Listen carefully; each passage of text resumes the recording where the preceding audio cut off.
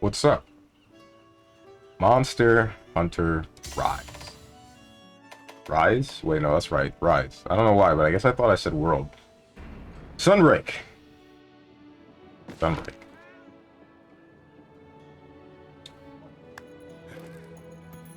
Let's do this. We got some new title updates, I believe, or a new title update, and so there's some new stuff.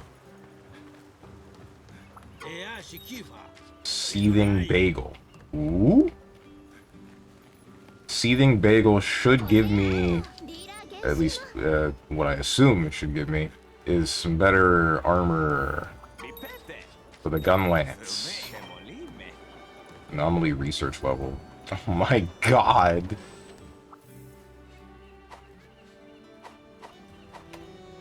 The Anomaly Research Lab is a facility that specializes in researching the curio and afflicted monsters. Conducting anomaly research via anomaly investigations will net you anomaly research points, raising your anomaly research level. Once you have accumulated a certain amount.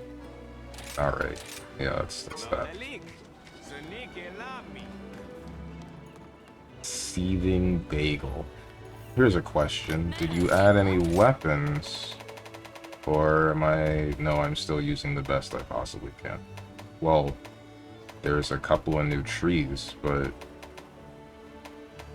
that's why.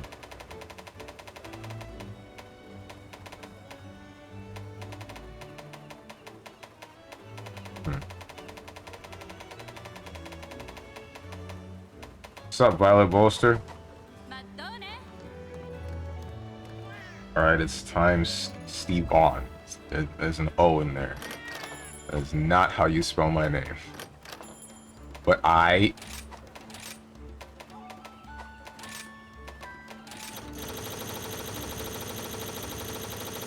it's time for what?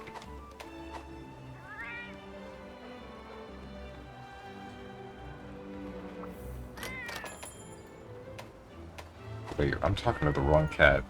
You with the horn on your head.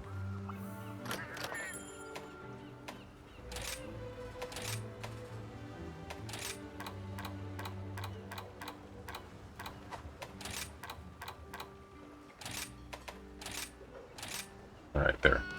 Did you not know there was an update? I did know there was an update. I didn't expect that update to break my game temporarily, but I did know there was an update.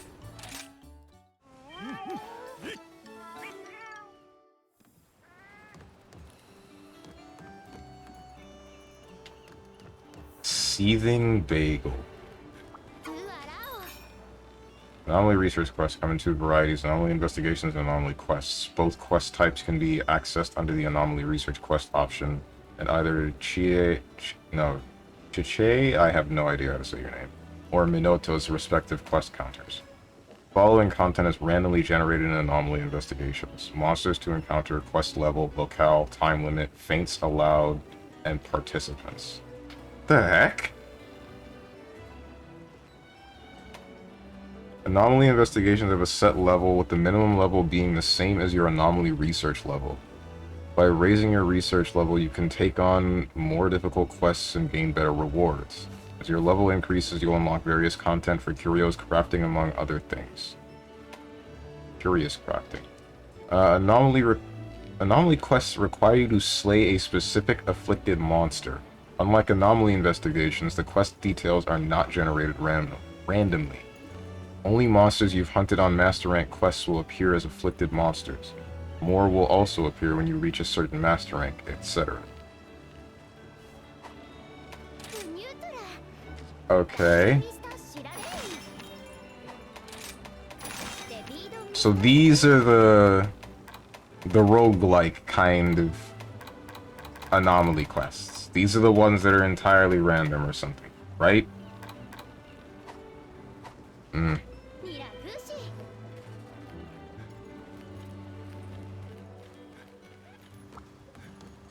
The heck, what happened? WTF is the name? What's with the name? Oh wait, hold up, what? What name?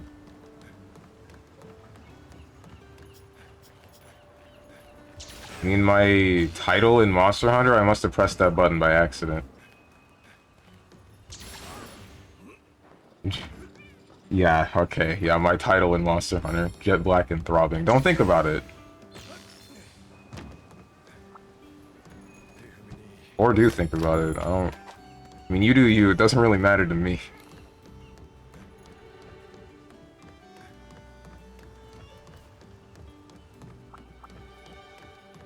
It's like Monster Hunter World Investigations. Oh, okay. Didn't touch the investigations till I did all the urgents. Right.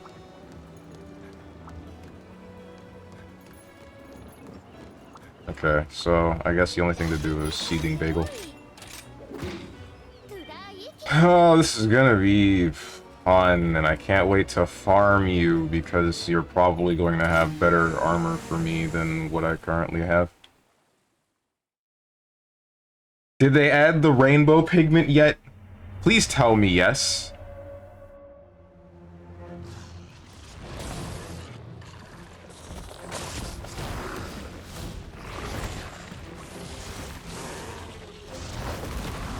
Cool.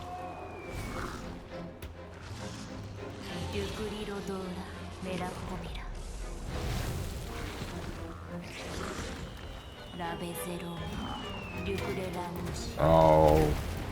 Why are you bullying? Oh no, never mind, you're bullying both of them.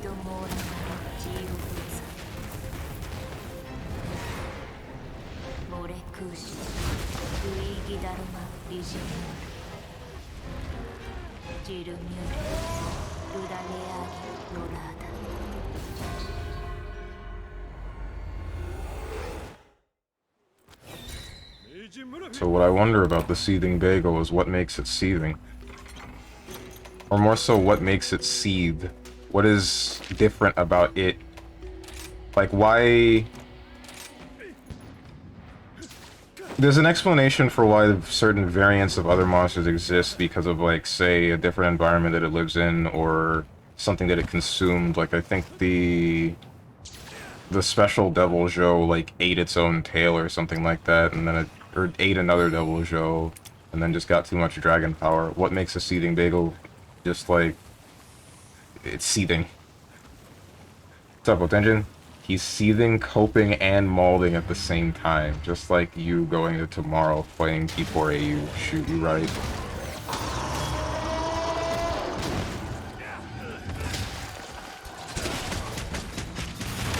Ow.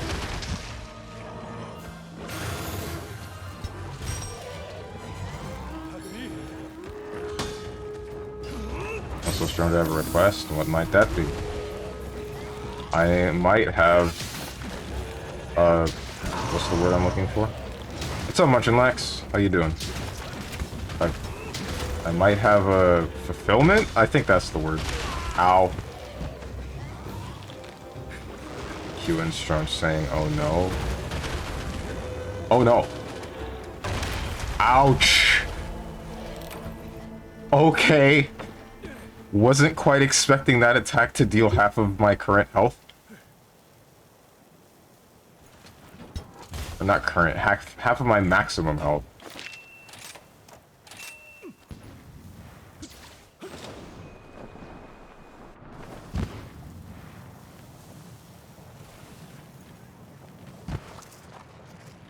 Not too great, had a cold all week and was able to just rid it and work alone at work, but today my body gave up, so now I'm at home. Oh shoot. Wait, hold on, so you don't have like a remote job? I thought you had a remote job for some reason.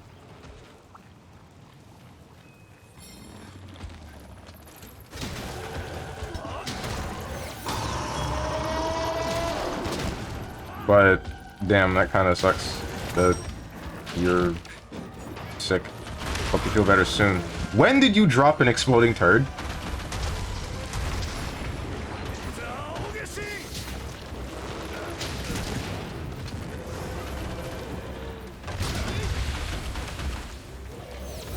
Whoops, that's not what I meant to do.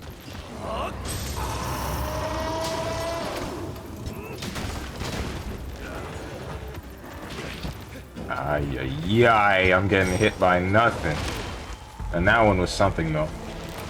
I don't know when the last time you looked into your Better Twitch TV enabled emotes, but I feel like you could enable some more filling emotes, and because some seem too niche.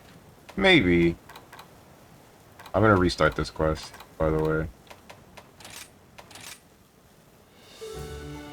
But I don't know which ones wouldn't be that niche. I mean, Kek W is used all the time. And I don't know what other ones anyone would actually care to use. I say wife check just because I like the wife check emote a whole lot, but...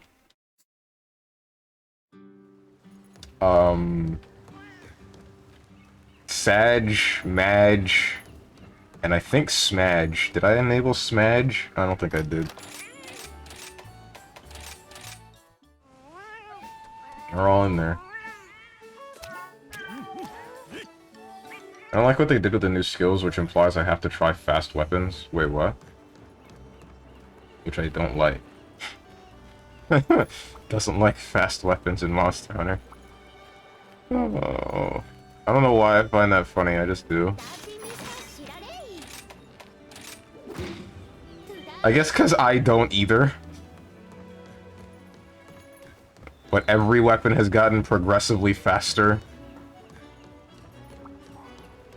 The clunkiness that I believed had some charm to the Monster Hunter series is very slowly but surely fading for every weapon. Other than that, I'm alright. How we doing? We're doing alright, for the most part.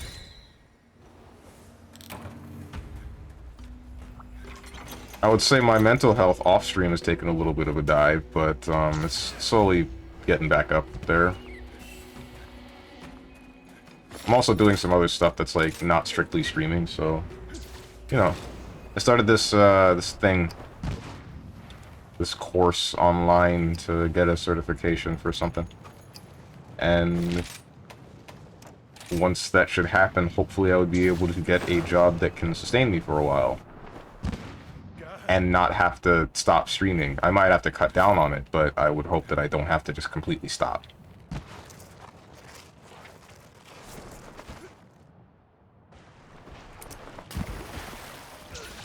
That's not what I meant to do.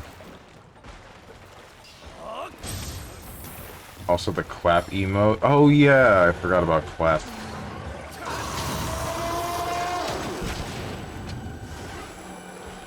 Oh yeah, this bagel is more aggressive. Okay. I figured? I mean, I'm fine with him being more aggressive. I don't care about that. I just need to pay attention when fighting him. That's it.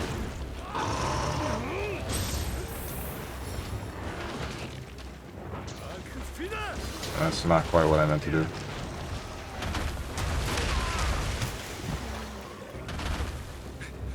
Did any of the Evo announcements tickle your FGC senses? There were a couple. Sam Show getting rollback is one of them. Oh shoot, okay. Sam Show getting rollback is one of them. Marie being the final character for Skullgirls Season 1 is another.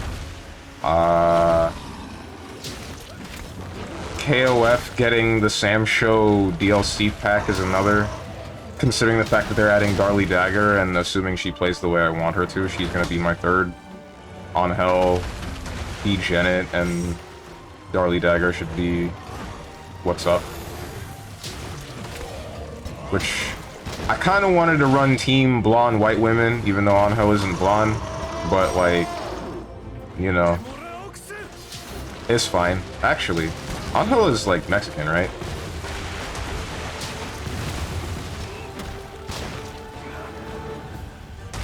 Ouch, I don't know why I tried to dodge it like that. Oh, I thought I could backstep out of its range. No more Elizabeth. Frick Elizabeth. All my homies hate Elizabeth. My god. But her combo structure is fun.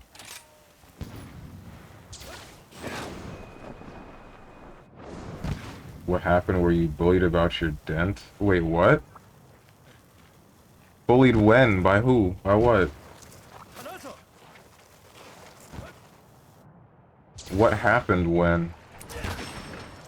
Not even Elizabeth likes Elizabeth. I don't think that's accurate, but okay. Okay, crap, stream delay, BRB, gotcha. Well, it might not be stream delay, it might be like me reading it late and then losing the context. Because I am also trying to not blow up. Like that.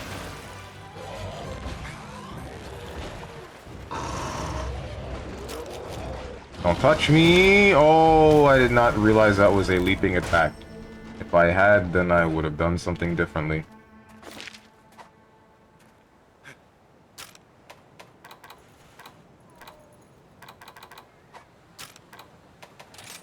We're doing that again. He's always bullied because of his dent and hairline. You said the same thing twice. What's up, TDA Nightshade? Trying to not blow up is a key to surviving the basal boob. Right. But unfortunately, this guy seethes. And him seething makes me mauled.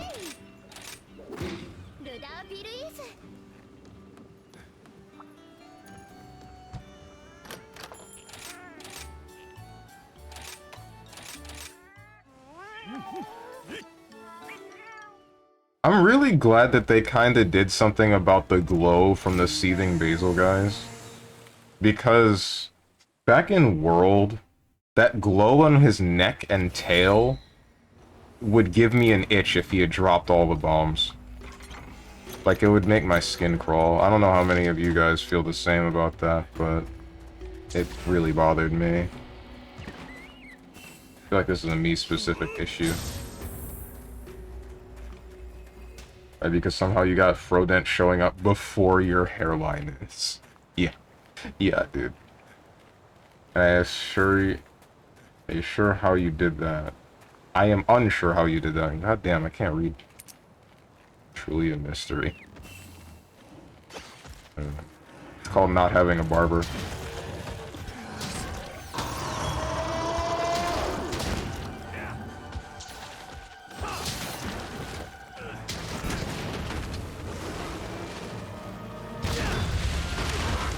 Come on.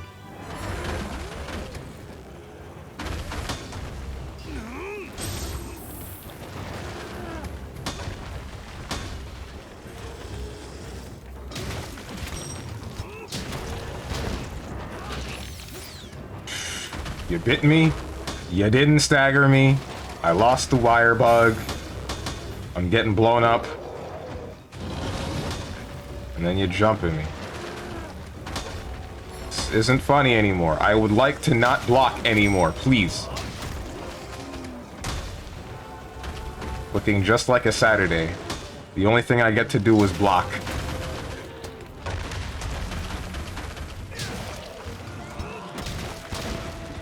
What about me? What about when I get to play the game, huh? When does that happen?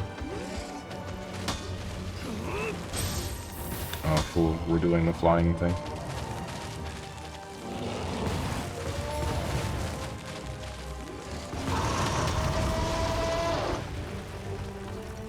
And you're instantly back up.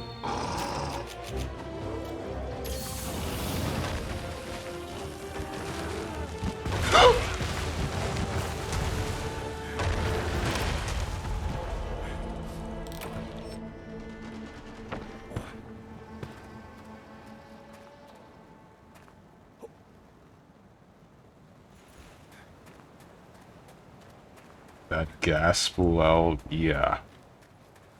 The bomb caught me by surprise, man.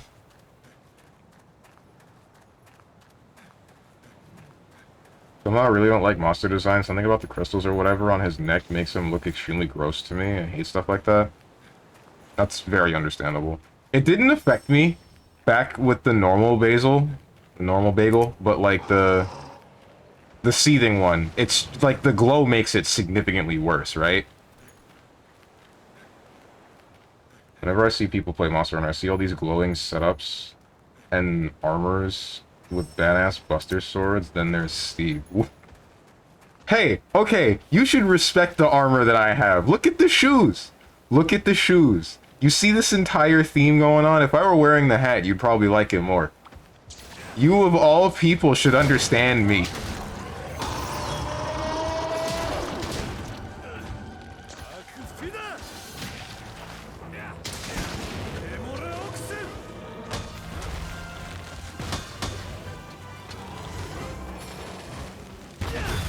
Well, this isn't good. Ow.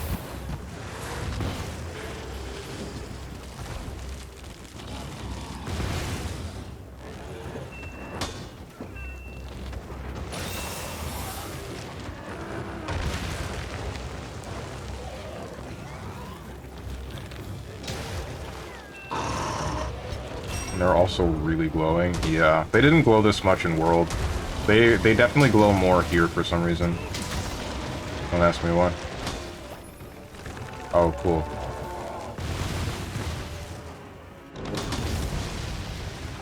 So why could you do something like that?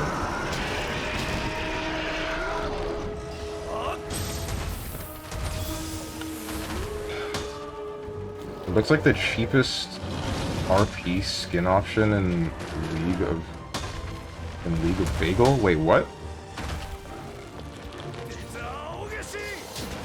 Oh, RP is in like riot points or whatever the hell they're called. Not roleplay.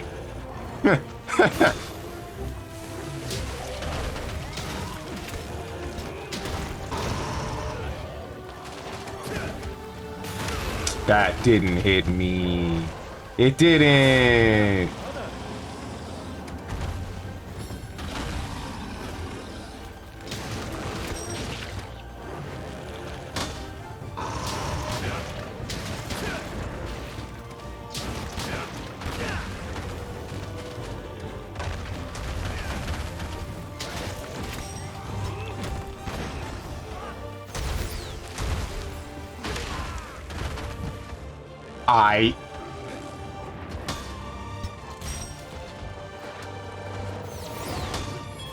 That's better.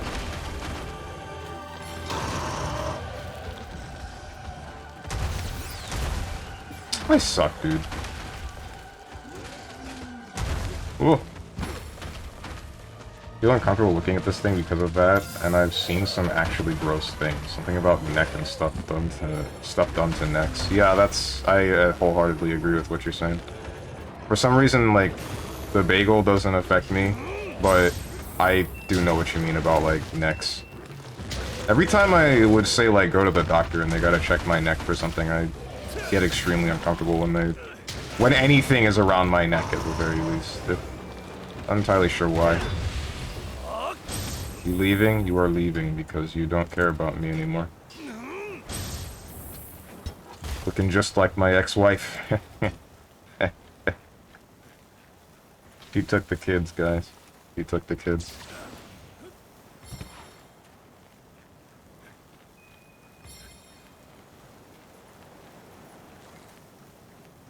Steven is saying he wants the bagel neck glowing pimple crap on his neck? I don't. Not at all. I would hate to... Now you got me grossed out. Now you got me not wanting to look at the bagel. Congrats. Thanks, Violet Bolster.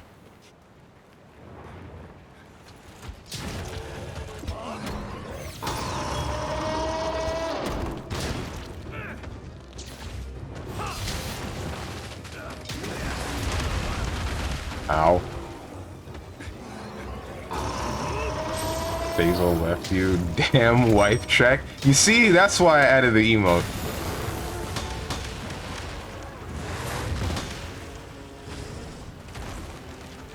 But no, in all reality, my wife is the Zamtrios.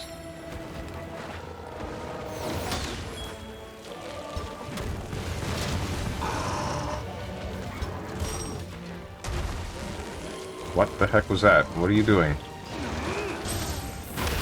Okay! The jankiest hitboxes I've ever seen!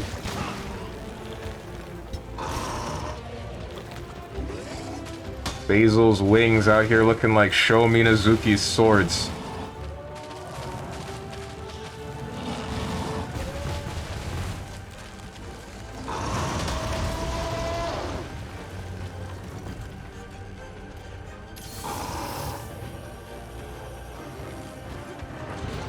Please don't touch me.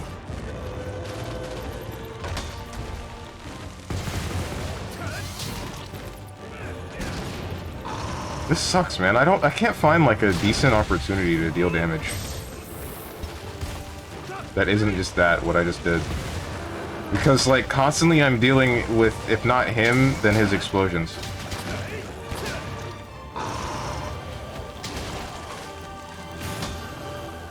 And then explosives. And then him. See what I mean?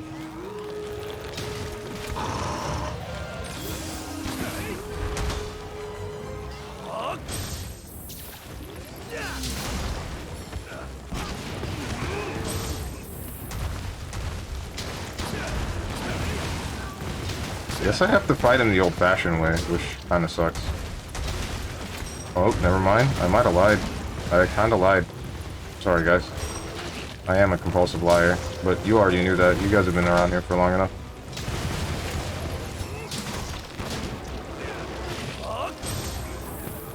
I'm getting real tired of you hitting me, but not, like, staggering me so you can do what you just did.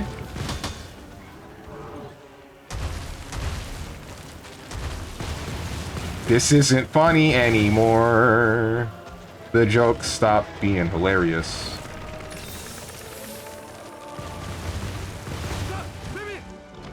I am no longer laughing.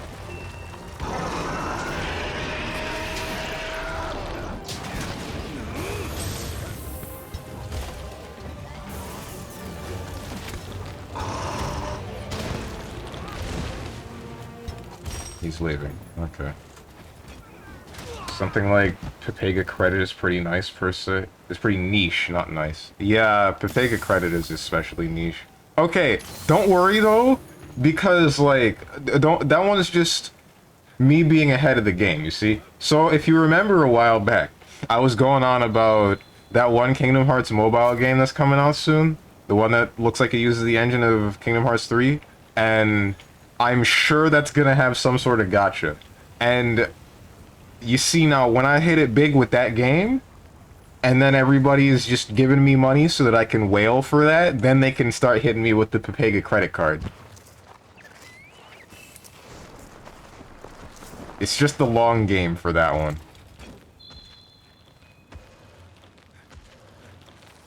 It's just me playing 5D chess.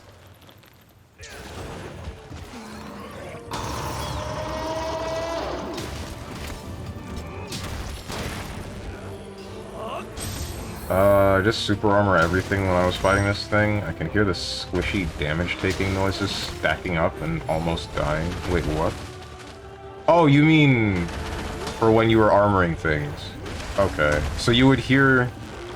You'd listen to the sound for whether or not you're gonna die? Alright, still getting affected by the roar, but you got staggered. That's not cool.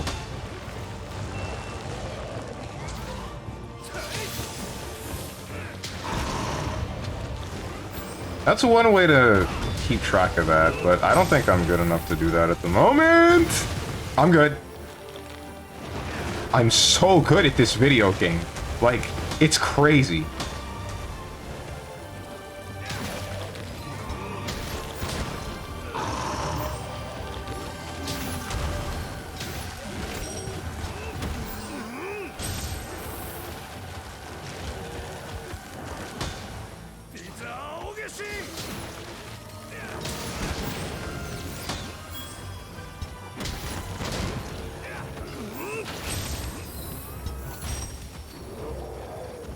You know, every time I'm looking at you in Monster Hunter, it's like you're always just blocking and you actually don't do any damage. That's just because I use the gun lance. It just looks like that.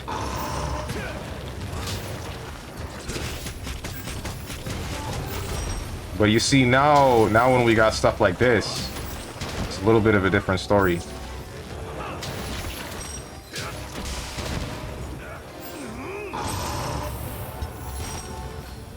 And then, that's the only instance of such. The only one you're gonna see. It's like you're playing Melty? What? Nobody blocks in Melty.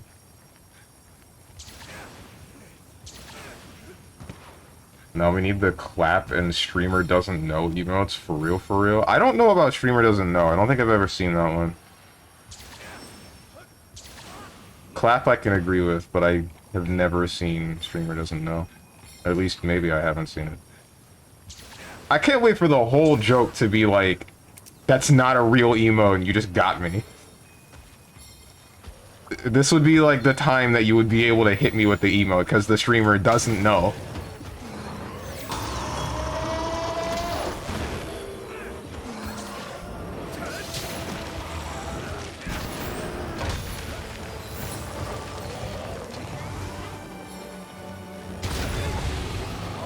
Yeah! Yeah! How does it feel?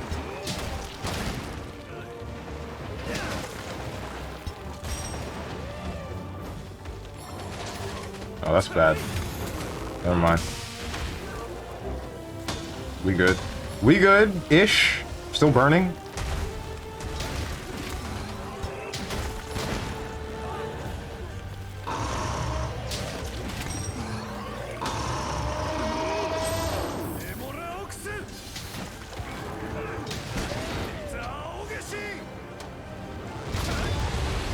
Damn. Looking kind of pathetic right now, seething bagel.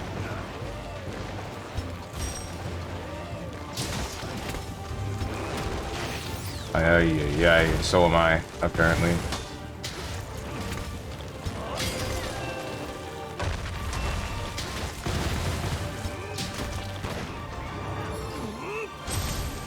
Ooh, aww.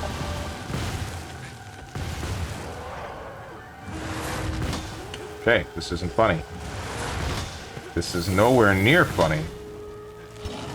Oh no!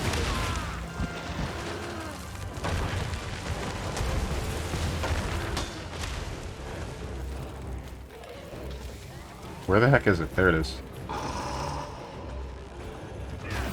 Don't charge me. You tried. That's the thing that makes me really disappointed. Did the very thing I told you not to do.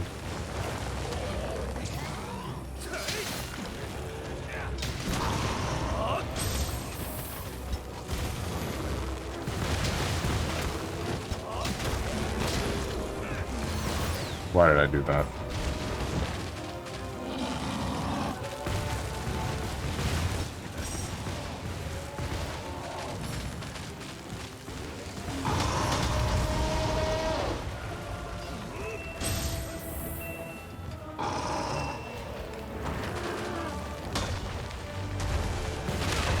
Damn it!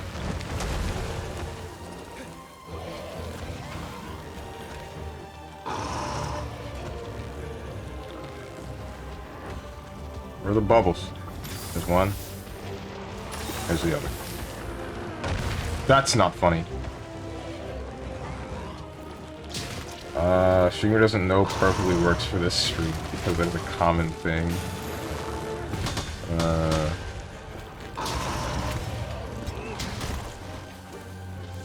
I don't know.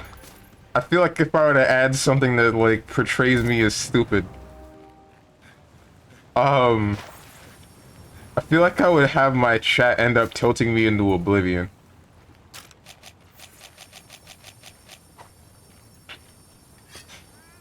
Maybe. I don't know if I would be able to find it funny the same way that, like, I did with Gert Locker just getting super mad at me for not reading.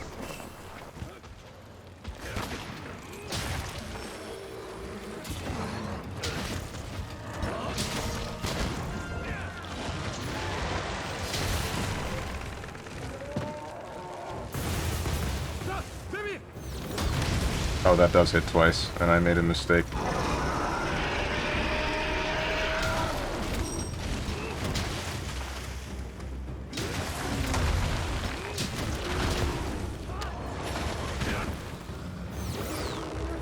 Your frickin' flame sack is broken. Or I guess it's an inferno sack, probably.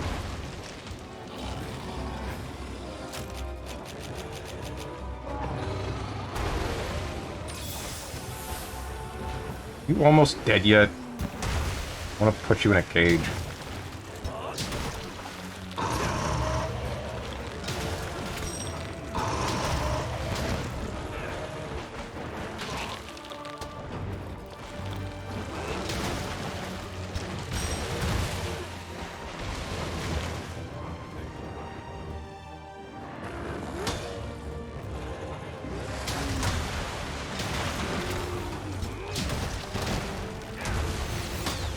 Ooh, you thought. You pathetic little... Yeah! Yeah!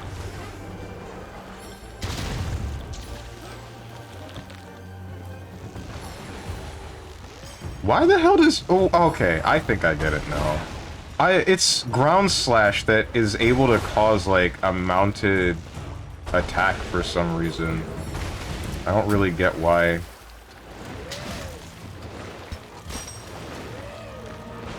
Please, video game, please, I'm begging you.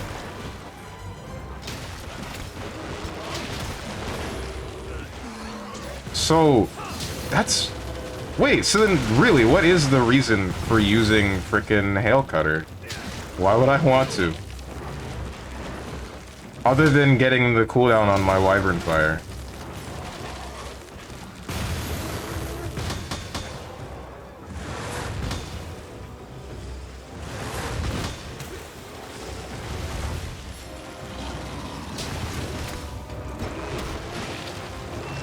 Youch! Heal me right now, cat! Good.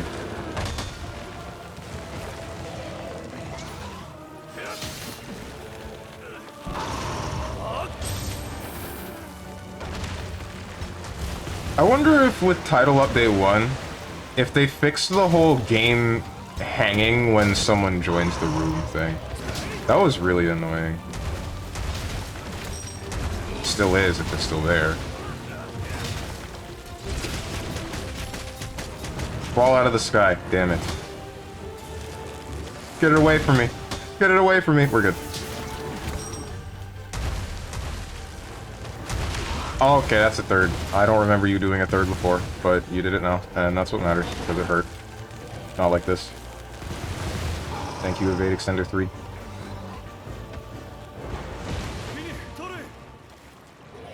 Are you leaving? You are leaving. Get away from me.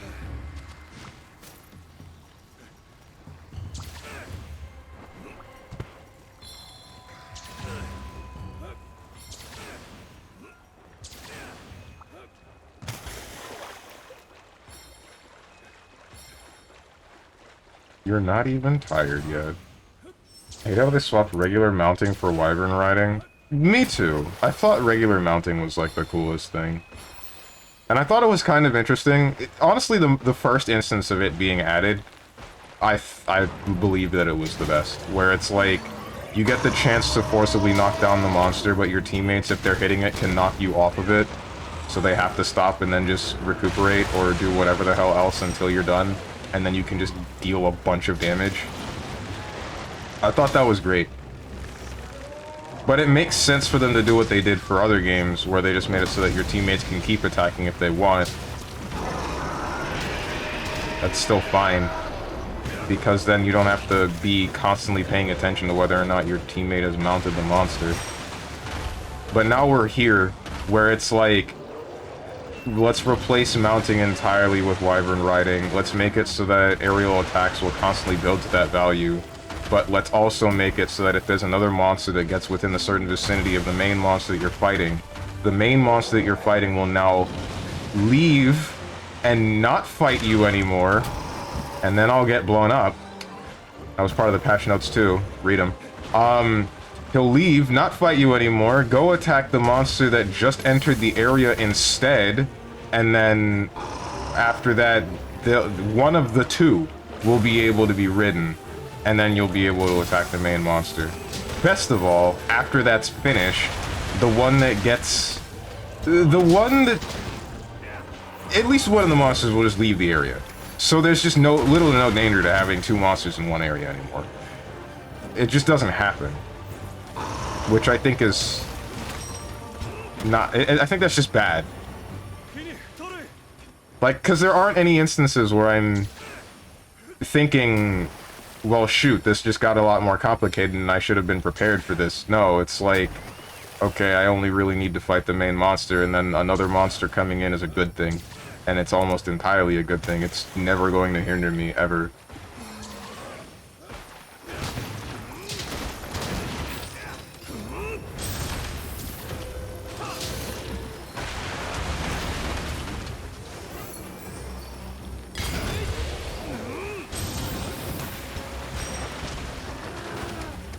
Like, I do enjoy how they made the game harder with Sunbreak, slightly. At least they made the monsters deal, like, slightly more damage, or a decent bit more damage, and have a couple more attacks that will stop you from doing some of the stuff that you want, but it's still, like, an entire, like, environment thing that is a bit of a problem. Like, the overall situations that I'm in are not hindering enough or deterring enough to have me actively prepare to prevent them.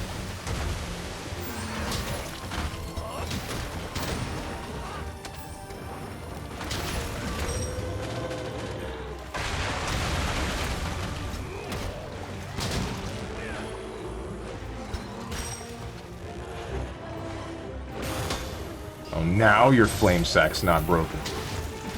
What's up, Dr. Michael? Almost got me. Oh, the hunt's going? Pretty good. Wait, I say that. I haven't won a single hunt yet. Ow. That's part of the reason why. There were 2 different instances of me just dying twice to the bagel immediately as I started the hunt, so I just restarted twice. But, this one's been going pretty good. I think I only died once so far.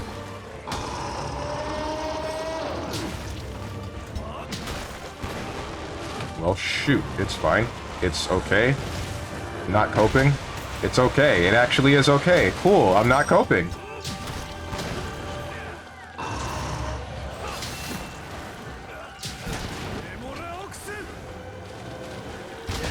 Now I'm coping.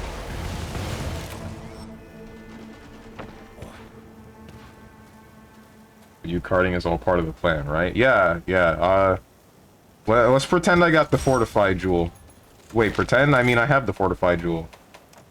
Wink, wink, nudge, nudge.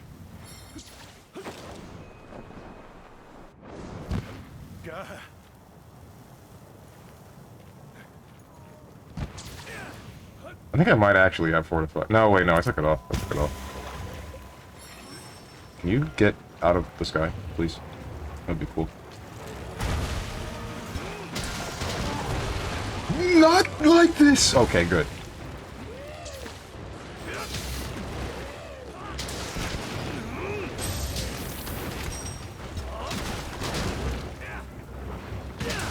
Oh, you sleep. Okay, alright. I just gotta put a thing on the floor. I don't feel like risking this one. I'm going through the wrong menu right now.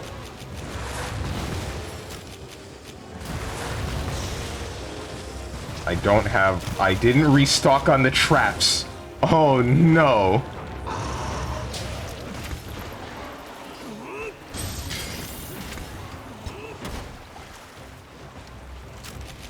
Of course I didn't restock on the traps. Why would I? Only a prepared hunter would do that.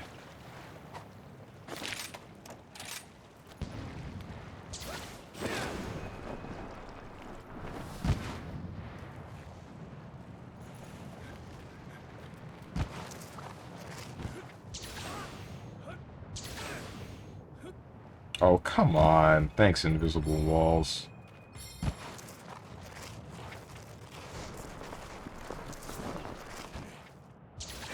Man. Reaching endgame of Monster Hunter actually kind of makes me sad. Like, I don't have to 100% them to just have them not really be that fun to me anymore, which kind of sucks. Like, once you reach the endgame and you've just fought pretty much everything in the game, it's not that it just doesn't be, it's not that it's just not fun anymore, it's more like I question what I'm supposed to do.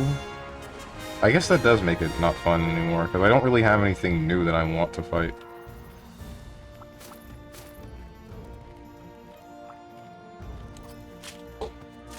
It's like every challenge that I felt like facing I've already fought, minus the frickin' arc-tempered monsters, which some of them are like, let's add 1 or 2 new moves to this already difficult monster, but also let's crank their damage through the roof so that even if you have nearing endgame, or if you have endgame armor, it'll still probably one-shot you.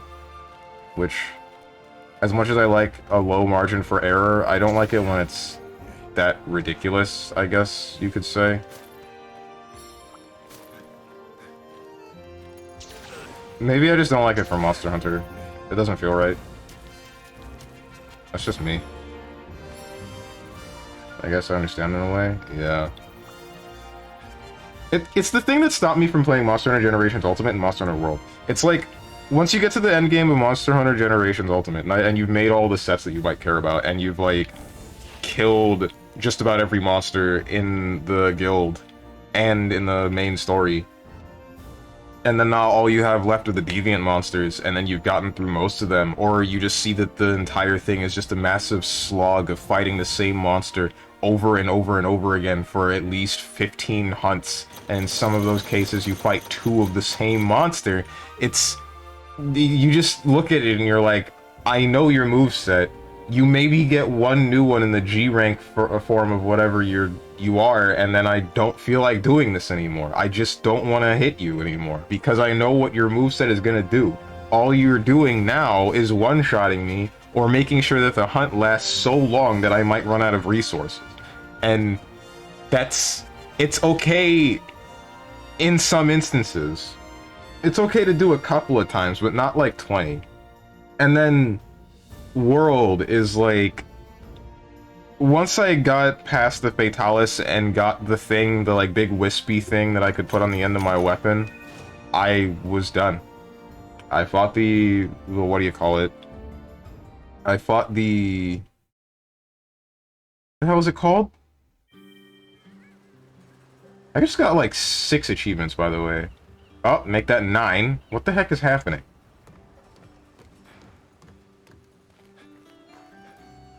What was I going on about?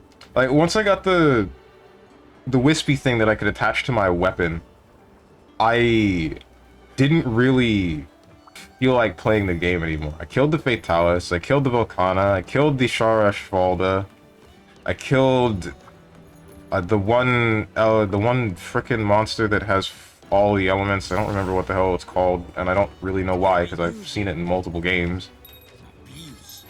Silver and Gold Wrath. Silver Rathalos, Gold Rathian. Alright, interesting.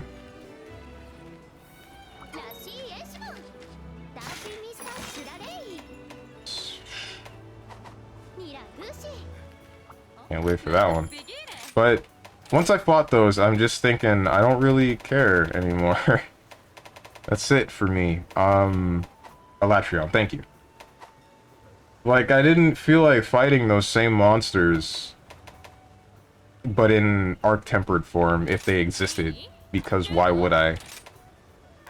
Pride. Latent power, attack boost, earplugs, guts, speed eating, weakness exploit, and stamina surge. You baited me. You baited me!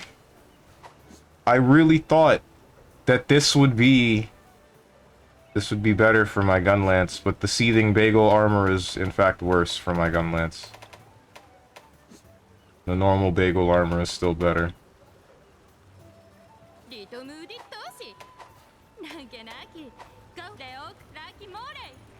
That makes me sad.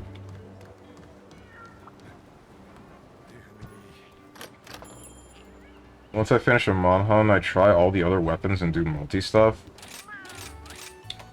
I would probably have more... Hold on, what does this do? Increase the number of Kimura points. Yeah, I should get that. I should do more of that, but I only get so much enjoyment out of so many weapons from the game. I think the one game that I enjoyed branching out on different weapons the most in was Generations Ultimate. I don't think I care for playing very many other weapons in Rise, and I definitely didn't in World. Well, no, it's not that I definitely didn't, because I did play Longsword once or twice. A couple of times, in fact. Same goes for Greatsword and Heavy Bowgun. But,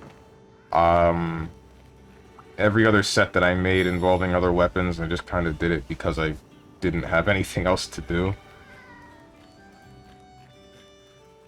I thought, hey, maybe it'll be cool to do this, and then I switched back to the gun lance.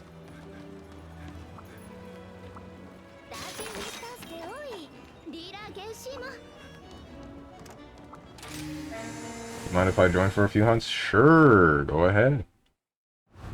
Just know that we are on PC. Oh shoot, this place is back? Okay.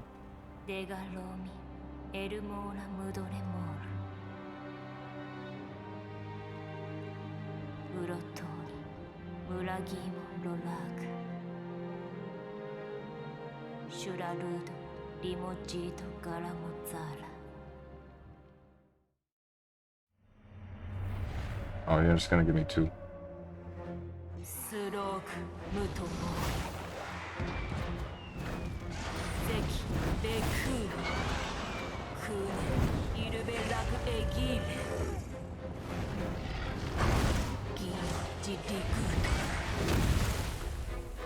Damn.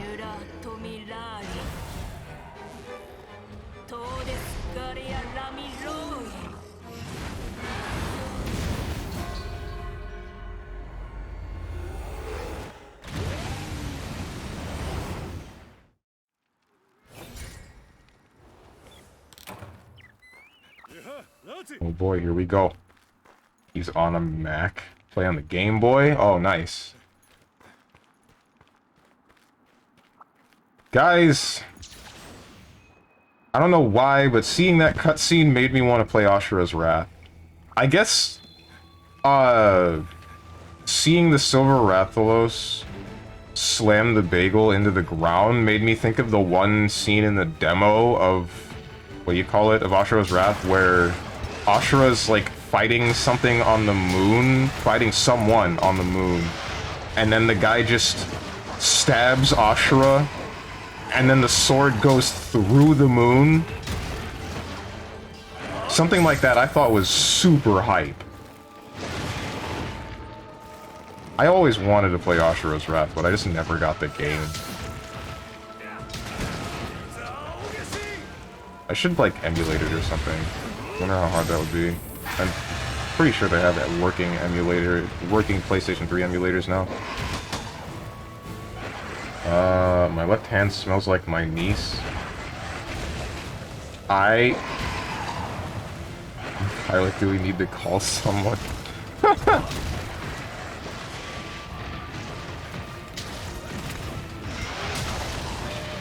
Odd sentence to say, and I recommend not saying such a sentence in the future.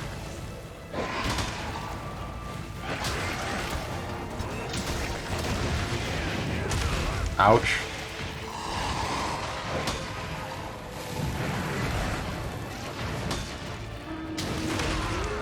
Bruh.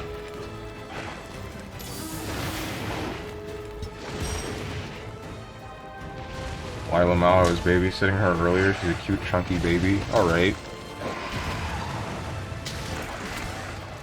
My god, the camera lock is giving me seizures. You're fine. I'm not fine, but you guys are fine.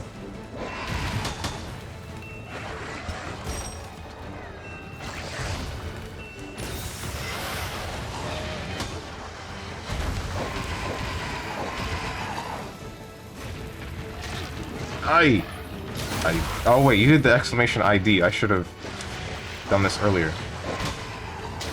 I don't have any commands, so I have to copy-paste it. Okay, alright, get it off my screen now. Cool, thank you. Alright, watch this. Just gotta wait until he does something that I don't like. Wait, look at his throat glowing. Something big's coming. Oh, that's bad. Okay, I'm not dead. That's what matters. Maybe you can knock it out of its state. Yeah, attack the glowing parts. This a DPS check? You better not have, like, an entire party wipe.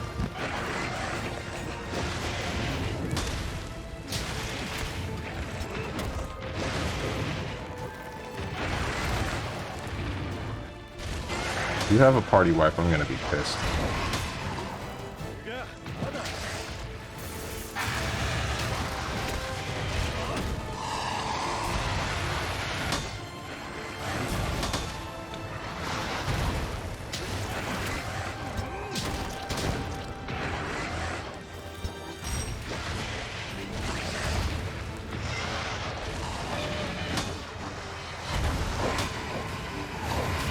What are you aiming at?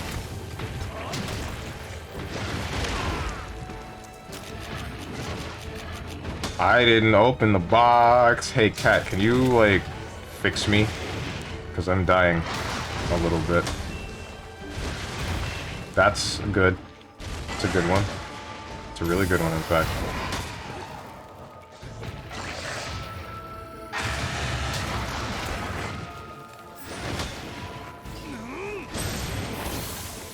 Nice. Thank you. Thank you for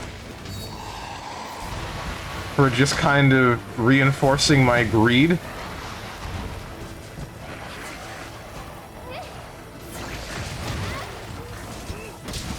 How did you paralyze it already? You hit the monster twice.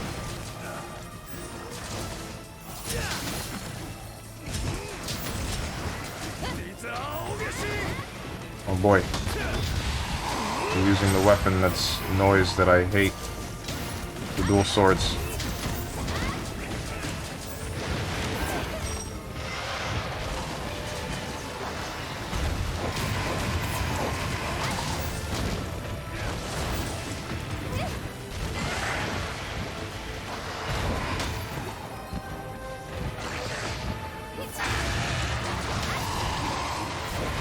Oh!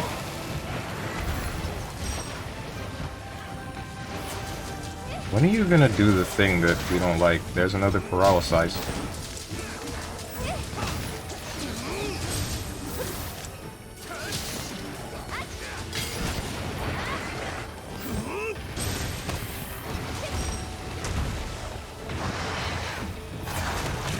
Whoa. And it's done. It's not glowing anymore. Oh.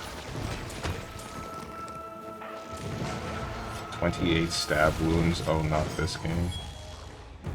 Where is the thing? I know I saw... Turn around.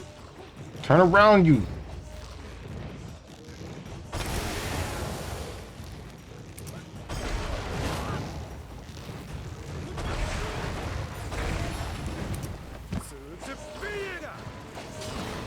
Okay. Okay.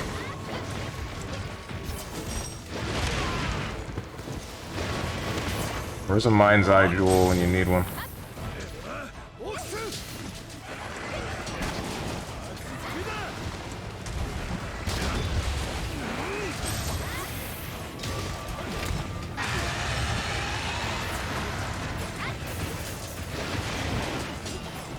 Frickin'!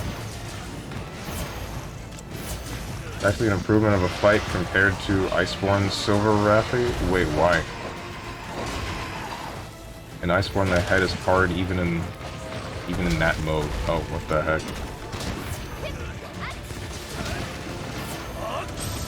And the Silver Nuthalos is on a rampage? Why is everything always, like, nuts, feet, or Nine the Phantom's breasts with you?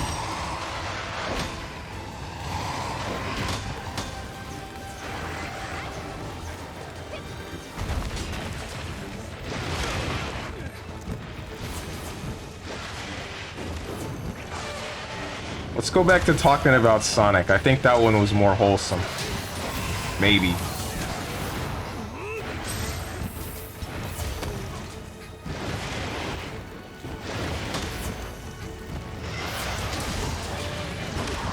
So I say, but we were just talking about, or the last thing I remember us talking about involving Sonic was like Ken Penders and how he ruined the franchise because Sonic Chronicles exists.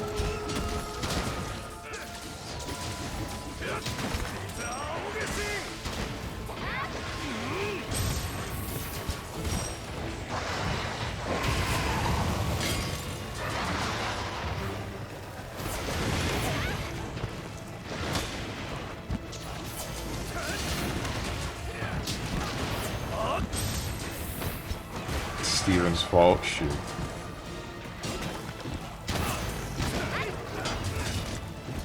What's up, Trashy? Well, now I finally have Sunbreak, although I haven't played this game in like 2 weeks, so give me the lobby. Oh boy, he's here to throw the hunt. Can't wait. Give me a second, and I'll be able to copy. Actually, I can just do it right now. Oh, never mind. Thanks, Violet Bolster. You made me alt-tab for nothing.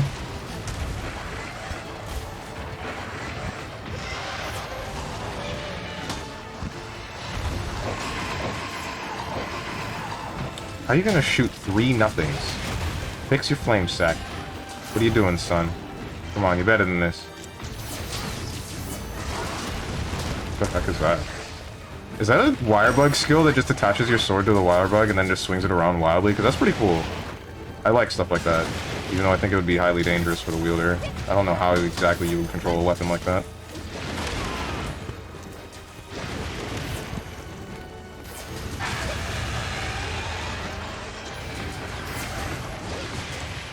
Oh, that's a sword and shield, not a dual swords. Those are gonna blow up! Oh, no, no, no, no, stop.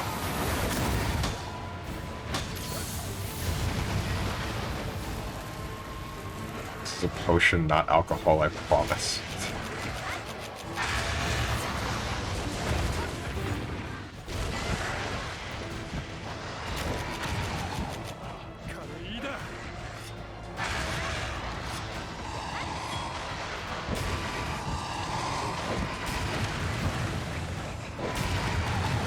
Whoa. Whoa!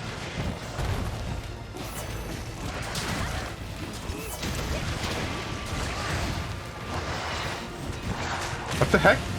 Hit me in the back.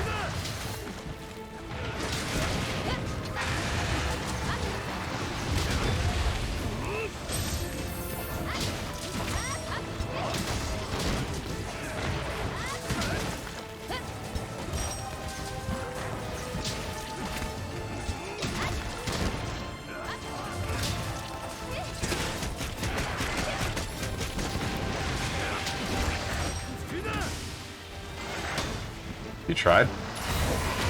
I thought I had a wire bug.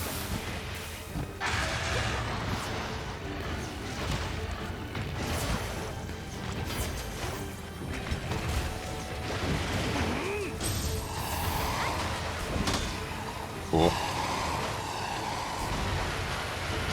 Ah!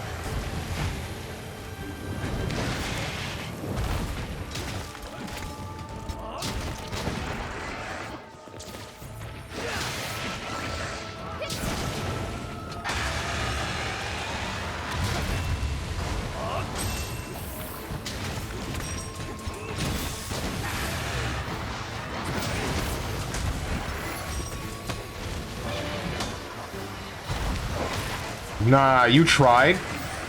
Mm-mm. Get poked in the mouth, son. Ouch. Oh, you taloned me in the mouth. And I'm poisoned.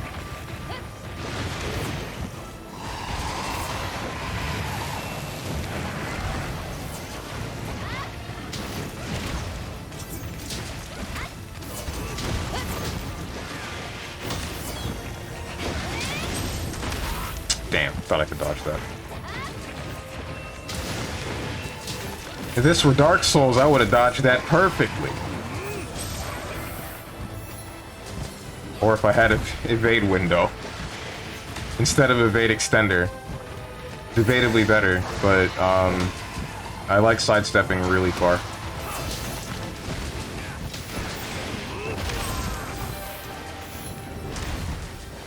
I was frankly laughing myself into tears when I saw the ending pictures that keep getting posted. Wait, the ending of what? Oh wait, no. If you want Sonic people are upset that Sonic Omens, the fan game, is poop or something. You're kidding. Wait, is that the one that used the really good-looking engine from way back when?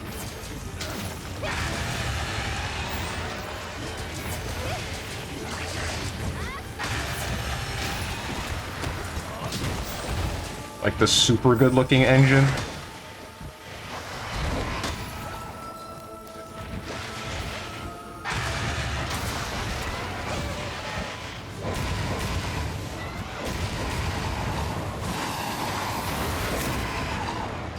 Please look at me.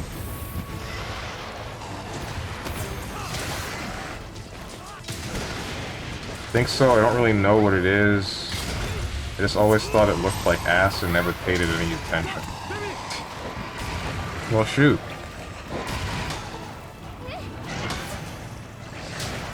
They kept hyping it up and now they're sad. Or wait, is that also the one that had the devs open like a frickin' Patreon or something?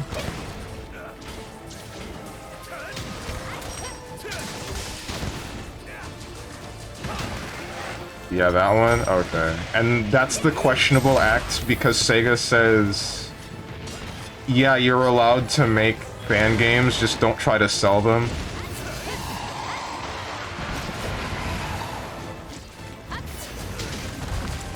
So then I think we're talking about the same game. Because there was a really good-looking engine that was made for Sonic games. I assume it was made for Sonic games. And Omen was using it. But, if it's crappy... Hey, that was supposed to be my thing. If it's crappy, then... Yikes.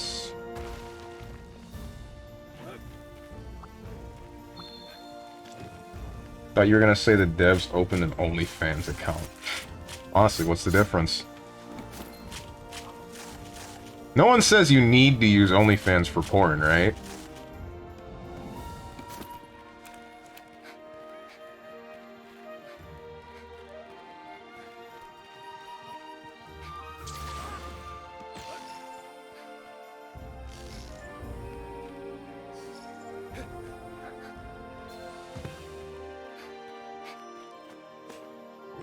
The heck? What have you done? No, no, no, wait. Oh. Ha! My cat saved me. You tried. You tried. Why do you just have a sleep toad? Or is that on the map? That was probably on the map.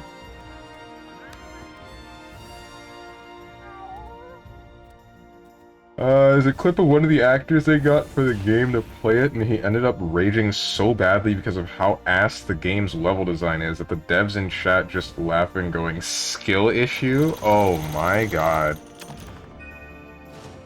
That's all the Sonic stuff I have today. You're kidding! Is it like actually bad level design, or is it legitimately like a skill issue thing? That's the thing I can't tell.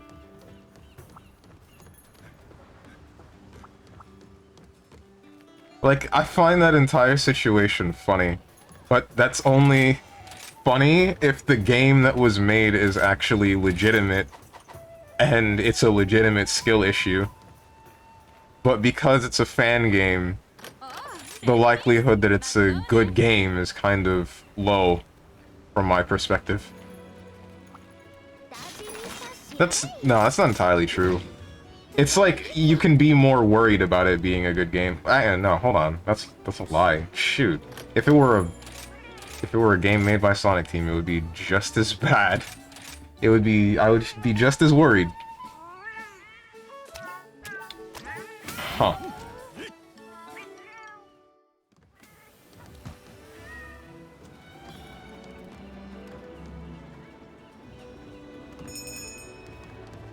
I don't know, man. I see people calling it ass and a half, and some going, oh my god, I just nutted at the game. Wow, Sega, retire already. This is peak fiction, more of this. So I don't know. I think it looks terrible. I have no interest in trying it. Can you go fast in the game? Because that's the thing I care about, going fast. How the hell are you HR 796 and MR 361? Bro.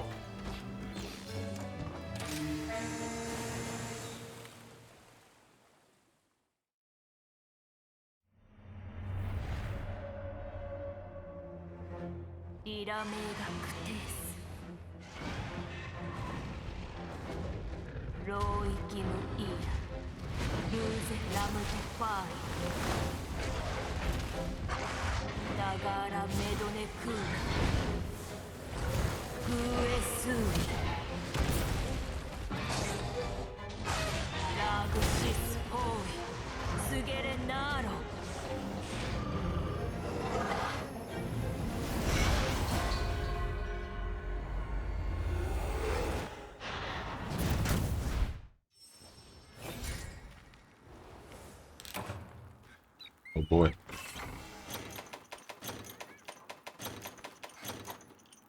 Isn't it free? I think you can get it now if you want to stream it.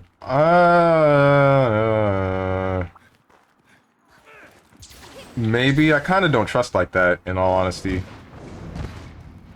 It is a fan game, and I have played some fan games. I say some. I've played at least Monster Hunter, not Monster Hunter. What the heck is wrong with me? Sonic World. The one that had a whole bunch of Mach speed levels. Or at least it had one Mach speed level that everybody hated called Worst Cave. And I thought it was actually pretty fun. Watched it back when Darkspine Sonic played it. I miss Darkspine Sonic streams, man. I miss him a lot.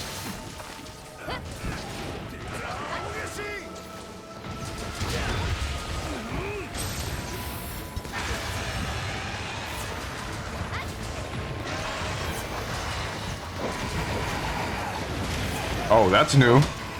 Okay, alright.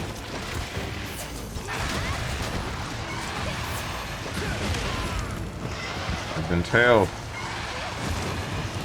I've said it before and I'll say it again. I am looking for tail, but not this kind. I say I'm looking for tail, but I'm actually more so looking for head. That does not mean headbutt me. Was that evasive vitality? Here it is.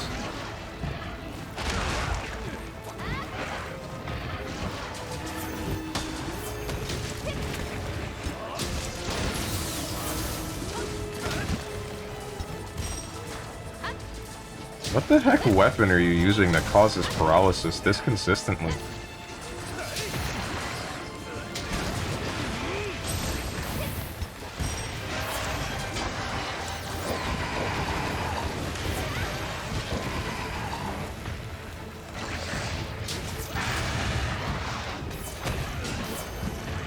Nice tail you got there.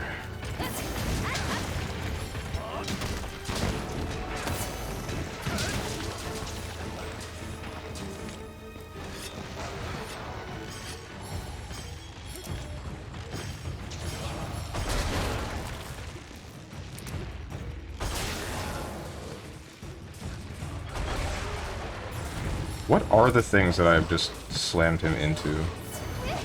Her into?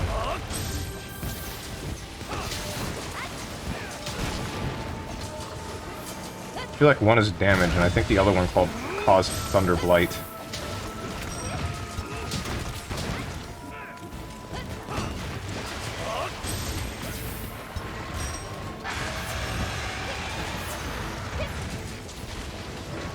You can't fly? Nah, stay on the ground.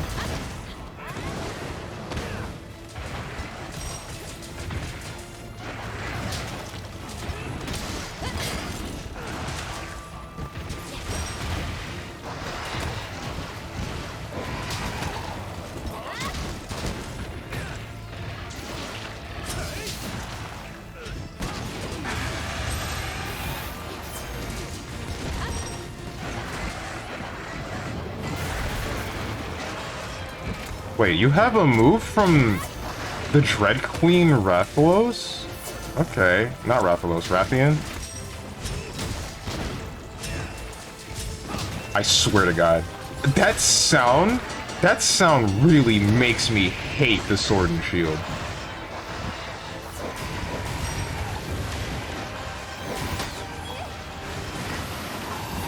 Like, normally I'm indifferent to that weapon, but that sound is just awful. Also, shoutouts to you making sure to lock off my healing bats.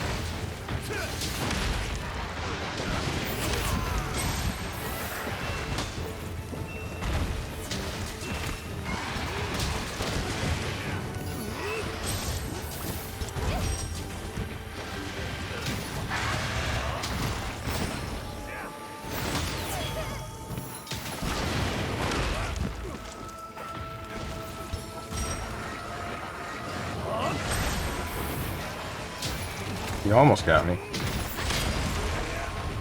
That's a thing that you can do. You can turn this game into Monster Hunter World.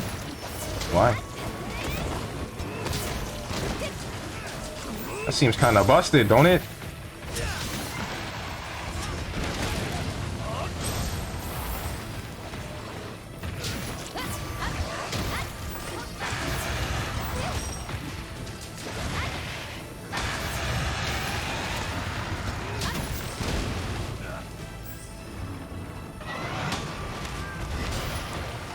nice tail.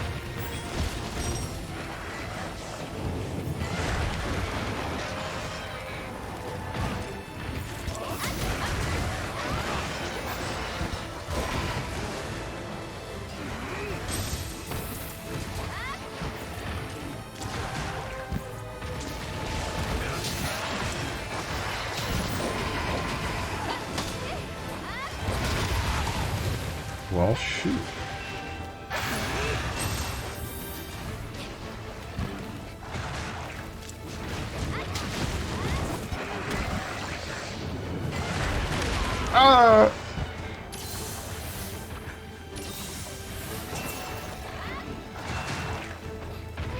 Thank you for supporting my bad habits.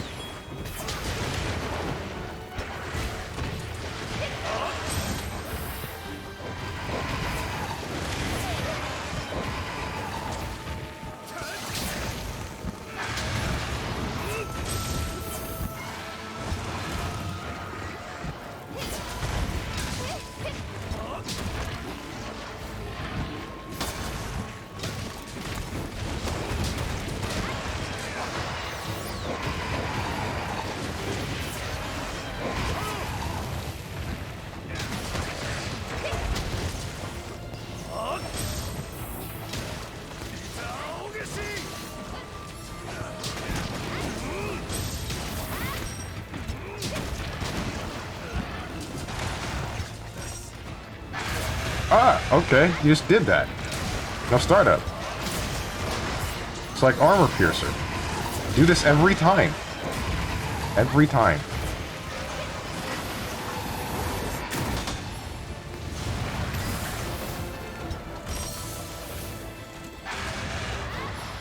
Like Spencer's armor piercer.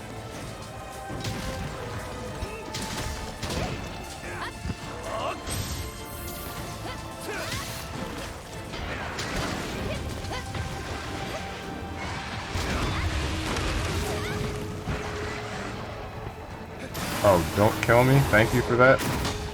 Oh, that would have killed me.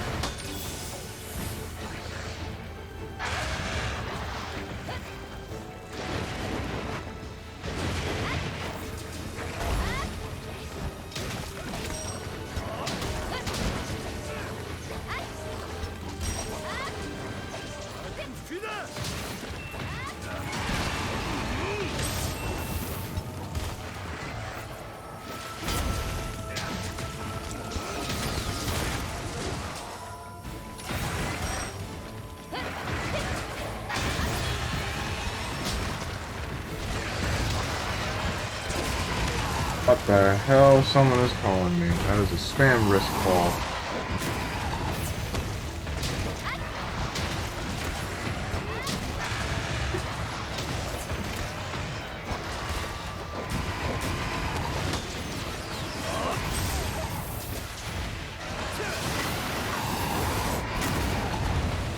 I'm sorry about that. Didn't actually aim for me.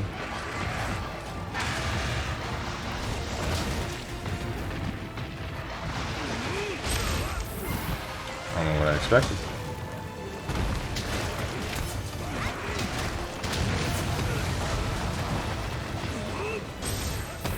Oh, no way. He just rolled over.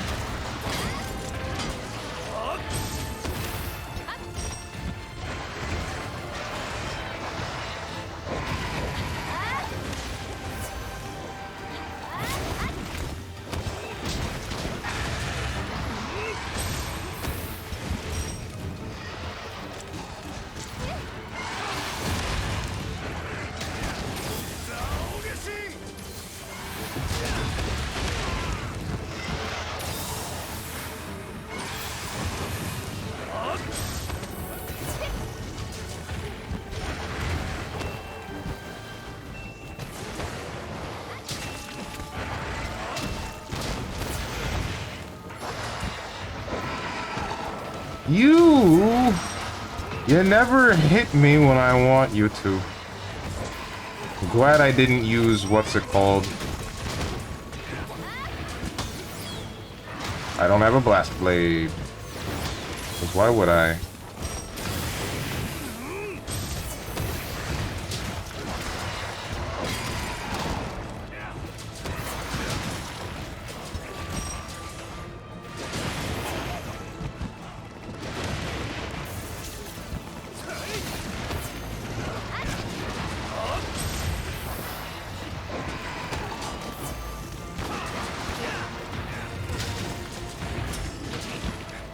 Bitten.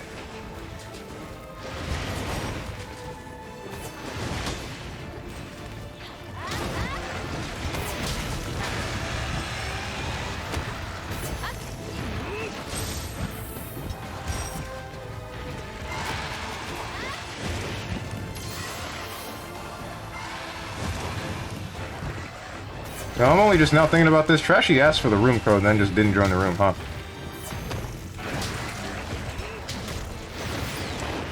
Okay. Too high up.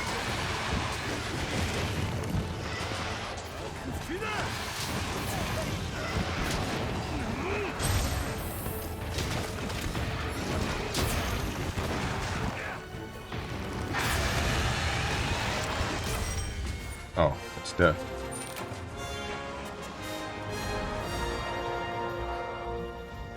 What's the point of likes?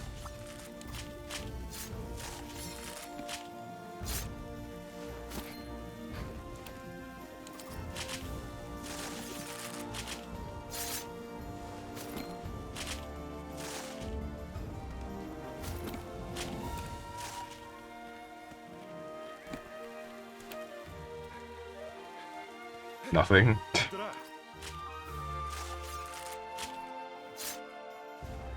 It's a feel-good button. Perfect. Exactly what I wanted in Monster Hunter.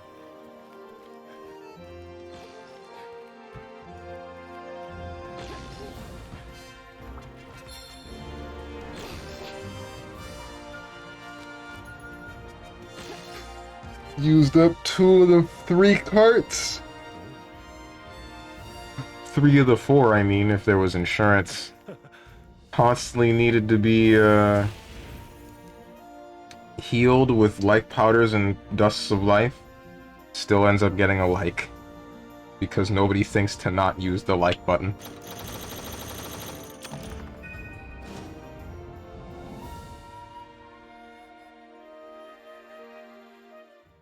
Guys, so something's been bothering me recently. So I've been playing some Tetris 99 off stream because it's a fun-ass game, and Tetris is a great game, guys. It's really fun. Oh my god, it's really fun.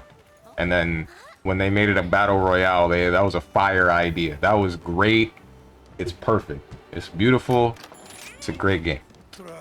But, my dilemma is, I swear to God, I'm getting matched with, like, all Japanese players. I think... And it seems as though all of them know how to play the game. I can make it to top 6, top 10, semi-consistently, not super consistently, but like, goddamn, why am I getting matched with people that are halfway across the world and significantly better than me?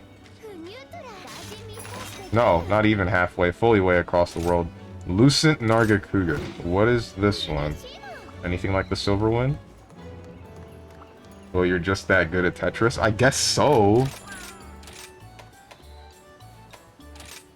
I guess I'm better than average, I would like to think, but I still don't know how to T-spin, and I can't consistently downstack.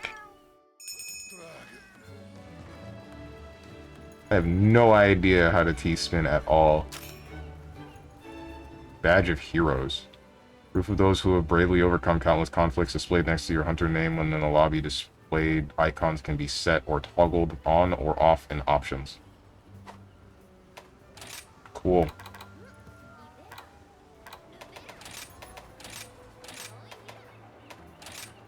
Hey, check this guild card out, because it'll be funny.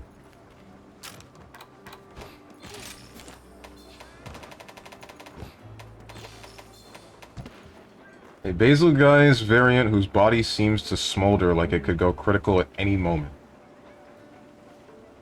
Why the heck? Is my phone? My phone's starting to make me annoyed.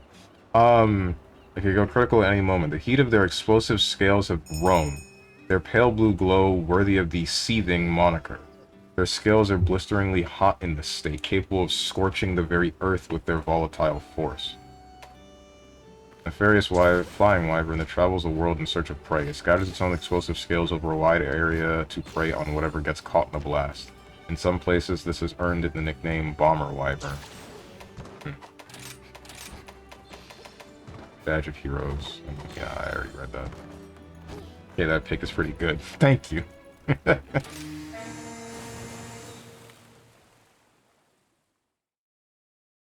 Gotta have that Tetris training arc. I already went through that.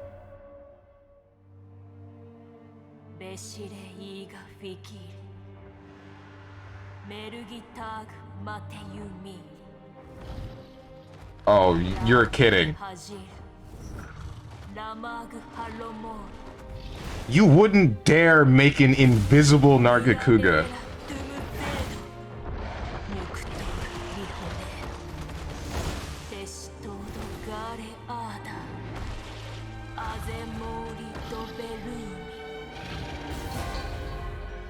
Please don't tell me we gave the Nargacuga the Chameleos' gimmick. Why in God's name would we do that?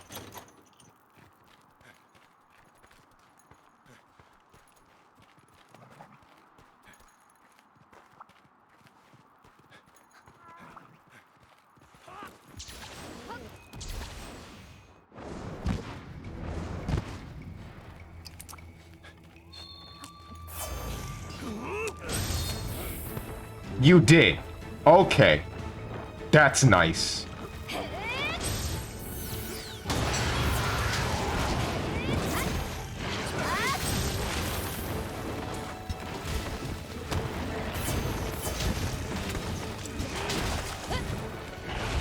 Okay, so anytime it jumps, it's gonna go into this, I think. And there's still that move. And for whatever reason, you only have one. You don't do two.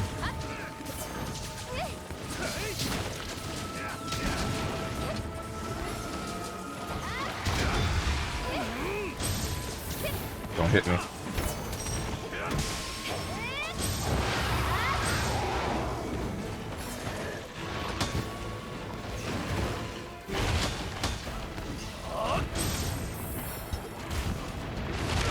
Ah, okay.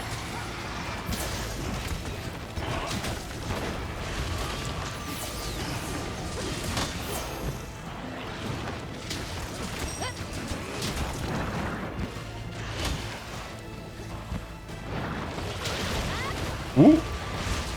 Ooh. You tried?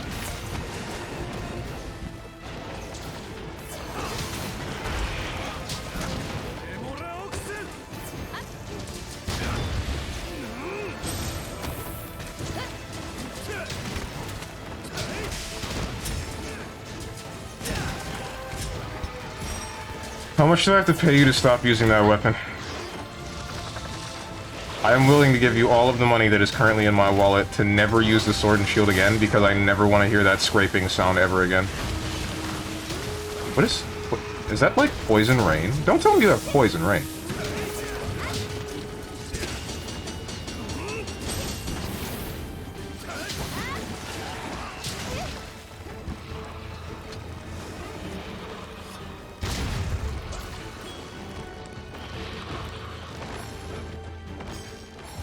Where's the... There it is.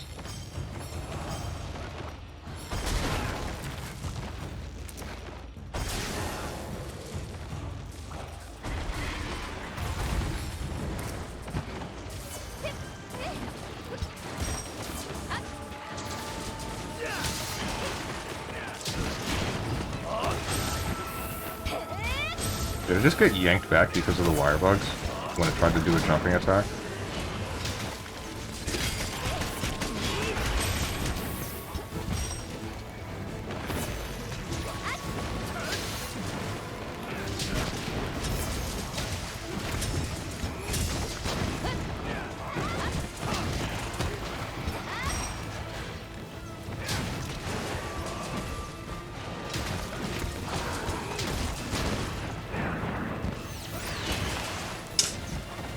I'm so tired of you.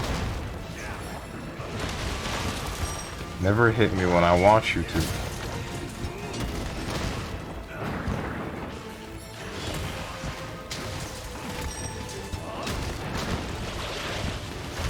Ow.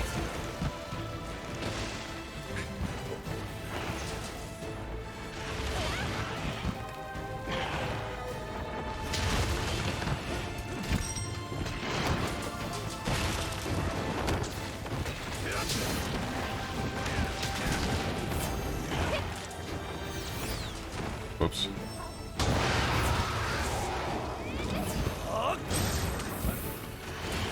I like how its eyes still glow when it's invis. That's actually a really cool touch.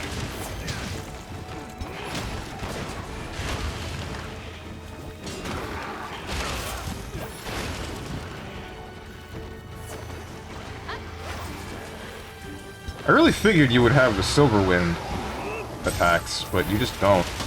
Oh! The spin cycle!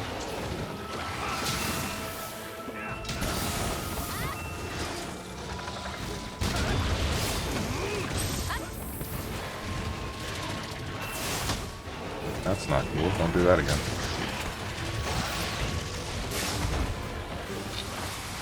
Oh. Interesting. Oh, it's an active hitbox still. It's just... okay. I just got hit by Zigbar's arrow rain thing, but this time it poisons. Kingdom Hearts 3 Zigbar specifically. He doesn't do that in Kingdom Hearts 2. And then this is the part where Hotenjin starts mauling because I brought up Kingdom Hearts again.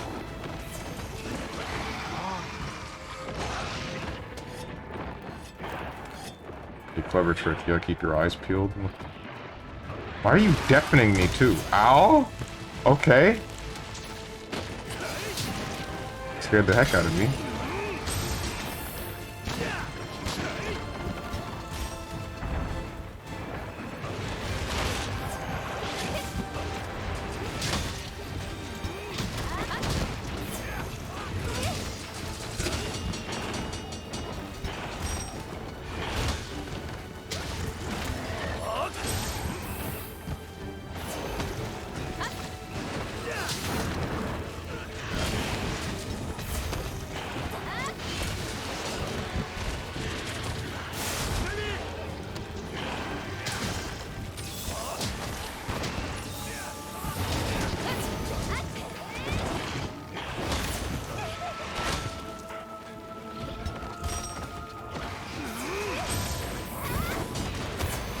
Bruh.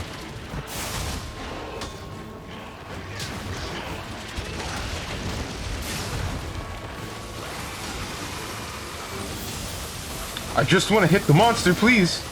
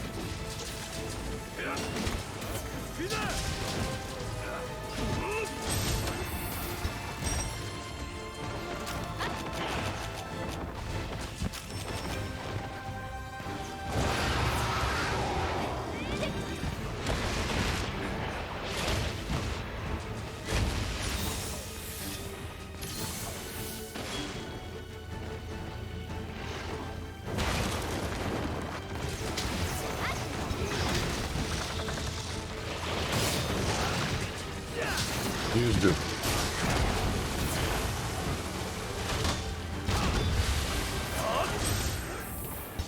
That's just that.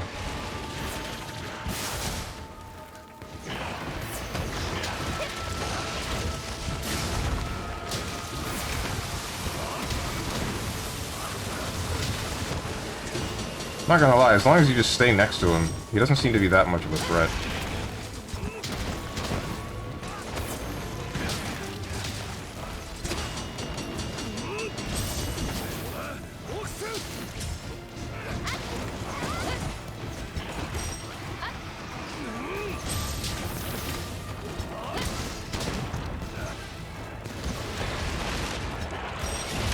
Ay.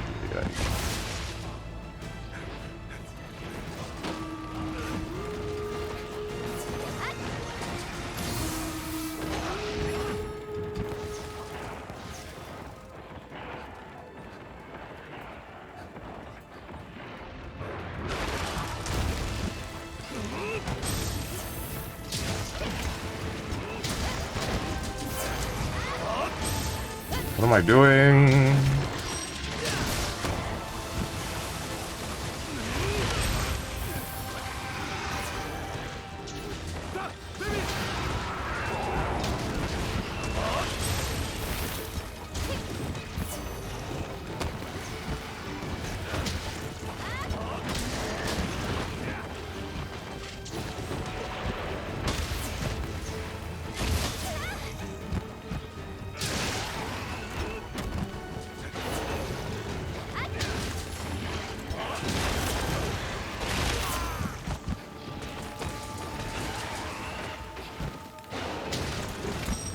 I shouldn't be here still.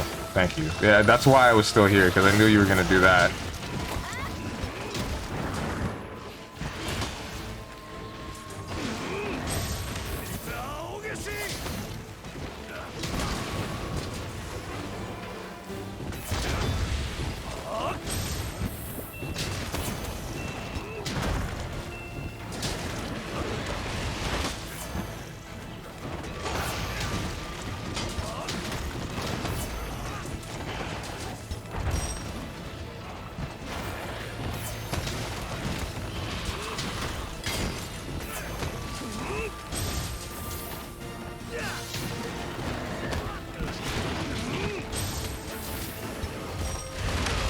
Ouch.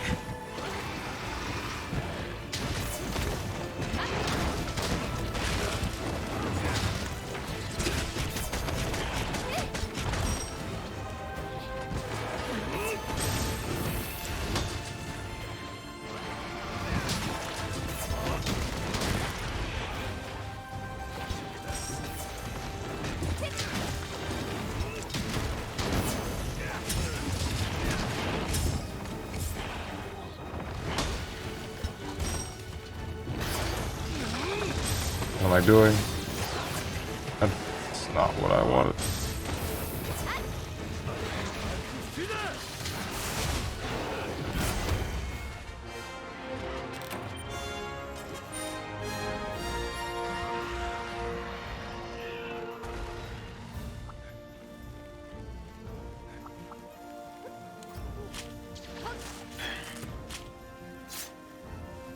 Is there a thing that tracks how many likes you get? Can I see how many good boy points I have? I've collected over however many hunts.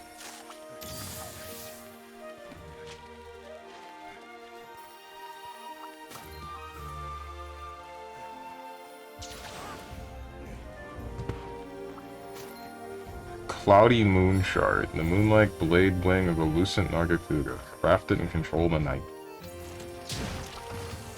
Beware the night.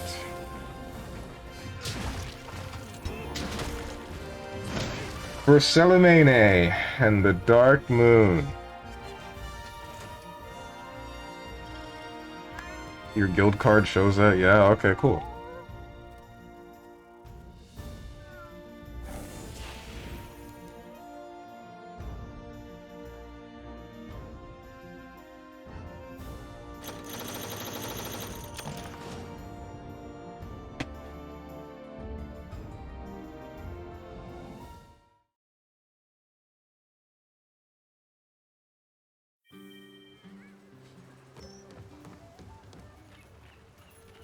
Is that it? Oh wait, that's not it.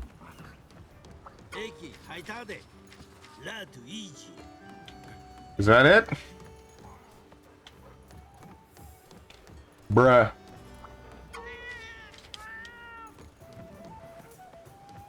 And now what?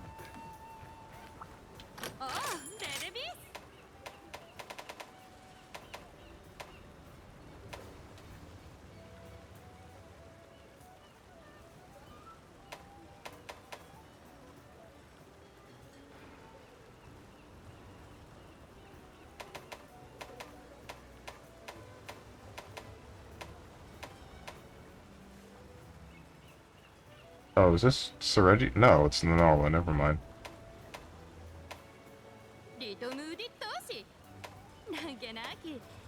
What is it? Oh, this is Shigeru Megala. I think I would rather the Gore Megala. Gore Megala just looks cooler to me.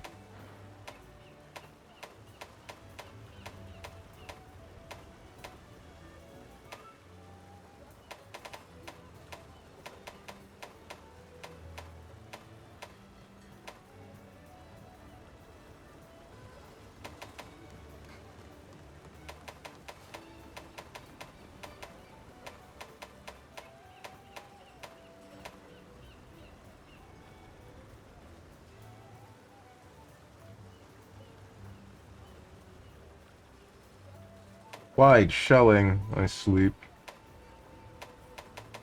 This is normal 8. Huh.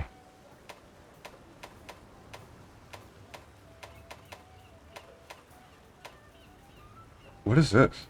Antique Machina? What the heck is this thing? It causes sleep. Hold on, I might want this. Normal 7.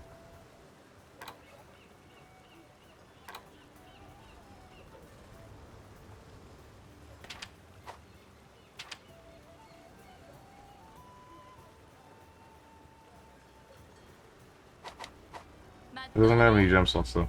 I can do one more hunt, then I gotta go. Alright.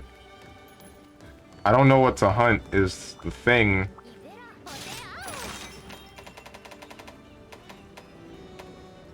What do we kill?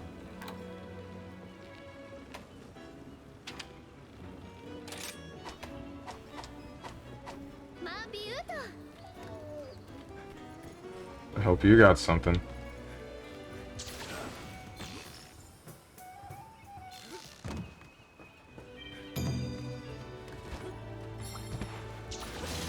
Whatever this is, it better not spoil the final boss of the DLC for me. Oh, okay. An afflicted Lunagaran. That's fine.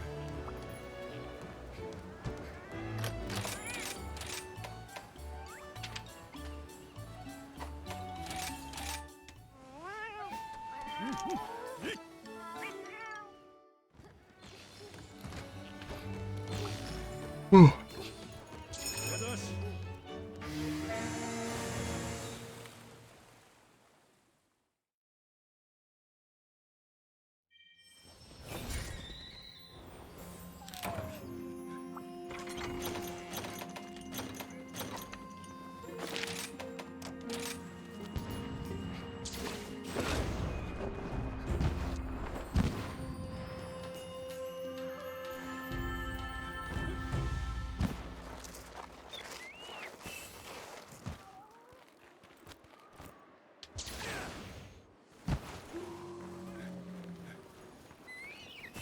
How come you're walking? There's no way you don't have the camp. Okay.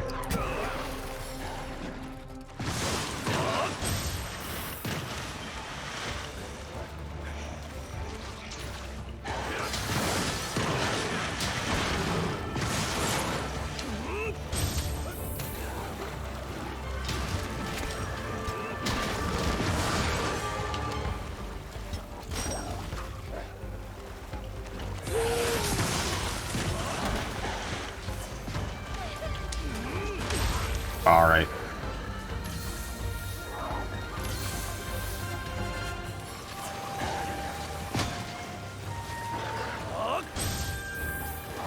For me, dude.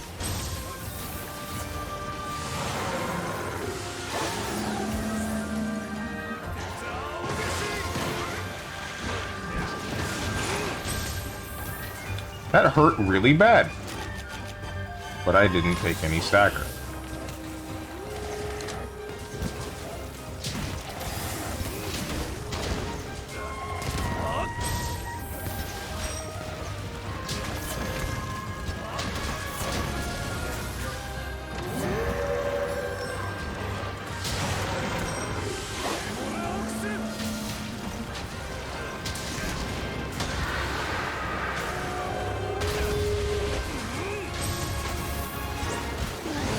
It's still kind of weird that this monster just turns into a werewolf.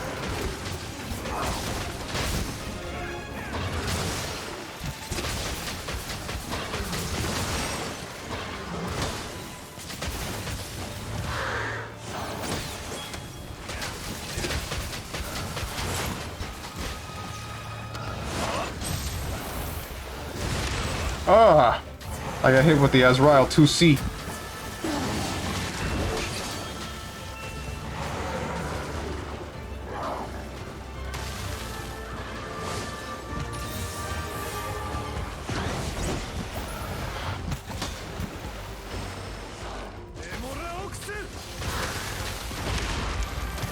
That's not good.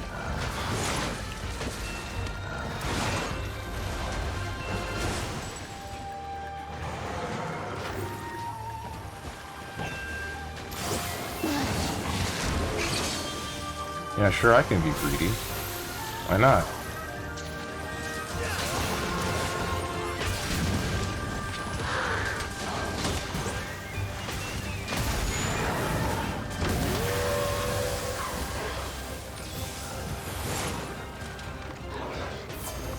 Thanks. That's exactly why I believed I could be greedy.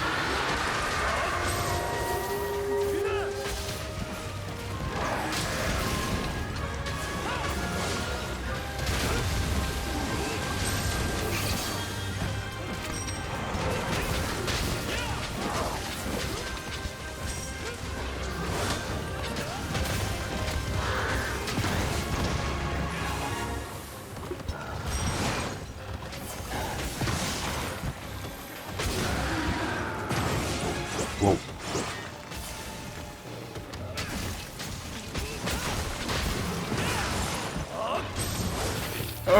Oh, my health bar. My beautiful health bar. Yeah.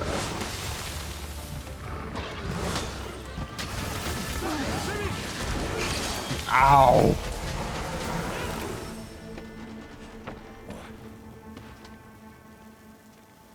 A true Dame Dane moment. I don't want to play the game with you anymore. Doesn't help that I played Yakuza 5 yesterday. And I played that song on stream because Hotenjin begged me to play your freaking karaoke.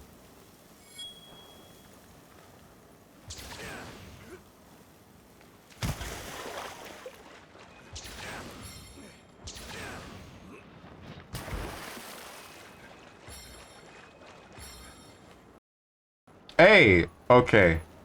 Wow. I don't think we fixed the game hanging when someone joins thing. Did someone join?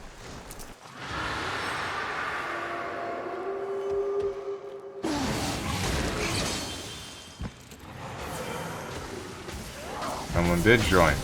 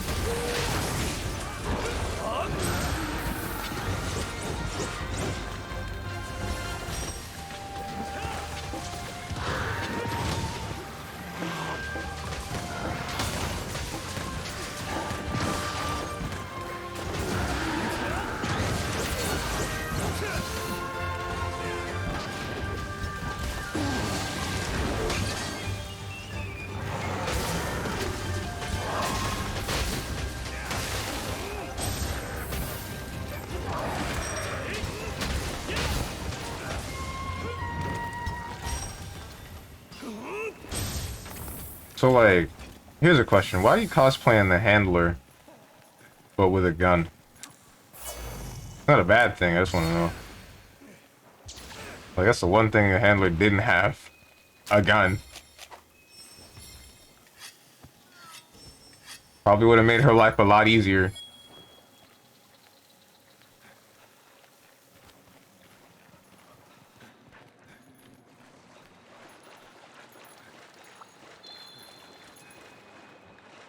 Why did they add Zamites but no Zamtrios? When the hell is the Zamtrios coming back? Damn it, Capcom. Got me about to maul.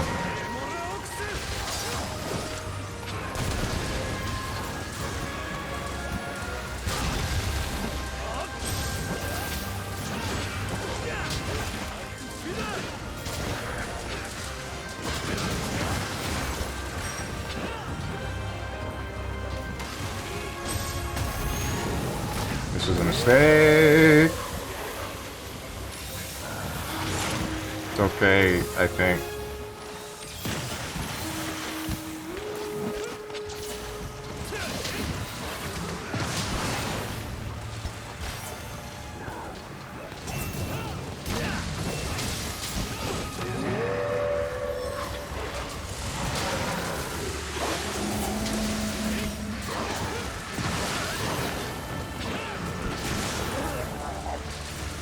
You thought.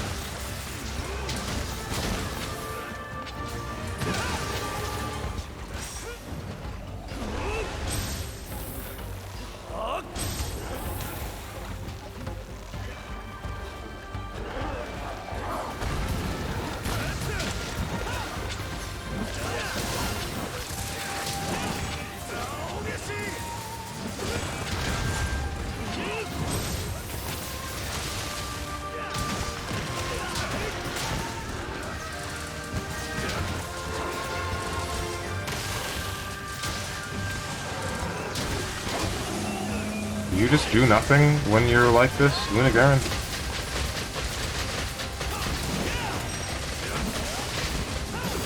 Just letting us wail on you.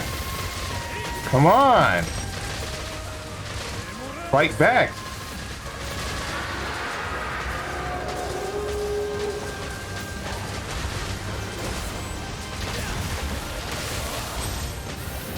Fight back.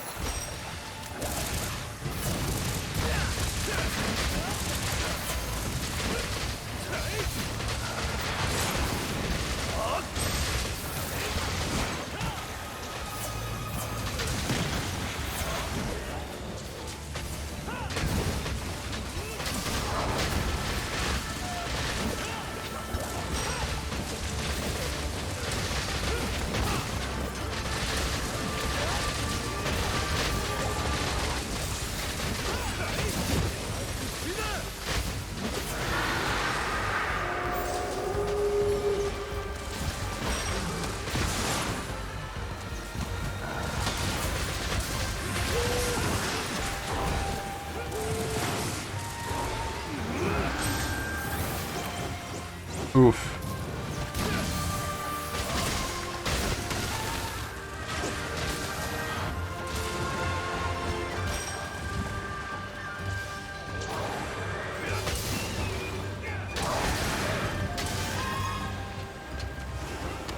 That's not good. I think he went super far away. Yeah, he did.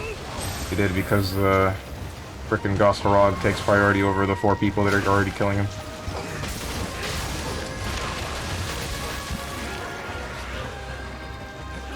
Hey, do me a favor and don't kill me again. Hit him! Hit him!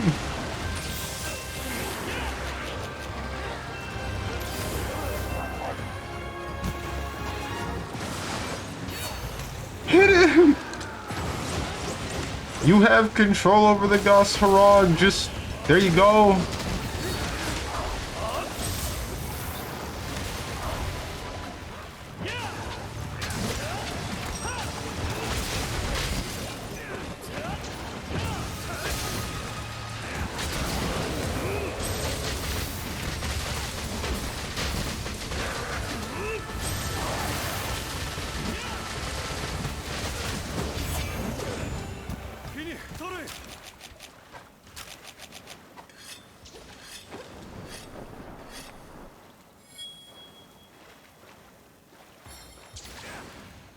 Wait, did I leave behind? I did leave behind a whole bunch of stuff on the floor.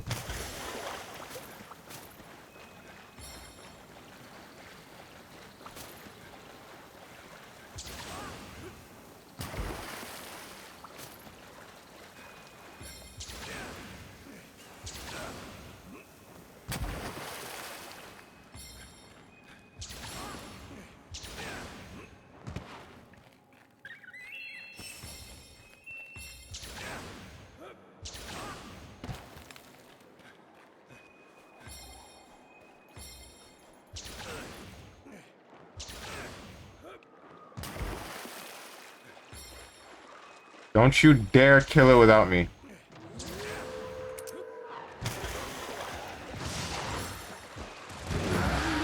Don't you dare kill it without the damage. Don't you dare kill me with the damage. Okay, never mind, we're good.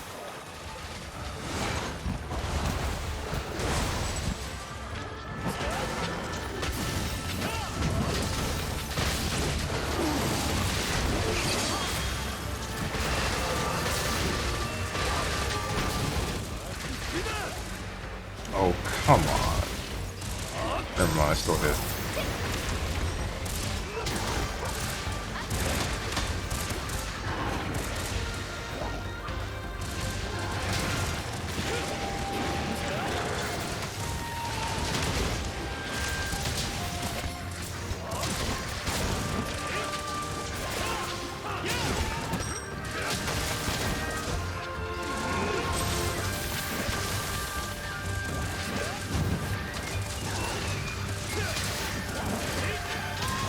You gotta die with this, right?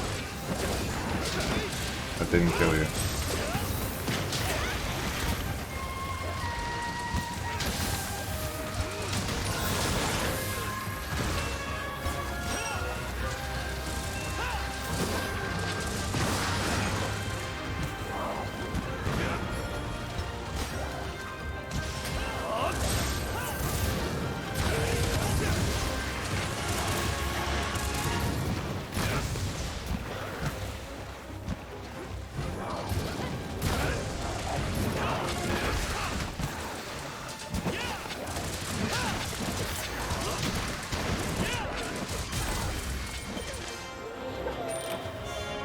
Took longer than it felt like it should have. Man, screw anomaly quests.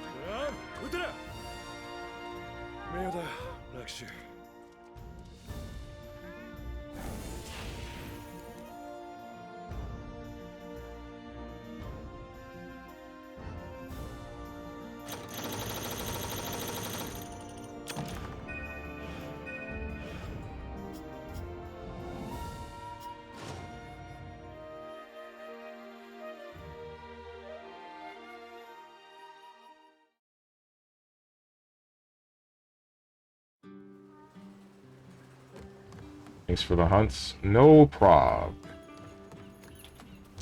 Fun having. I don't know what to do now.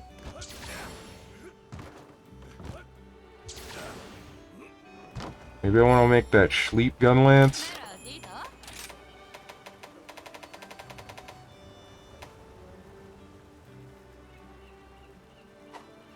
Nah.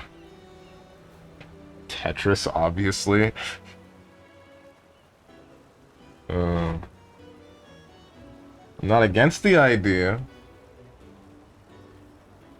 but I want to continue with Monster Hunter, but at the same time I don't, because I don't really have too much to hunt. I could fight anomalies, but why? I guess I could make another set. Okay, you know what? You know what? Maybe it's finally time. Also, wait. First, it's time to expose you on stream. And look at this guild card. Aight. Just a dog. Works. Paralysis wide range supporter.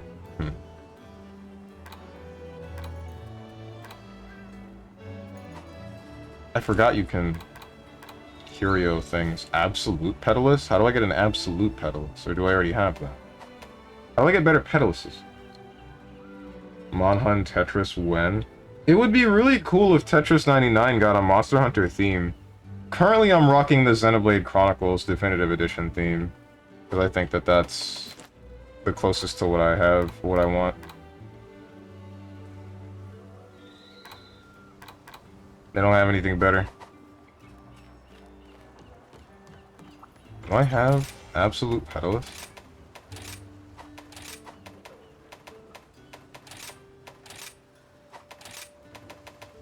Underworld. Yeah, no, you have more Pedaluses than me, so where do I get more Pedaluses?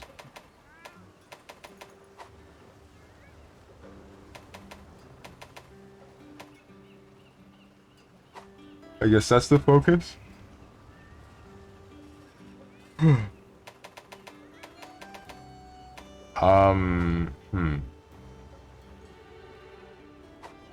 And I should also check out how exactly I can ramp up my weapons or something. Please, I'm begging you, let me, thank you. Ramp up weapons, layered rampage weapons.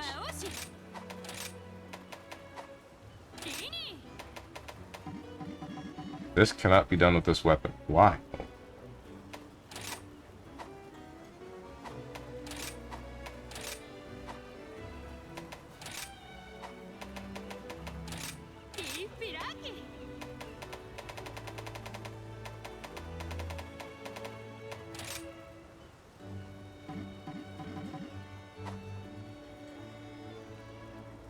Did they not? I thought they were going to add something involving letting you improve weapons a certain way. Is that not real? Did that not happen? Kinda sucks if that didn't happen.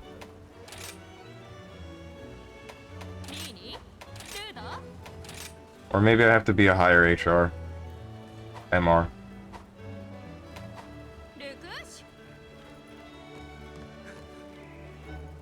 So, I guess the main focus, like I said all of 2 seconds ago, is getting better Pedaluses. Monster Hunter Rise. Pedalus. Pedaluses in Monster Hunter Rise. Hunting, Strength, Fortitude, Demon, Absolute, Underworld. Pedalus in Monster Hunter Rise. Master Rank is a new type of equipment. There's a bracelet that is made of a plant called the Sending Sprig. Just like a piece of armor or a weapon, you can equip Pedaluses for various effects. Its main effect is to collect pollen from the spirit birds and return its buffs until the end of a quest. I think that is the dumbest thing they could have possibly added to this game. And as you see Pedaluses by progressing through the game, Hinoa gives you your first Pedalus. Yeah, okay. That's great. Okay, so the only Pedalus that I'm missing is the Absolute.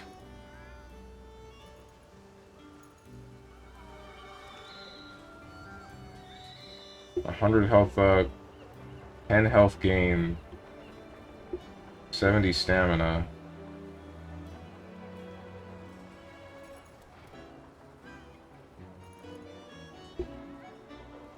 $15 attack up.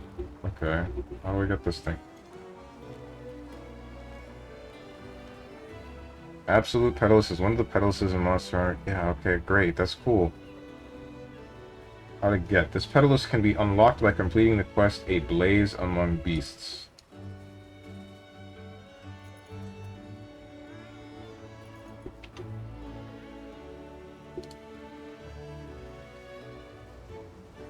Non-key endurance hub quest in Monster Hunter Rise. High rank, non-key quest, HR 8 or higher.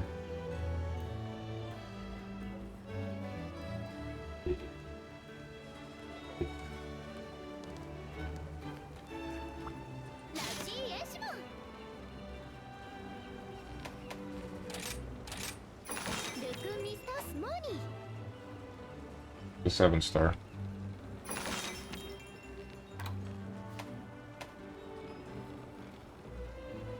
Blaze Among Beasts.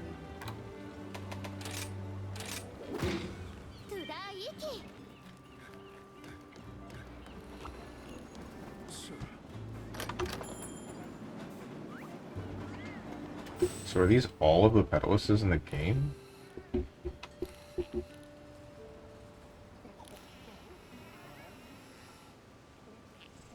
It's just...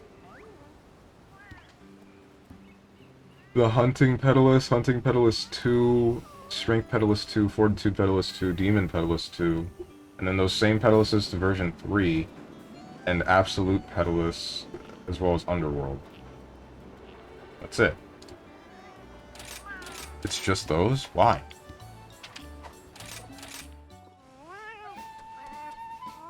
I feel like there's more you could do with these.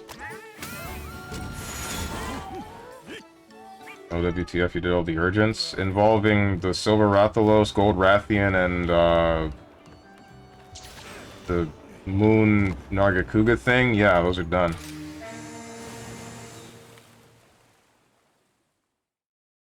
Mostly because of Dr. Michael.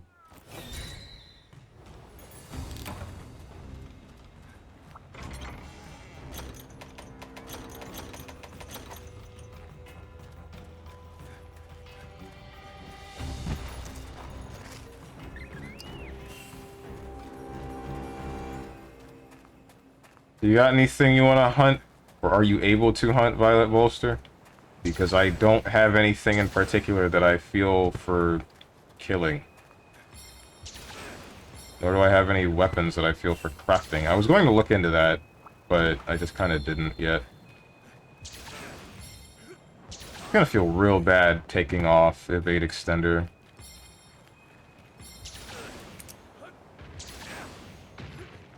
Just doing investigations to augment my armor and weapons. How do I go about doing that?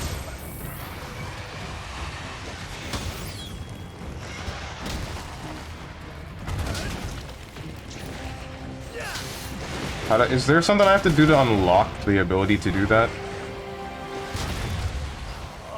Because I looked through the smithy and I didn't find anything involving it.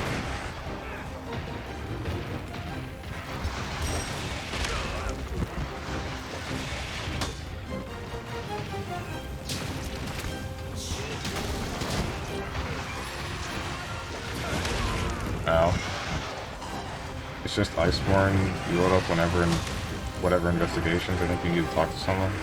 Oh wait, no, you mean... Are you talking about World? Are you playing World right now and not Rise? Because if you're talking about World, then I mean I already did that. But if you're talking about Rise, then... I thought there was something special you could do with anomaly materials or whatever. Similar to the way you can augment weapons in World.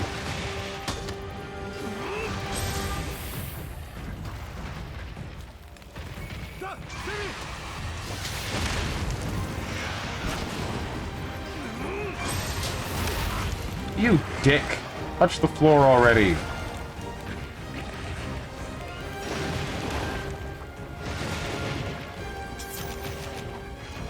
Touch grass, dude.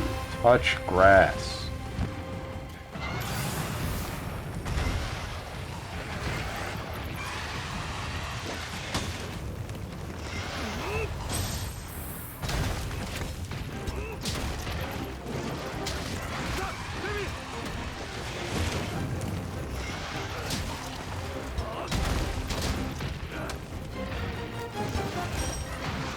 I am talking about Rise, I'm just saying it's the same as Iceborne, but it gives you materials to upgrade your weapons and armor. Oh, okay.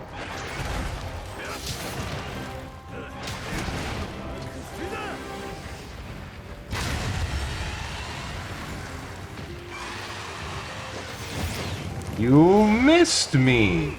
Alright, guys. If you ever want to dodge an attack from the monster, do the attack that will counter whatever attack they're gonna do. Because they're gonna whiff. They're gonna whiff guaranteed. And make you look stupid.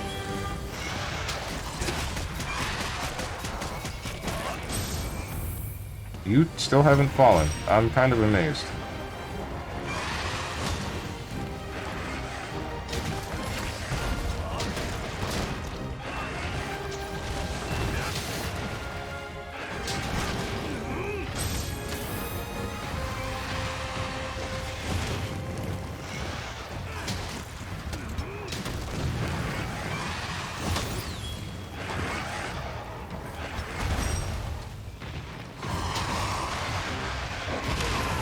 I didn't have a wire bug. Thought I did. Ow.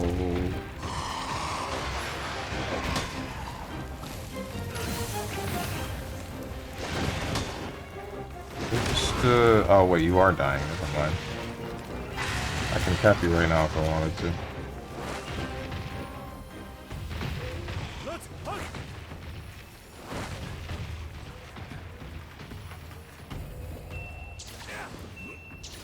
So, who do I have to talk to?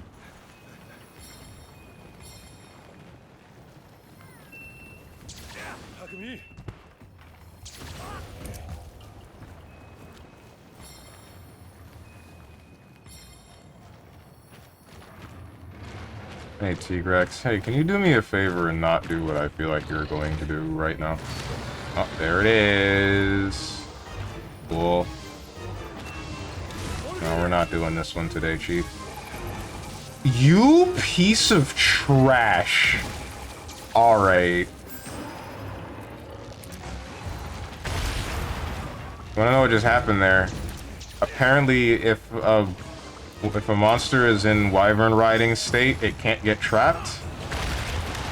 So the Tigrex walked close enough to consume the trap anyway. Did it die? Died.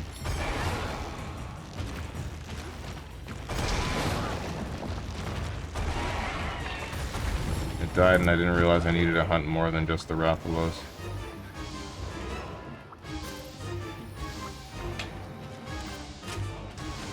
Rathium.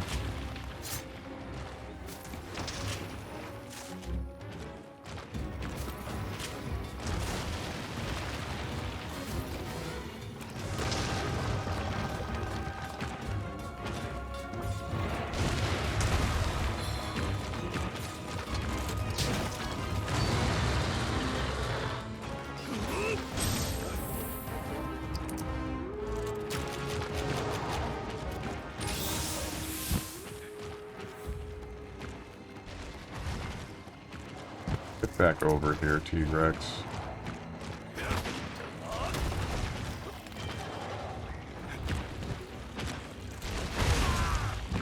Aight.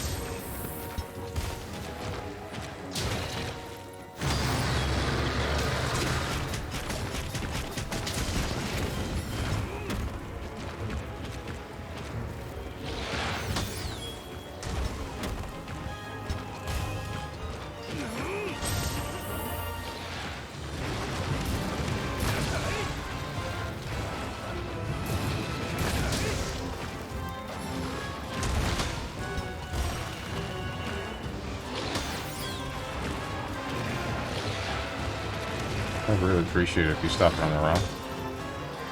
Like some sort of big dummy.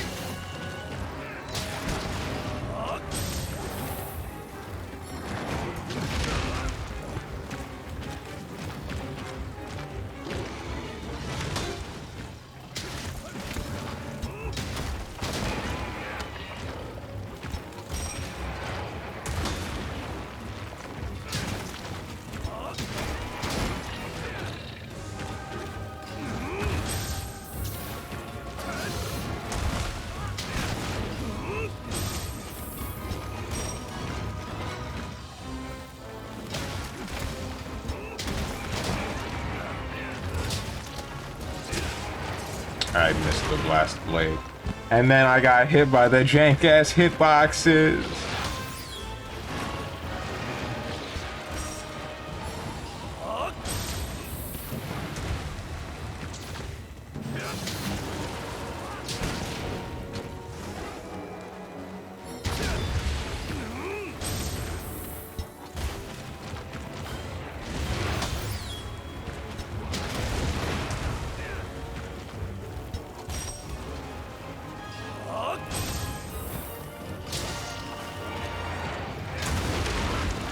spin cycle.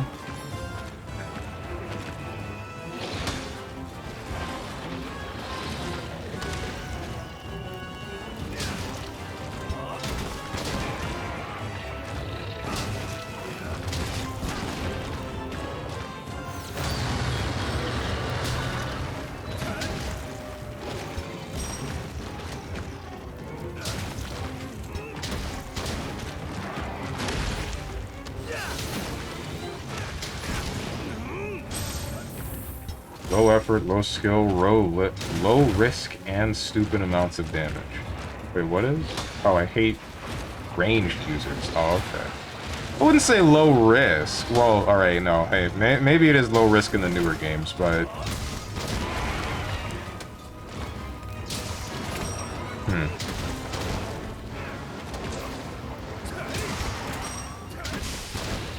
Oh, there's one more. Of course there is.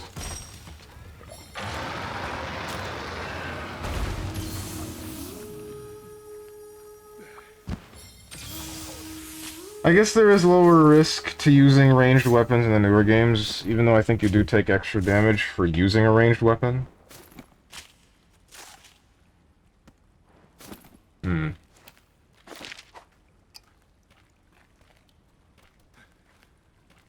I don't know, it's not something that I care to think too much about.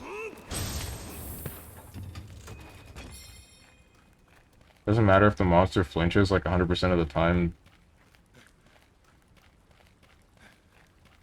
Doesn't matter if the monster flinches like 100% of the time, does it? Like I said, low risk, low everything.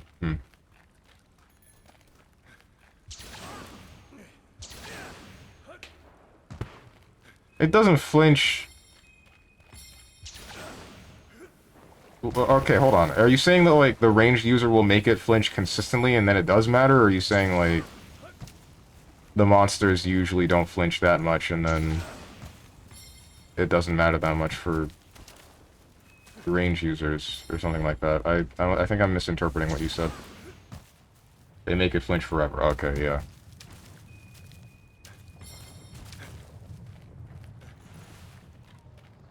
I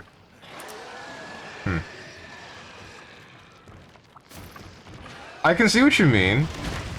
Because when Dr. Michael was in here, the monsters that we were fighting did get paralyzed and flinch a fair bit. Not so much the flinching, but definitely the paralyzing.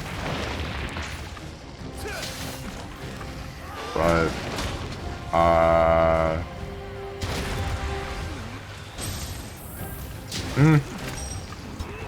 I guess I didn't really think about it. I don't care too much. Typing the whole time here and I haven't gotten hit once because of the 3 ranged plebs.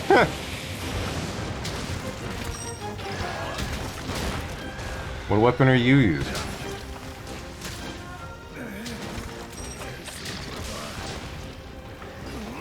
Plus, you know what they say, if you can't beat them, eat them. It's not the saying, but you know what I mean.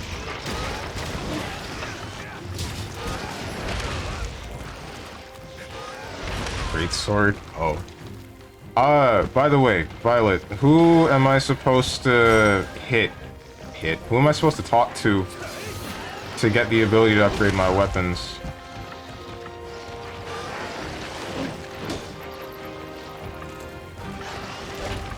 When we bring back the Nursilla. When we bring back the Celtis. When are we bringing back the Queen Celtis?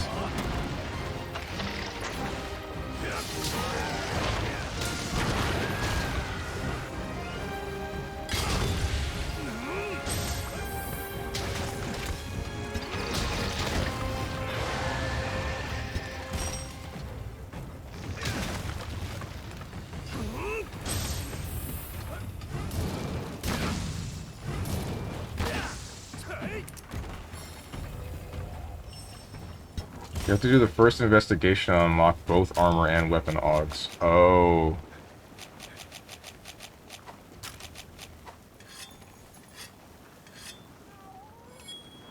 That's gonna be fun.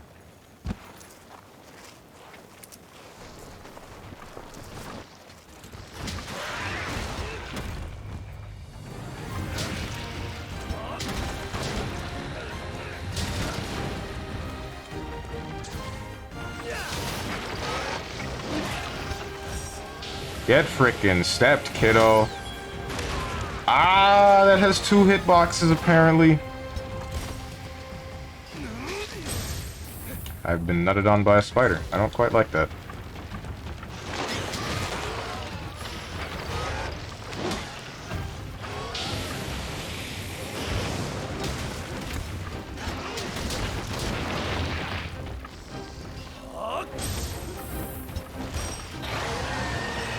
Yeah. It's like the overemphasized what I loved about Iceborne's heavy bowgun and made it so easy and casual till literally everyone is using it and they'd be thinking, oh, I'm actually playing the game. It's like playing a rail shooter, but the enemy doesn't and can't hit you at all. Damn, exactly what I load up Monster Hunter for, so I can play Time Crisis. A little bit of an insult to Time Crisis. The game is actually good. It's a good on-rails shooter, and the enemies do move. But it's the only one I could think of. There's also, I guess, like, House of the Dead and Typing of the Dead. And believe it or not, Killer 7. Killer 7 was really weird. That caught me off guard. Like, I didn't expect the game to be an on-rail shooter at all. I went into it completely blind and then came out of it, like, eyes wide open.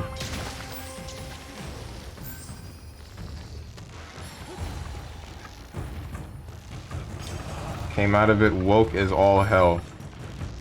This isn't quite what I meant to do, but this works.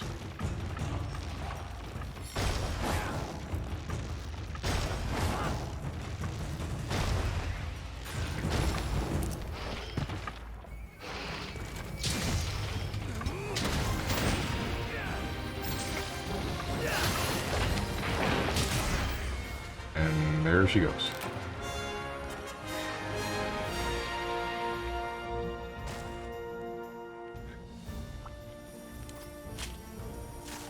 I'm just ranting my hate for ranged users. Well, I hate the users of the ranged weapon and not Capcom for ruining it.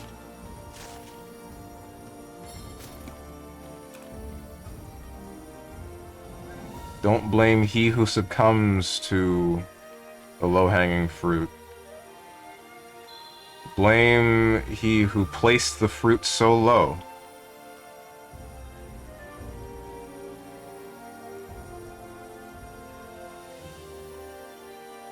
House of the Dead's remake feels so off. When did the House of the Dead get a remake? Both Capcom and ranged users. Alright.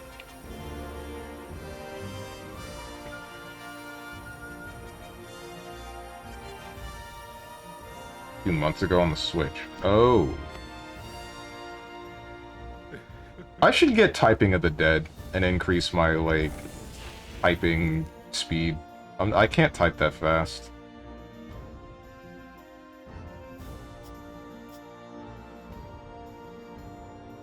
Can't type that fast, and how long I've been on the computer, I should definitely be able to type faster.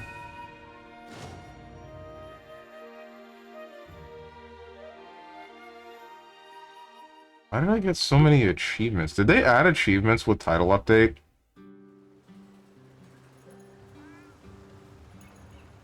And then just made it so you could get like 6 of them, 9 of them at once? Hold on, wait, hold on. Or maybe it was broken before. Hold on.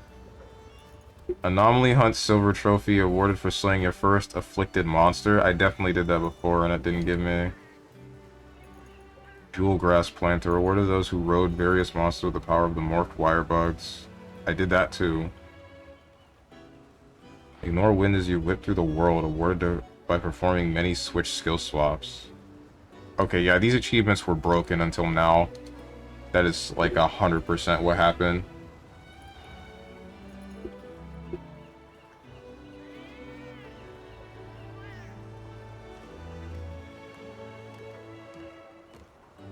Switch exclusive, so it got what Rise's graphics feels off because it's made for the Switch treatment.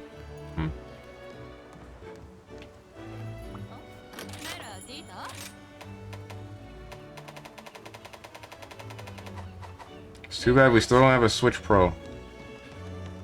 I wonder how much of the Switch is held back because it does something like, say, constantly record. Because you can clip things, meaning that it has to be constantly recording.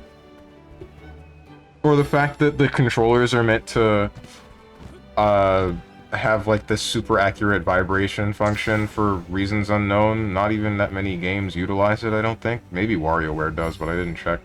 And then there's like a handful of other features that are probably just unnecessary, but are there anyway.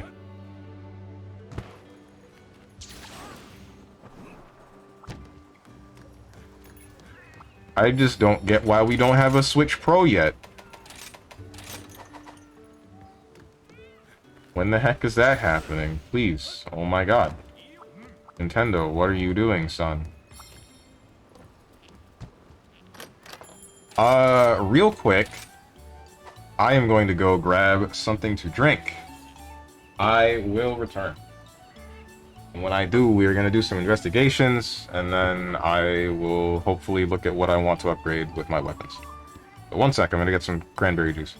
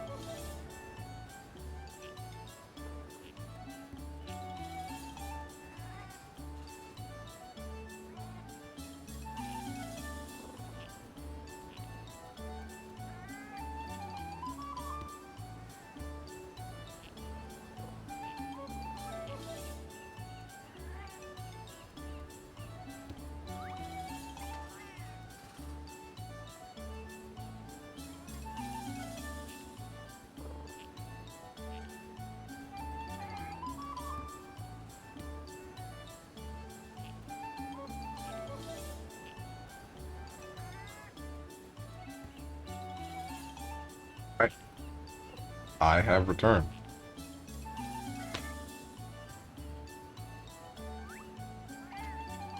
I mean, if there was a Switch Pro, I would only play Monster Hunter. Well, why? I mean, we got Tetris 99, we got Xenoblade Chronicles, we got... I don't know what the hell else. Take a pick.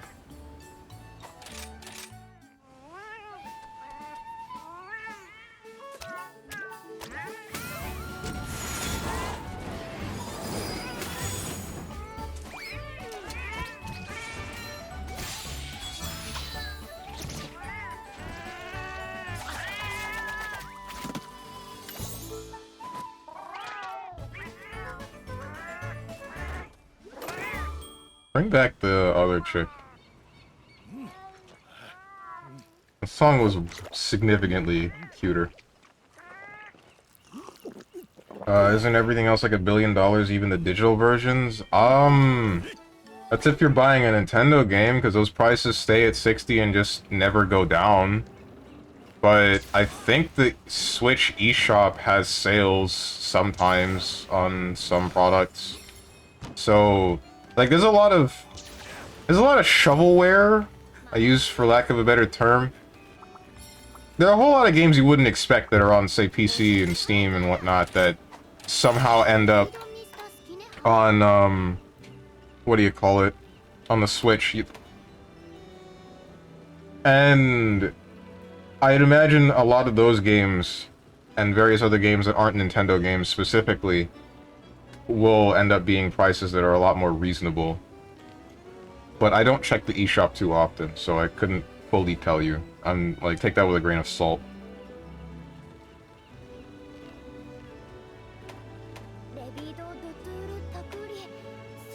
But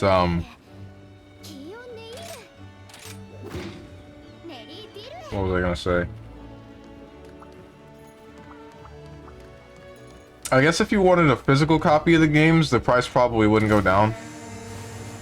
Unless you have something similar to GameStop where they have trade-ins, and then you can just buy a used copy of a game at a reduced price because it's used.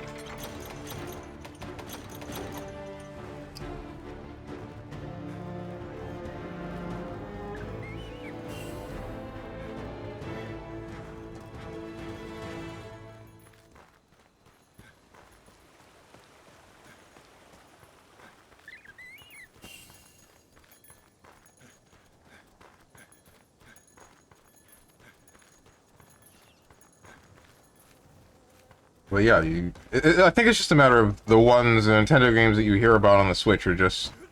Or the good games that you hear about on the Switch are usually just straight Nintendo games, like WarioWare is a Nintendo game, Mario Kart 8 is Nintendo, frickin' Wii Sports Resort, or whatever the heck it's called. The Switch Wii Sports game. You don't have a screen that affects me, I need to remember that. That one's a Nintendo game. What that tongue do?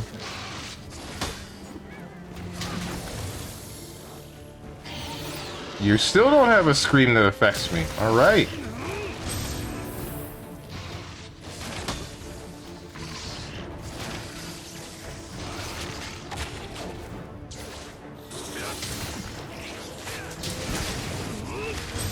Like, how many people are out here saying, yeah, I'm gonna buy a Switch so I can play Sonic Forces?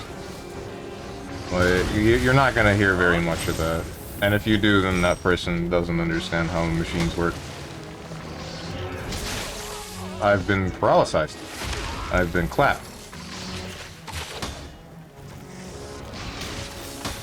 Hey, please stop trying to clap my cheeks.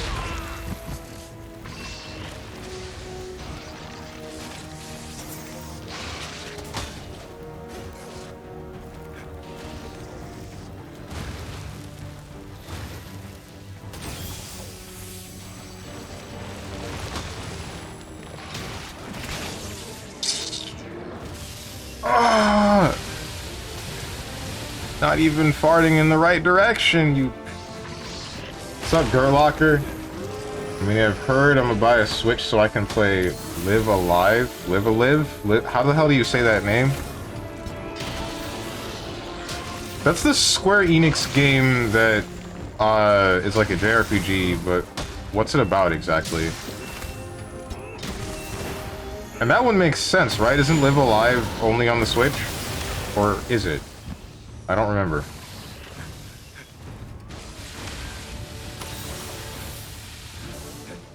However you want. It's about... You should play it. What? Are you not telling me because it's hard to describe, or are you not telling me because it's self-explanatory? Or are you not telling me because... Spoilers. It's a 12 out of 10 game. Oh, really? Is it one of those games that's like best enjoyed if you just know nothing about it at all? Is that why you would answer the question like that? Spoilers? Correct. Okay, that actually makes me really want to touch the game then. It's a JRPG, right? Turn-based? Or is it different? Given the art style that I saw it, yeah, I would figure that it's turn-based. Yeah? Okay. I guess after Xenoblade 3, I would be willing to start it up.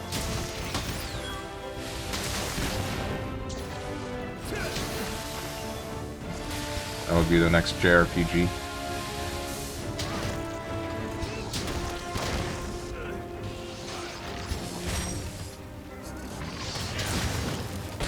Oh!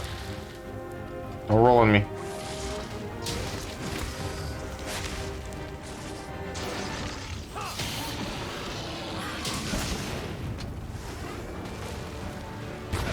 Okay, bye.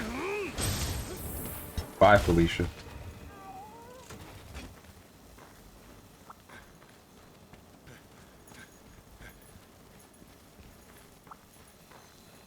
I did remember seeing this one meme involving, Live Alive and Kill the Kill of that guy that looks like he's about to kill somebody with that one Wicked's-looking smile, and then the next panel is him looking really happy. Just normally happy. And then it has the title for Live Alive. I thought that was hilarious.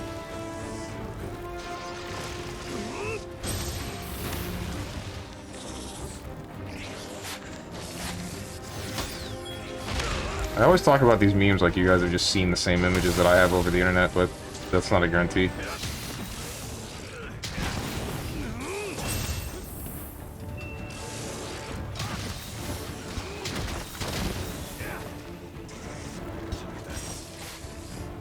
It's a masterclass in storytelling, gameplay, and music, and everything. Oh, man. Wait, but... Here's the catch. At least it's a catch for you. Do I have to read? Because I feel like the thing that's about to happen here is I'm gonna start up the game, and you're gonna be like, damn, nice, Steven's finally playing the game. And then I'm gonna proceed to get like halfway through it and not read. And you're just gonna get so angry at me.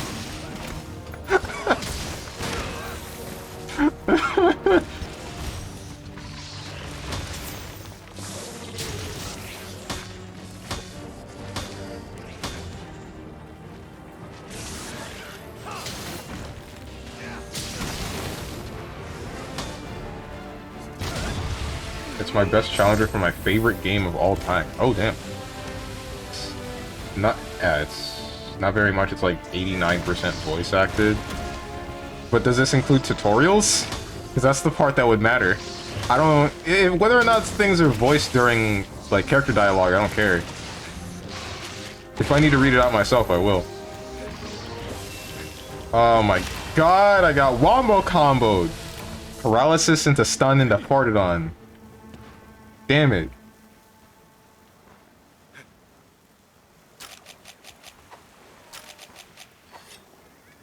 What was I saying? If tutorials aren't voiced, I'm gonna read it out loud probably, and then immediately forget. Because that's what happened with Xenoblade 2.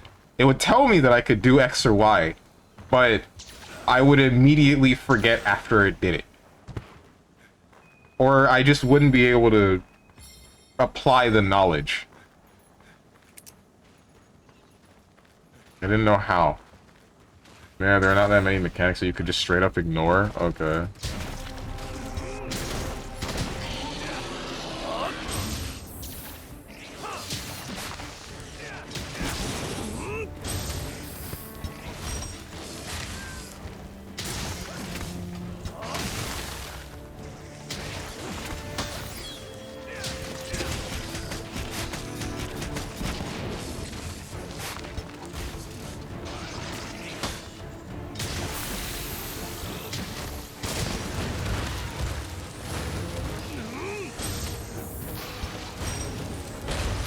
There are not that many mechanics, to be fair. At all? Okay.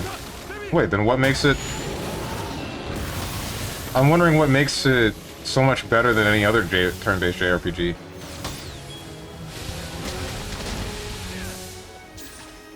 Then again, I guess if it's just a simplistic turn-based JRPG, then you can still like it. That would be like what Final Fantasy 1 was.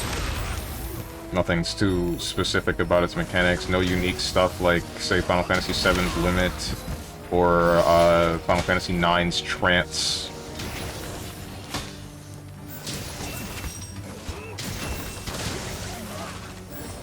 Or Final Fantasy VIII with the frickin' Gunblade. You know the best thing about Final Fantasy VIII Gunblade? On the PC, sometimes, if you press the button to make yourself deal more damage with the Gunblade, it would just crash. The whole ass game would just crash. Uh...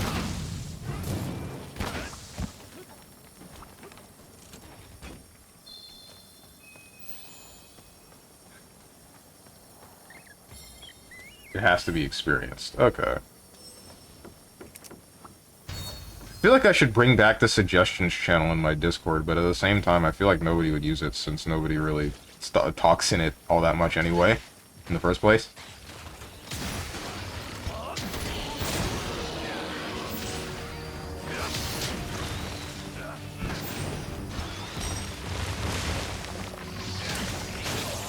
I'm so tired of getting paralyzed. I say paralyzed way too much. I'm actually going to say this when I don't mean it. And that's going to be a problem.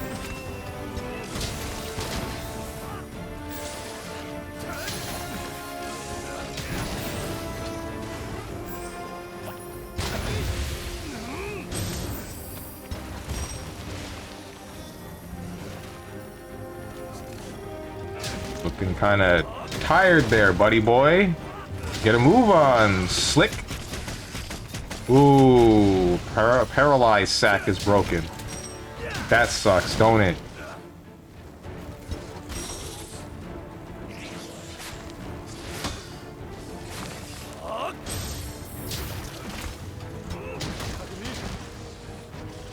Yeah, it did happen to me 10 times before I just stopped doing it. I never learned my lesson. I just took the chance.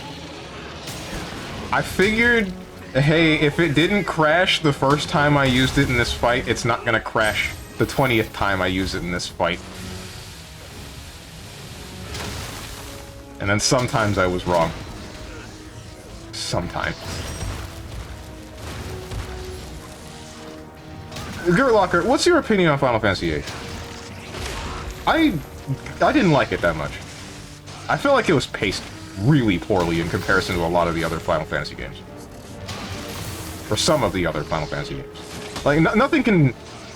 The one that takes the cake on poorly paced is definitely 15. Because the worst part about 15 is, like, that would probably be one of my favorite stories. If it wasn't just so scattered everywhere. But...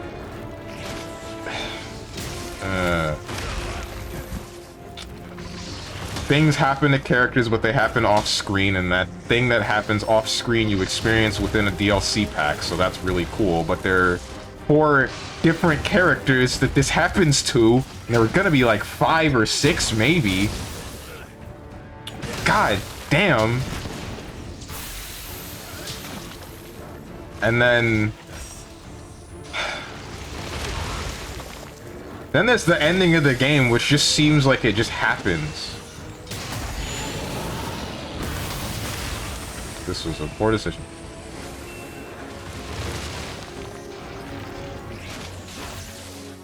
What's up, Trashy? Oh wait, I already said what's up to you. Banned the word I. Oh, every day with this. Never stops being funny. Never.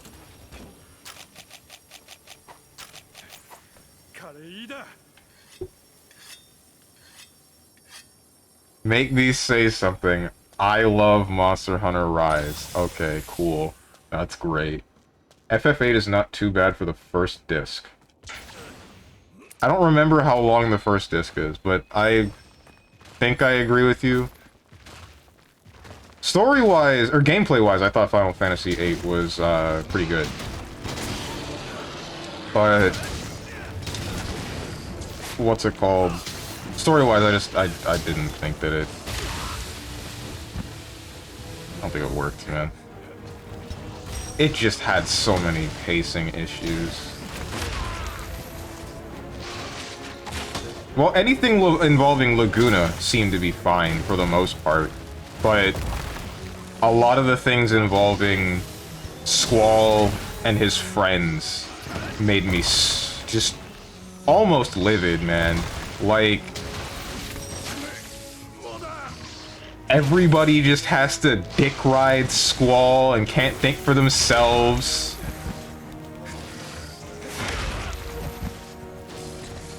God, I hope you know what scene I'm talking about. I really do. Gert Locker. Ouch.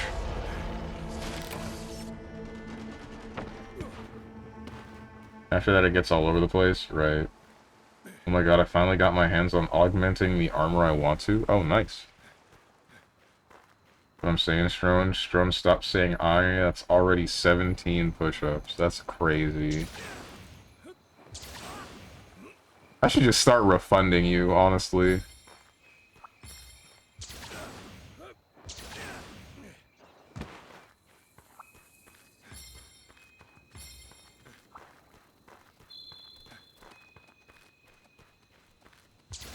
No, Laguna made everything get all screwed up pacing-wise. BRB? Oh, shoot. I guess I'll save that conversation for when you get back. Drones, it's already 21 push-ups. Damn.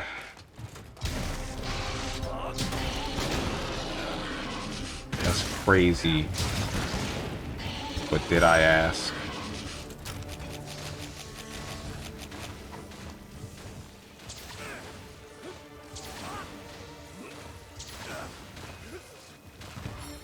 I'm just gonna cap you. Oh, I can't do that, can I? Oh, right, yeah, I can't. I wasted 2 trank bombs in a trap.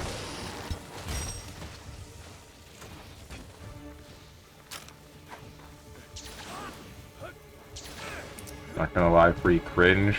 Yeah, sure. I'm the cringe one.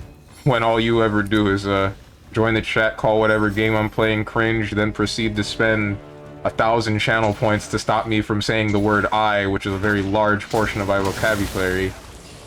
And then just never show up again. But I'm the one that's cringe. Yeah. But me. But me.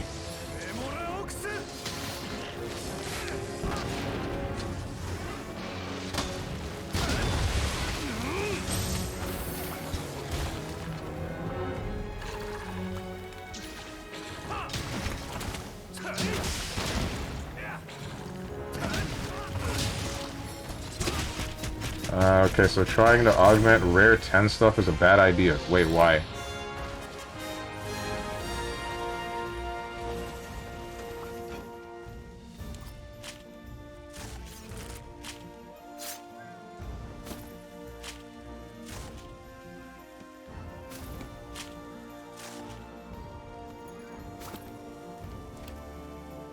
Beast Gem and Large Beast Gem, oh boy. It says lower rarity armor has more potential. What? That's dumb. That doesn't make any sense. Oh, wait, that's probably just to make it so that lower rank armor can end up getting to the point that... Not lower rank, but lower rarity armor can be as powerful or more powerful than already better armor. If you know what I mean. I don't know exactly what the upgrades would be or what the potential for some lower rank armors are. But it's like... I'd imagine the worse armor that you have, but you have it to have the armor skills for whatever weapon you're using, or whatever gimmick you're trying to go for. You can, what is this? Amber Essence? Small mass formed in the body by storing energy. Can be used as a material for curious crafting. Okay. What was I saying?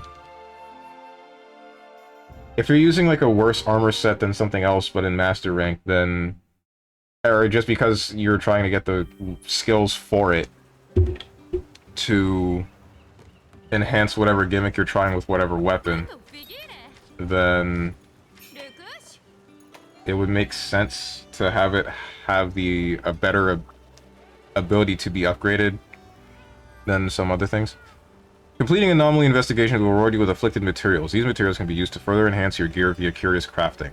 There are 2 types of afflicted materials, those obtained from specific monsters and Amber Essence, which can be obtained from any type of anomaly quest. Afflicted materials can be obtained from certain monsters in anomaly investigations. These materials can also be obtained by completing anomaly investigations or by breaking monster parts or carving during anomaly investigations. Afflicted monsters can be used for enhancing your equipment via curious crafting. Higher level anomaly investigations will reward higher quality materials. Certain materials can also be obtained from anomaly quests. Amber Essence can be obtained by completing anomaly investigations, and is generally used in all forms of curious crafting. Higher level anomaly investigations will reward higher quality Amber Essence. Okay. Let's pretend I absorbed that information. Anomaly slot.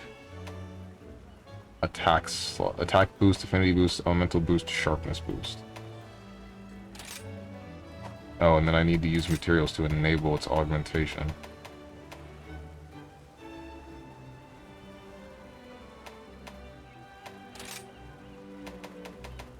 Afflicted Direbone.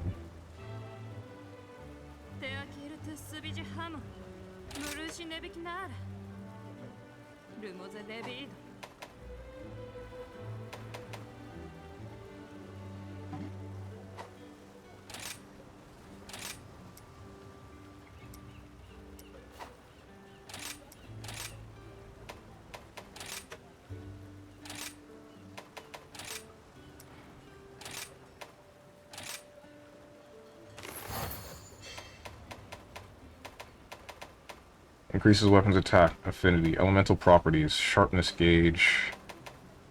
Oh, you can't... Oh, no, never mind. Adds an anomaly slot. You won't be able to add any more slots after all slots have been unlocked.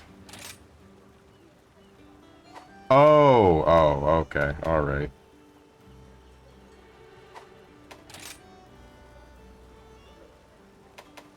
I don't care about this. I don't care about any of this. I don't care about boosting its attack.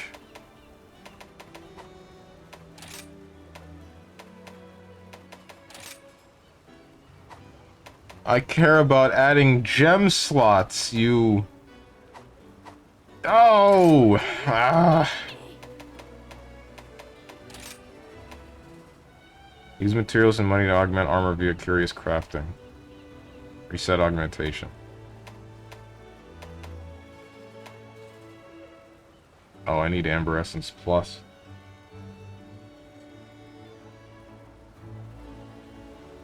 It says lower rarity armor. I read that. In Iceborne, it was kind of the same way for augmenting, but in terms of the number of slots.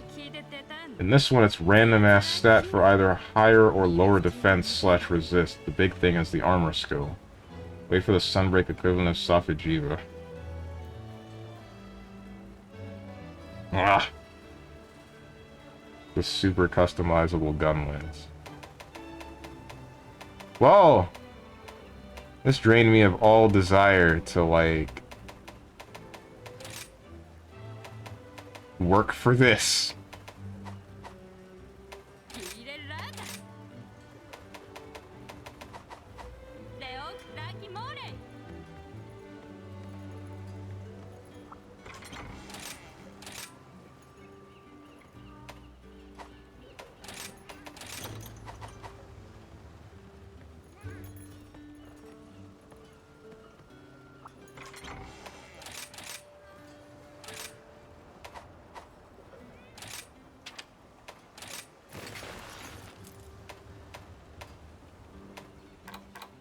What's the difference between both of these again?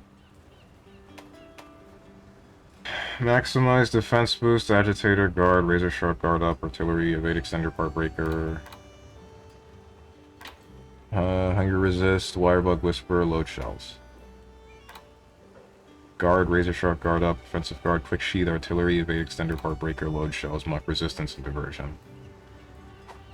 Okay. With this armor, I really don't want muck resistance. I don't care about muck resistance at all. I only have it because I don't know what else to use. Oh, wait, what?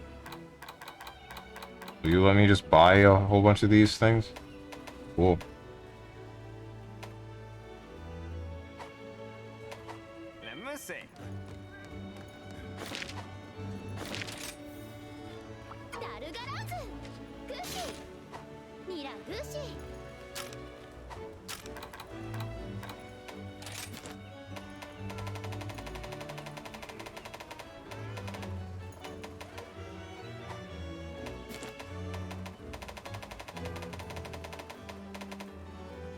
Juvenile Zamtrios that use their sharp teeth to pierce the hide of their prey and then burrow inside to consume them from within. Those who are attacked must roll around vigorously to shake the monster off. You can also use a wirebug or a kunai to help them get free. They might grow rapidly after even a single feeding. It says Juvenile Zamtrios. Dude, the Zamtrios has to come in. It has to. Right? This might sound like copium, but it has to.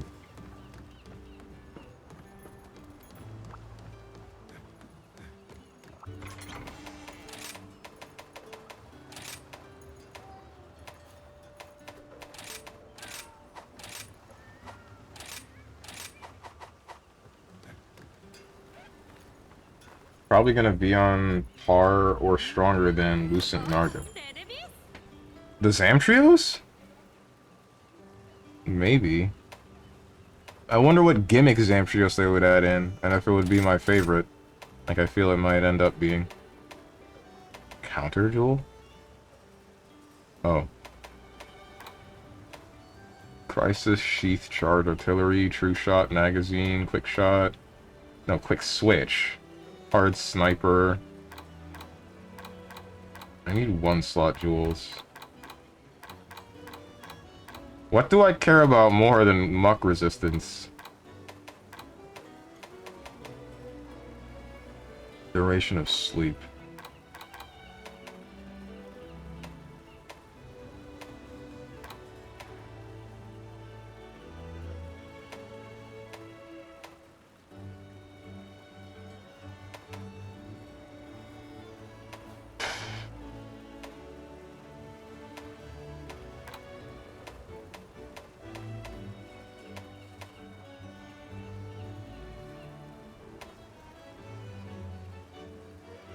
Honestly, I think I would rather go heckin' dive and affinity sliding.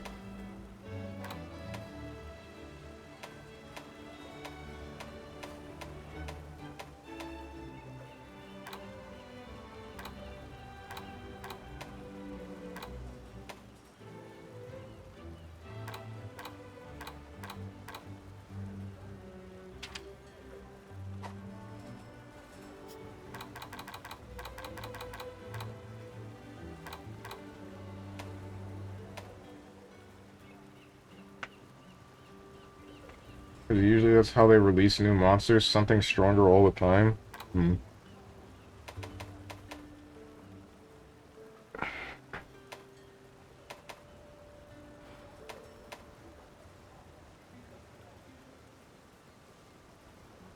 Reduces impairments to mobility while stuck in monster muck or deep snow. When does deep snow show up? And the only time that I think that, like, muck... I think of, like, the mud from Almudron. When I think of something that a monster can create that slows me down, but that almost is never a factor. It's pointless. Carving Pro prevents knockback from attacks while carving.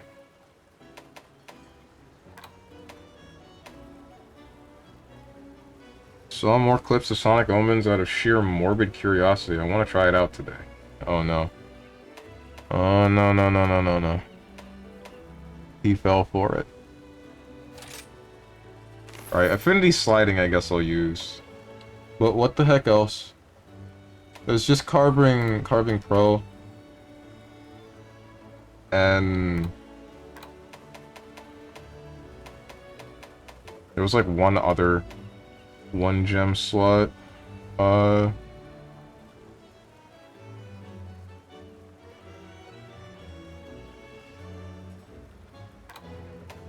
one use singular gem slot thing. I think Carving Pro was the only one that I cared about. The other one... I think the 4 that are a single gem are the thing that makes the monster target me. I don't remember what it's called, but I'm already wearing it. And then there's, what do you call it?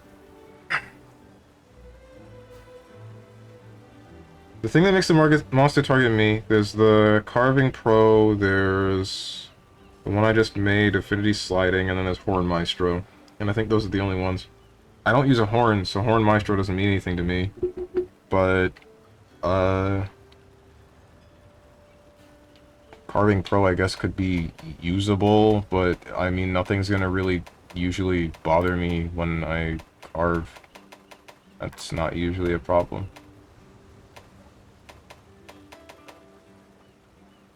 Diversion? Yeah, that's the name of it, thank you.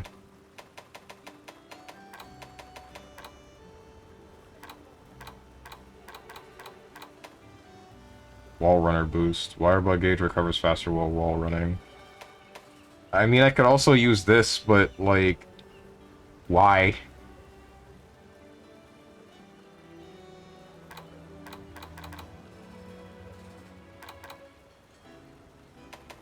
Defiance? Increases defense when large monsters become enraged. Why the heck? This is new, I think. Charge Master. When a charged attack hits a monster, the element and status buildup of the charged attack increases. Oh, cool. Level 3, when active, grants a large increase to elemental buildup and status buildup. Okay.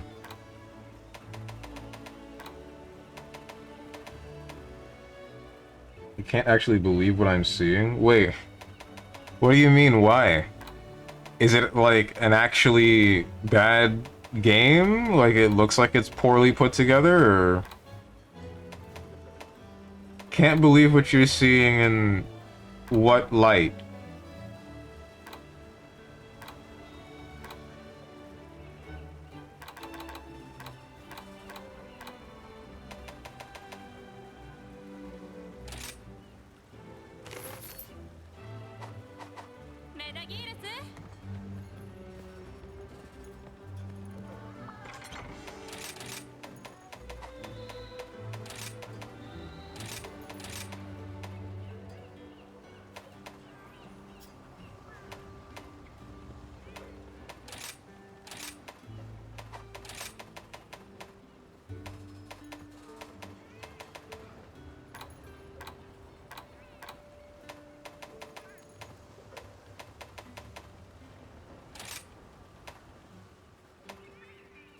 The actual dialogue on God. What? What's so bad about it?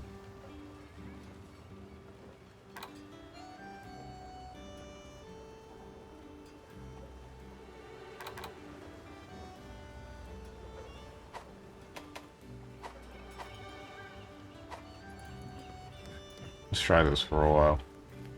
I'm about to find out. Huh.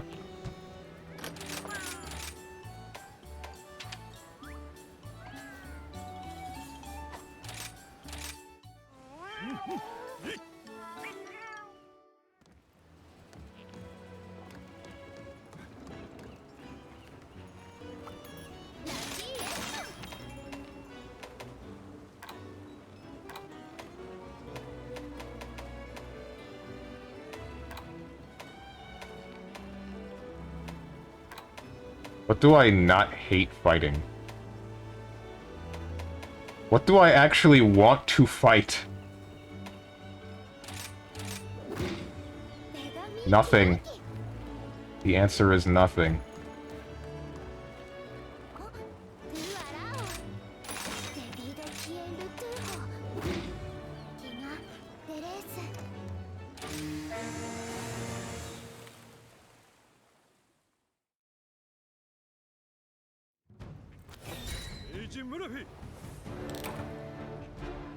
You know, it's kind of weird to think about how many people are dedicated to, like, making a Sonic fan game.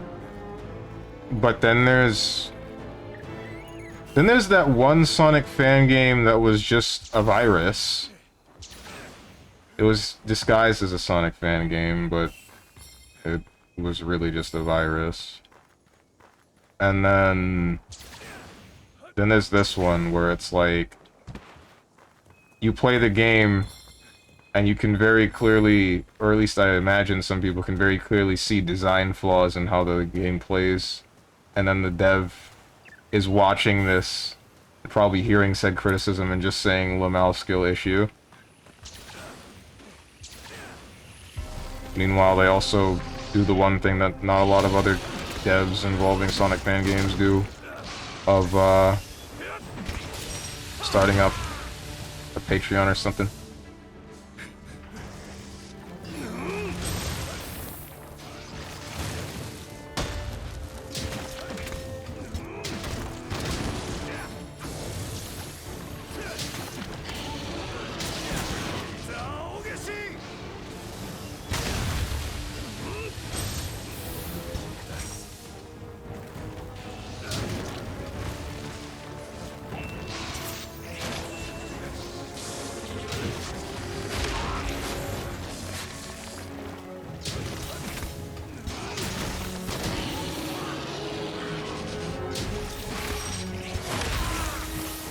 In pain.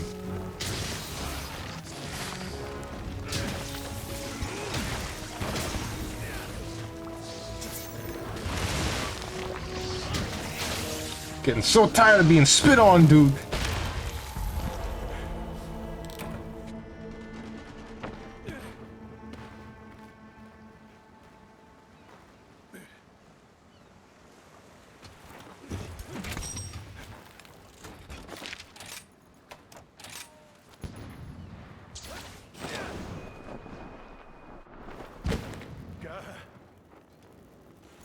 I just realized I never did the thing to get the camp in the jungle.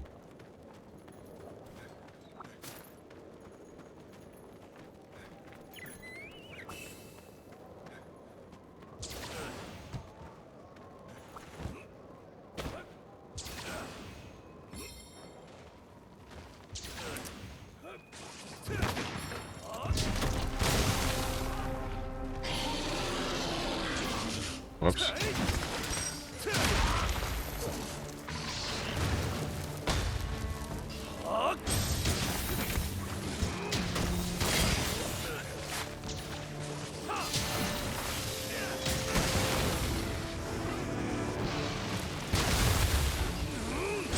You almost got me. You almost dodged me. But I'm a little bit too smart for that.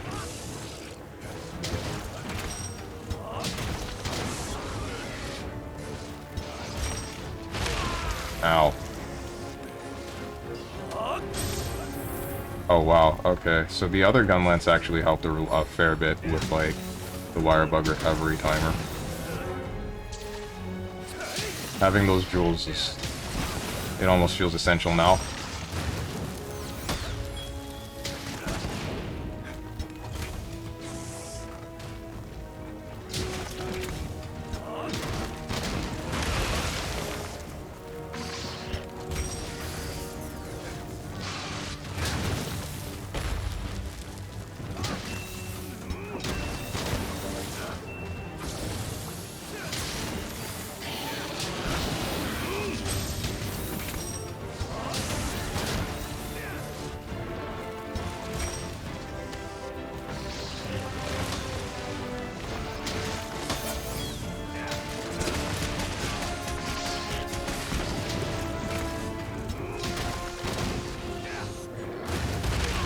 Ow.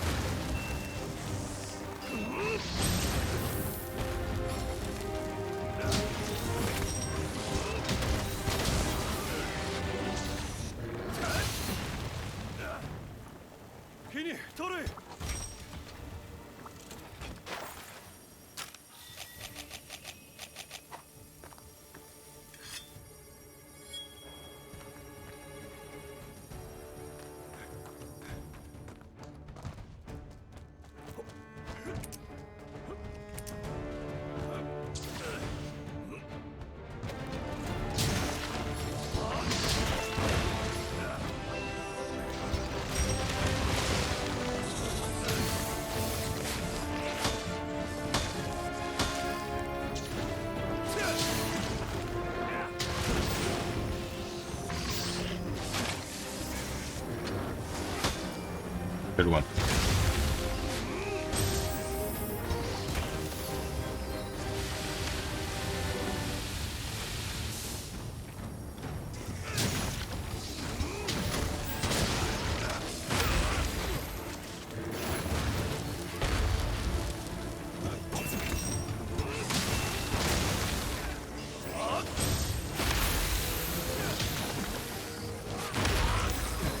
My buffs! Oh my god, my buffs!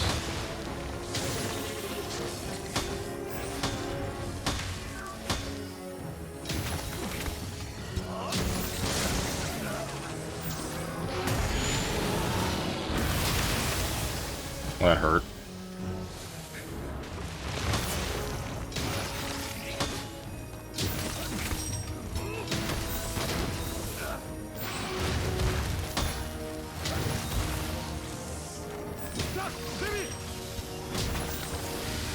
Almost got me.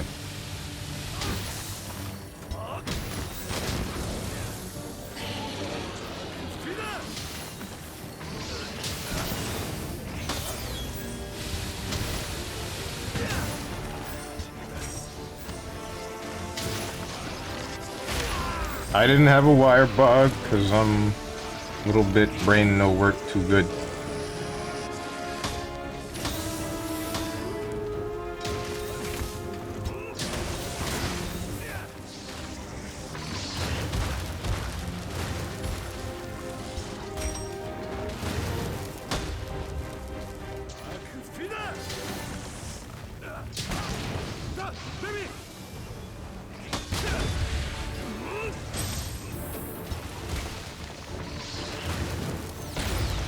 That hit behind me.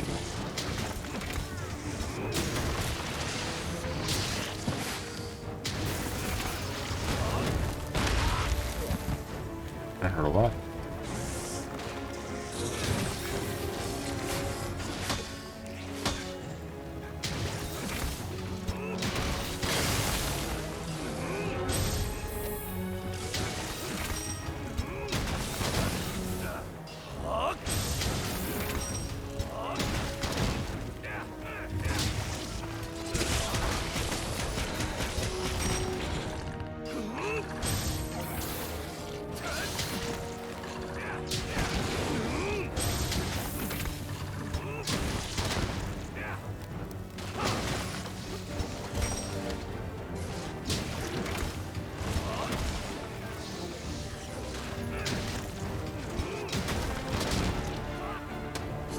Die already.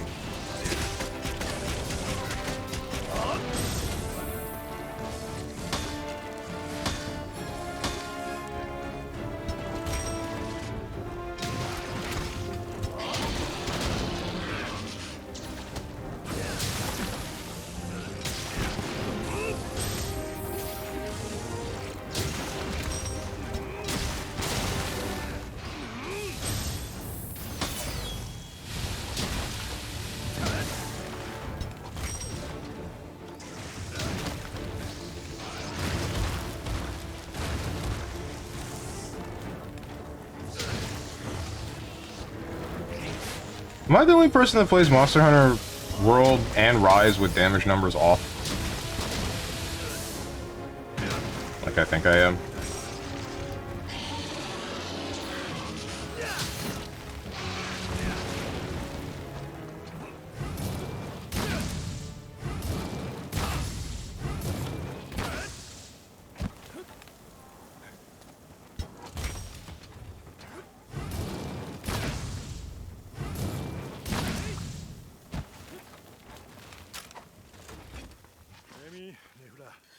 Never mind, can't get the game to launch. It's as if a divine message is telling me, "Be gone, evil, thou shalt not taint that which has already touched adultery."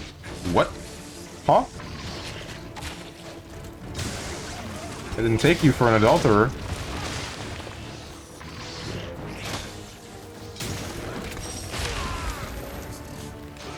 Unless I'm reading that wrong. Oh, that's cool. Frick me. Man, screw this setup. Nah, I hate this. I hate this weapon. I hate this game. I don't hate the game, but like, I hate not having the wire bug thing that I want. Oh well, I'll just leave this game to the YouTube spaces. Huh? You dodged my question. Well, it wasn't really a question, but it's more like...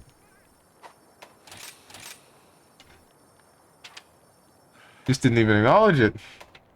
The statement.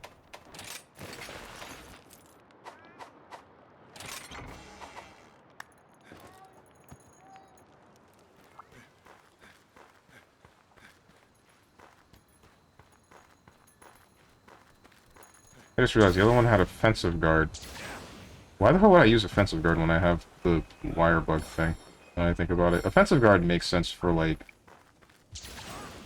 Monster Hunter Rise, not Rise, World, where I don't have something like the wire bug guard. Doesn't make that much sense here, when I'm almost always going to use the wire bug guard. Just because it gives me my sharpest back.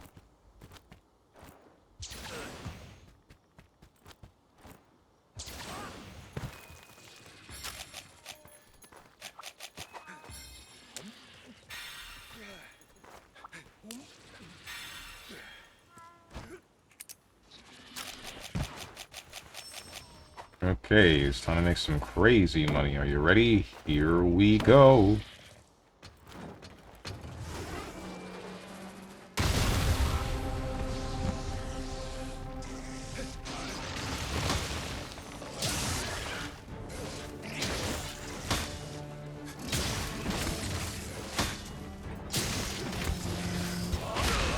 Dude.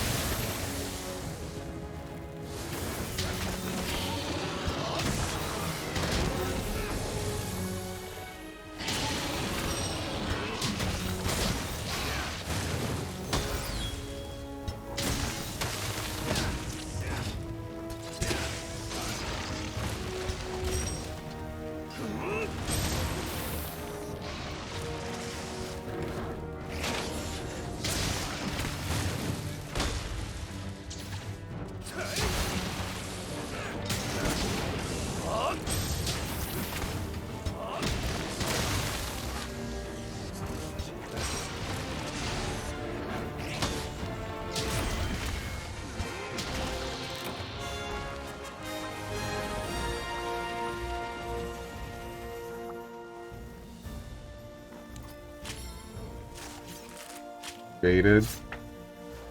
Just hit me with 3 Jabaiteds. Alright, that's one way to answer that, I guess. It's really not, but... Sick dodge, I guess.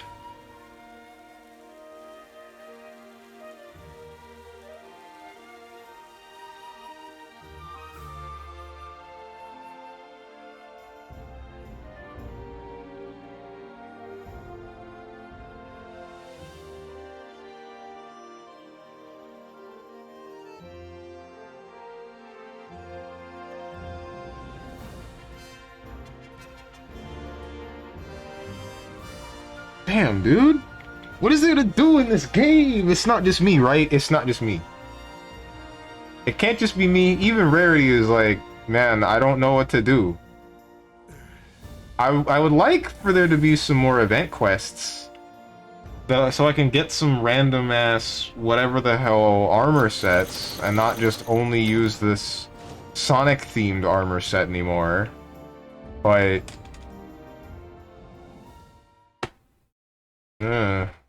Grunge, why? What's up? Apparently the Spider-Man remaster on PC are making people upset because it looks nicer than on console? Of course, that was bound to happen. What does it matter? Why would people get up in arms about that? Play a cringe game and not a game like Shad F... Chad FZ? What?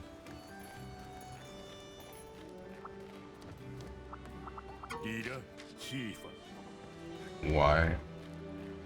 Are you asking him why are people getting mad, or why does the game look better on PC? I don't know, but people are mad while the morons are mad. Are they mad that the people on PC get a better looking game, or are they mad that, like, the game looks not like it did on the console?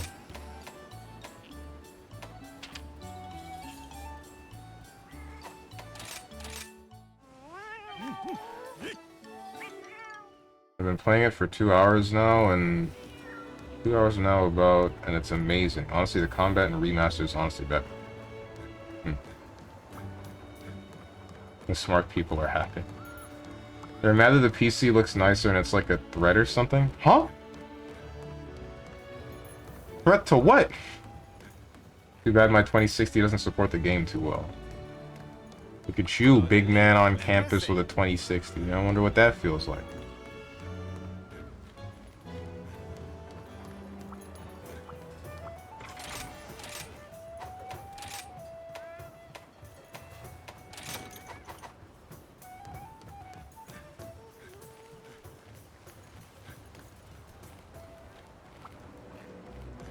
Bro, the 2060 doesn't even support the game that well. Ooh. Well, I only got a 1080. And you got bigger numbers, so yours has to be better, right? That's how it works. At least with NVIDIA.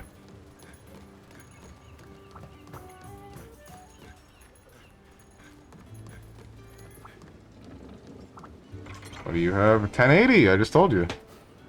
It might be a 1080 Ti, but I don't remember.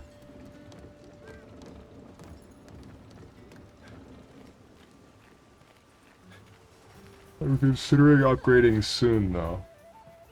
Oh, cool. Hey, can you send me the graphics card you're going to upgrade to?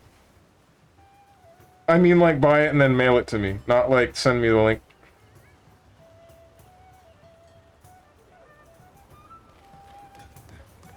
You can keep your old graphics card.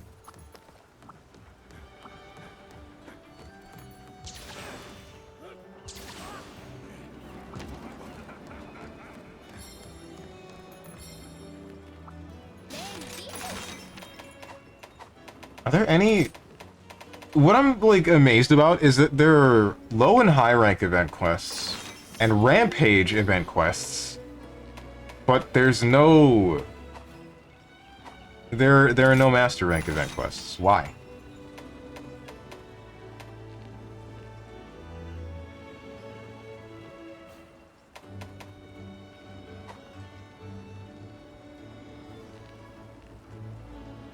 Send you my 2060, that's it? Why would you upgrade from a 2060 to a 2060? That's not an upgrade, that's a same.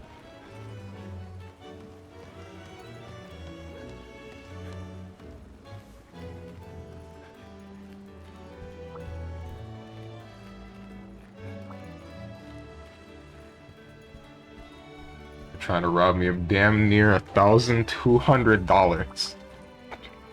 Hey, other streamers do it every day. And not for specifically a graphics card. Why is it bad when I do it?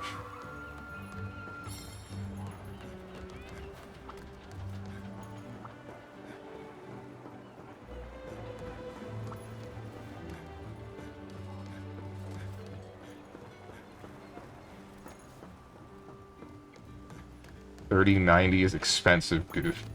Don't I know?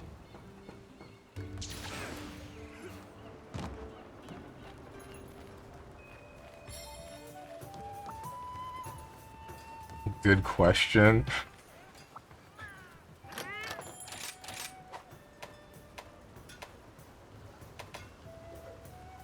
Oh, is this made of the seething? This is made of the seething. I kind of want this, actually. I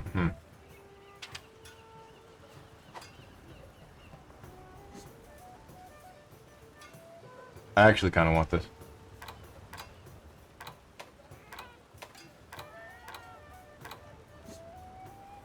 I don't care that much about the floating cat thing. It's a big whatever. this dragon and this is hammer. The heck? This is a weird looking weapon. Wait, this doesn't look like it does in the picture. Oh, the hand probably comes out when the weapon's unsheathed. That's actually kind of cool. Blunt 260. Blunt 280, 27 blast.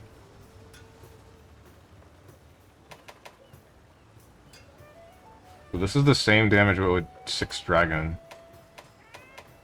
Why is Seething Bagel so much more?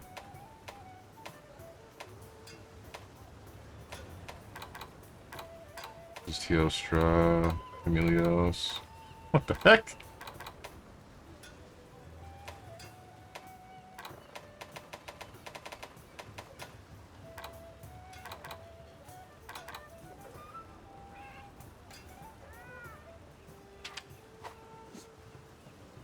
Oh, they're wings. How does this become a weapon?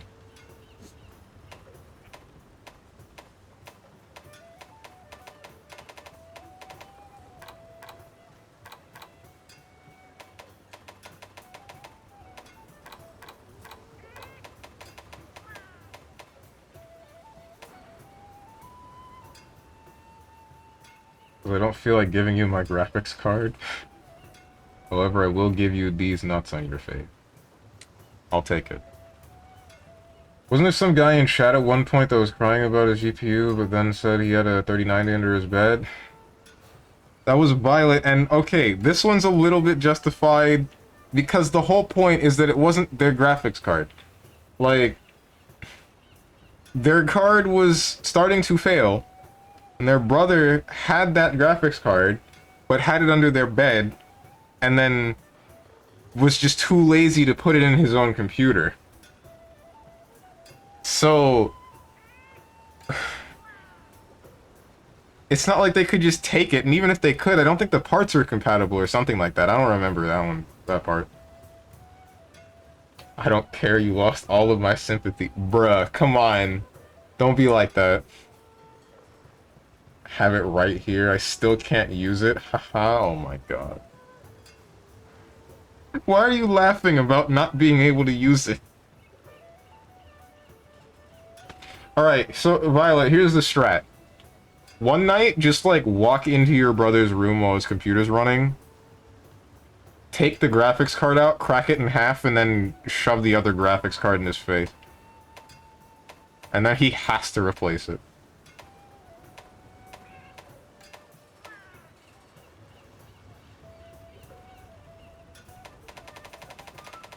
Does my current weapon... No, wait, that's a different thing. My current weapon deal blunt damage? No, it does slash. Okay.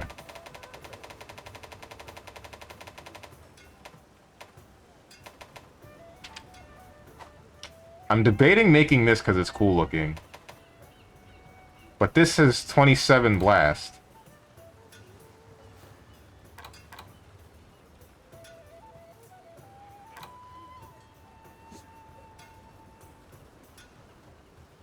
That's like, oh, you're dying of thirst. I got an ocean behind me, but it doesn't belong to me. Only problem, that's salt water. See? There you go. Gertlocker gets it.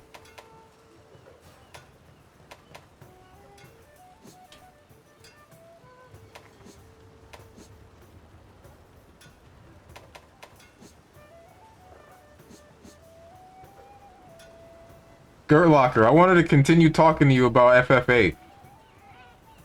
The Laguna stuff, I don't think that's when it got kind of that like. I don't think it got that complicated. Mostly because it ties in with the stuff that happens with Squall, in a way, and in a way that only you really, in a way that you only really realize when you like pick apart why certain things are happening to Squall.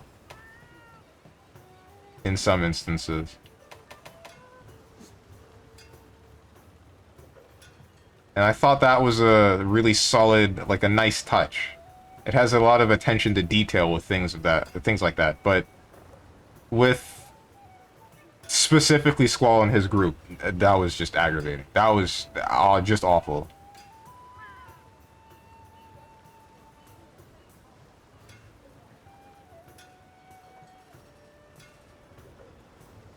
And what doesn't kill you makes worse? Yeah, what?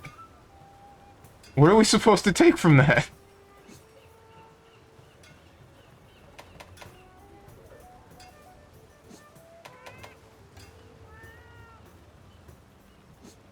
Oh, wait, okay, I see. Oh, this has two different kinds of attacks. Okay, so there's a ranged attack, and that does 290. And there's a close attack that does 260. Dragon damage, which seals off elements. Or blast, which I think can be resisted by some monsters more than others. And just does an explosion. Ranged is less, but that's a lot of blast. I think I would rather this one.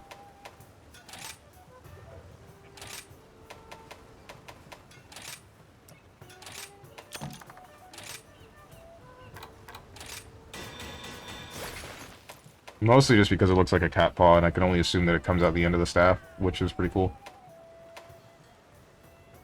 It is what made the story get real dumb. It is the catalyst for the end game, and Squall is just a side character to all this sorcerer stuff. Yeah. Yeah. But I don't think that that's a bad thing. That's just me personally, I guess. Because it's like, between some of the details involving, like, say, what was his name? Cypher? And why he's doing what he's doing, and how that relates to Laguna, and then, Laguna's connections to Squall and some other things of that nature. It's like, I thought all of that, the way it tied together was just generally an interesting thing to do. I thought that was fine. But every instance that I saw of Squall interacting with his group, it was just like people being legitimate lemmings unless Squall was around. And then it's... Alright, great, cool. Apparently Squall's the only one that can think for himself. That's awesome. Why, though? What's wrong with you people? Do something for yourself, please. That was my first problem. And then there's just, like... the whole thing about the price for the junctions that they do. You know that one? That one I didn't get at all. Like, that just blindsides you. It happens. It just felt like it happened. It just felt like they didn't know what to do to justify the thing that they just said. So they're like, here you go. Pretend this makes sense. I'm trying to skirt around it for anyone that might want to play FF8 at some point. If anyone cares, I'll just... Or if you guys don't care, I'll just say it. And then tell the VOD viewers to skip 10 minutes. Dragon Island is just damage because you can't inflict Dragon Blight on fools. What? I think it is. The game is like a 7 out of 10 for me. I thought the gameplay, once I understood it, of Final Fantasy VIII, I thought the gameplay was better. Like, better than most other Final Fantasy games. Mostly because you could just increase your stats by taking spells from enemies. It felt like everybody was a bit of a blue mage in one way, shape, or form, and then getting multiple forms of that magic just let you be ridiculously powerful, which... once I finally figured out how to do that, and then I could get through a boss fight the correct way, that definitely felt good. But that took way longer than it should have, granted. So I gotta say, I did enjoy at least some of the combat, but otherwise, God, did it make me annoyed. Just reading out what each character is doing and why they're doing it. I have no idea what you're talking about. I just assumed there was a great smoking session I wasn't there for, and all of chat is there vibing. Yeah, that's exactly what happened. Too bad you missed it.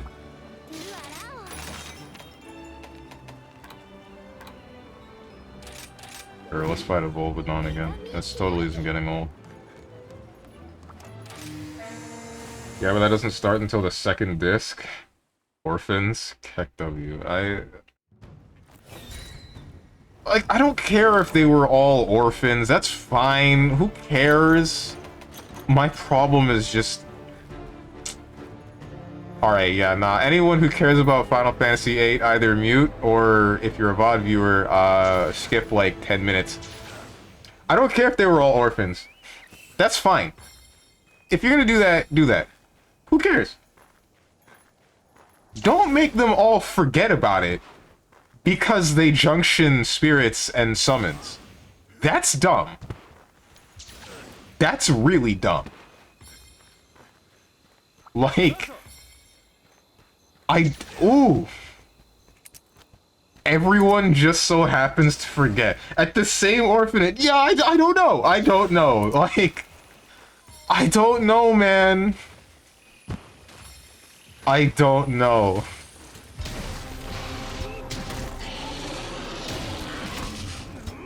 They're all orphans at the same orphanage, but somehow end up at completely different seed branches. And... they all... oh...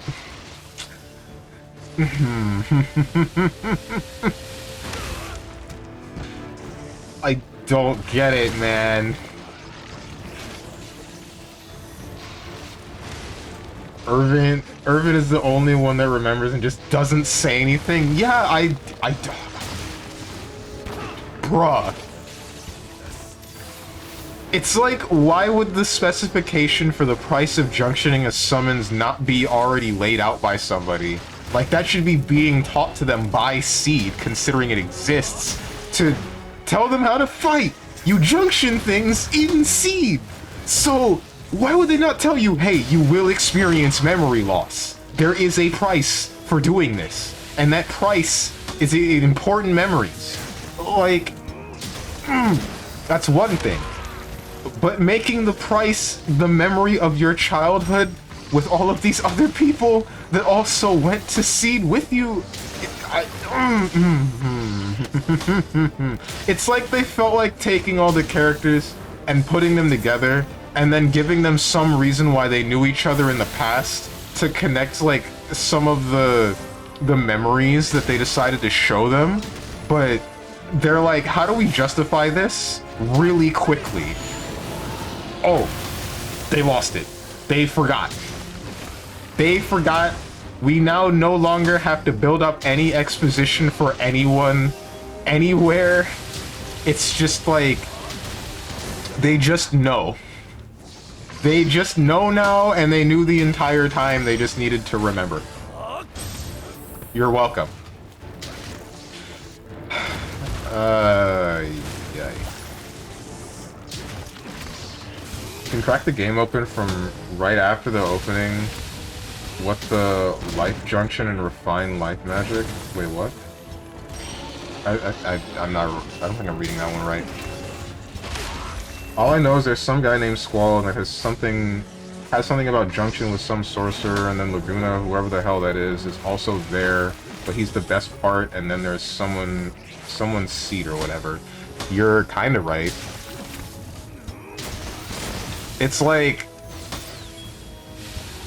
the best way I can describe it is one man's actions proceed to just completely screw up the entire world, and I'm not kidding.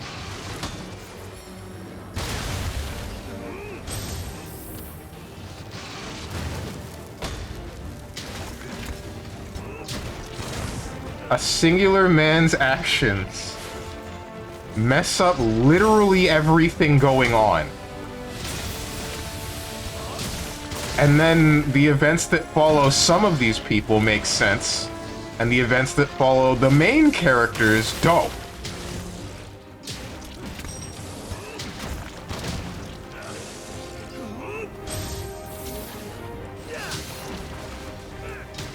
That's why I subscribe to the Squall dies theory. Because at the end of Disc 1, Squall just takes the big old ice spell to the chest and then nothing. Yeah.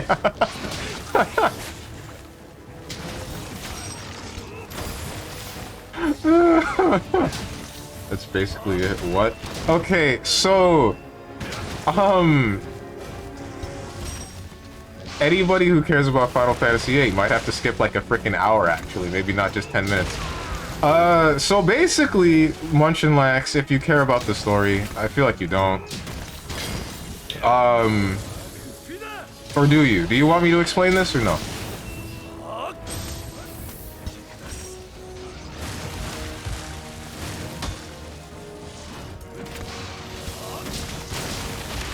So this 2 through 3, 2 and 3 are just him dying and losing his mind. Maybe.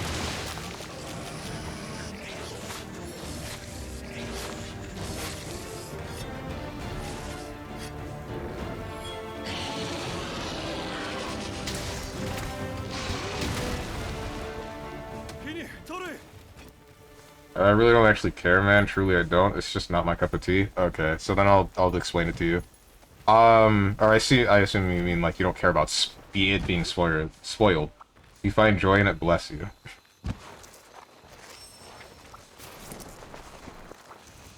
So he just makes up that there's a sorcerer from the future that is trying to compress time. No, that's not what she was trying to do. That's what they did to stop her. She was trying to destroy Seed or something. Or wait, was she trying to compress time? I don't remember.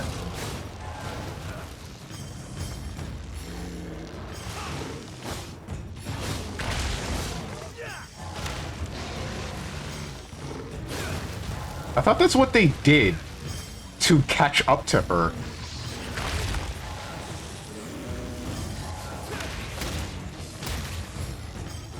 I'm pretty sure they compressed time to catch up to her, and then from doing that, they, like,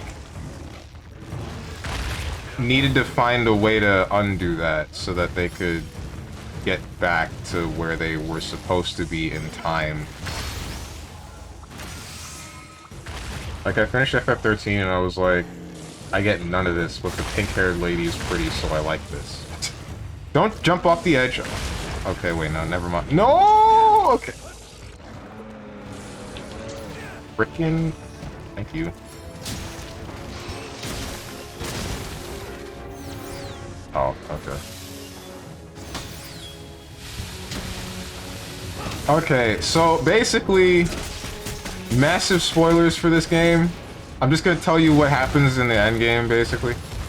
It's like, you find out that just about everything that is going on in that game is because of one man, that being Laguna, which is, like, heavily implied to be Squall's father. And it's like, there's one chick that he liked and didn't get with for one reason or another. I don't actually know why, or I don't remember why. It was something stupid. And eventually, when Laguna leaves to go to a different village, he falls in love with this other chick, has a kid. That kid is Squall. And she, like, I think she dies. Yeah, she dies. But the girl already, the woman that died, she already had a kid before. And that kid had the ability to, like, look back at time or look at different portions of time based on her desires. And so she looks... When her mother dies, she, like, looks at the future or something. And then basically warns this future sorceress of this organization called Seed that was made to take out sorcerers. And that sets in motion just this one woman running a reign of terror across the entire continent in order to stop this organization that only exists because she fears it. Like,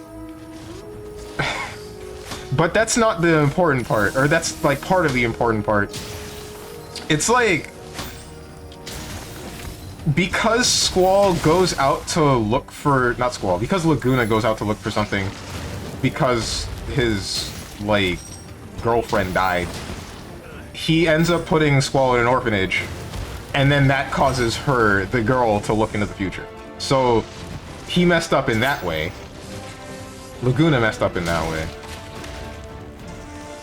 In said orphanage, Squall's entire team of teammates, he grew up with them, but because of the thing that works in their world, where they junction, they attach things to themselves, they forgot that they all grew up together, which is ridiculous, story writing wise.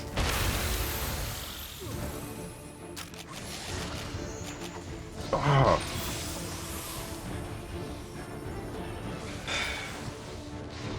They all forgot that they grew up in the exact same orphanage, and then also, from growing up in the exact same orphanage, somehow end up getting branched in completely different branches of SEED, which are across the world, by the way. They are on different continents. I don't get it. Oh. And he just makes up that all of the other mercs that he is working with just happen to be all of his orphan mates. That would make sense. Probably Laguna's crippling diarrhea. Oh, right. That was another thing that was weird and didn't make sense. That's not the important part. You see this woman that Laguna loves or doesn't love or messed up something with an orphanage and attached something to forget Squall. Bad writing. Yeah, it's... Oh yeah, and the seed buildings can float for some reason. That's another thing. That was... Okay, Munchin Lex, there's this dumbass part. So, I don't remember exactly why, but like, the seed building that Squall was a part of starts getting attacked. And they need to move it. And the headmaster of the Seed Academy that they're in is... He's telling them, hey, there's something up with this school. Like, there's something specific made about this school that we can use to get out of this situation right now, but I don't fully know what it is. And they go under the seed building to find out what it is. So Squall and his party and the headmaster are all walking through the bottom part of this building, trying to find out what this new, or I guess old, thing is that was attached to the building that would save them from this situation. Is where it is, what it is, how to do it, all that. They find this room that leads to an elevator that leads to the exact top of the school, and there's a situation where they know the school is basically about to blow up. Everything is about to just go down or go up in flames. And then everyone, while this is happening, is like, Squall, do something. Squall, you gotta do something. And I'm not exaggerating. I mean every person that is a part of Squall's party says, Squall, you are the person that needs to do something about this right now. Instead of trying to think of how they themselves might get out of the situation. No, they just dick ride Squall.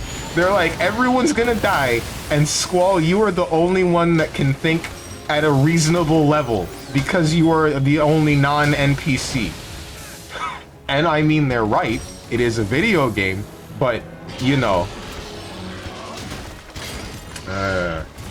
So then Squall just, like, shouts, runs, and then smashes wildly at a keyboard. And then somehow the entire seed building just gets up and floats.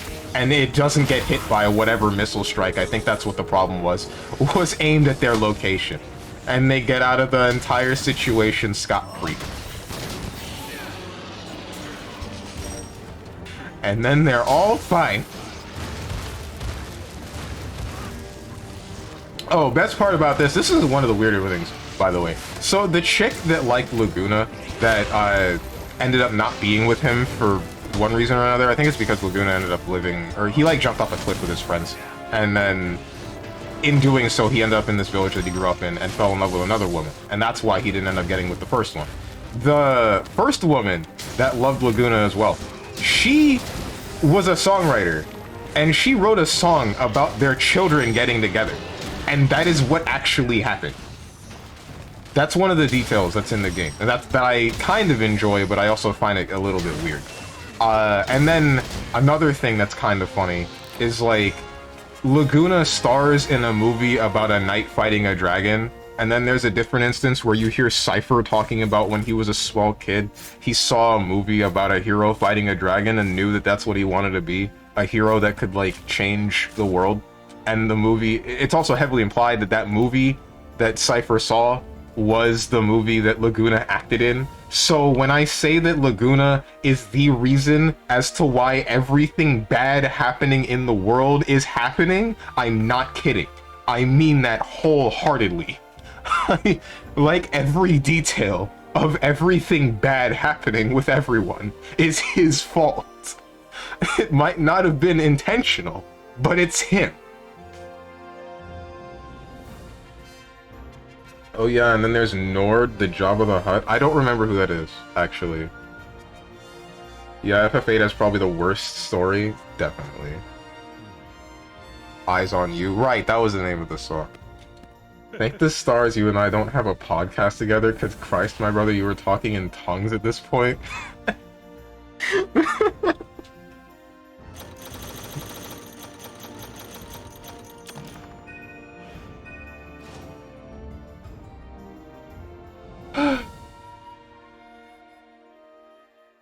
The one thing that I can kind of respect about the game is that it doesn't end up getting to the point of let's kill God. And it doesn't have a character that gets away with, like, 3 genocides. So, it's fine. It's fine in that aspect. It's not fine in every other aspect.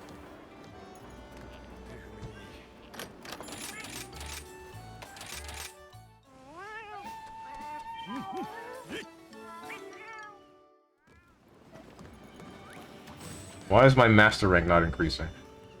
Nope, just compressing time. Oh, right, okay. The other thing is, so, I told you about how there's the one woman that just has the ability to, like, experience or show people's memories or interact with people's memories or at different points in time. It's not really explained that why she has this ability, by the way. She just has it. So, I told you how that her...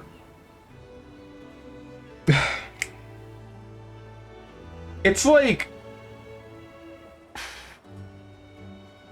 Because she exists, she puts in place a whole bunch of different things that happen that screw up the world too. But she only feels that way because Laguna ended up doing the thing that he did.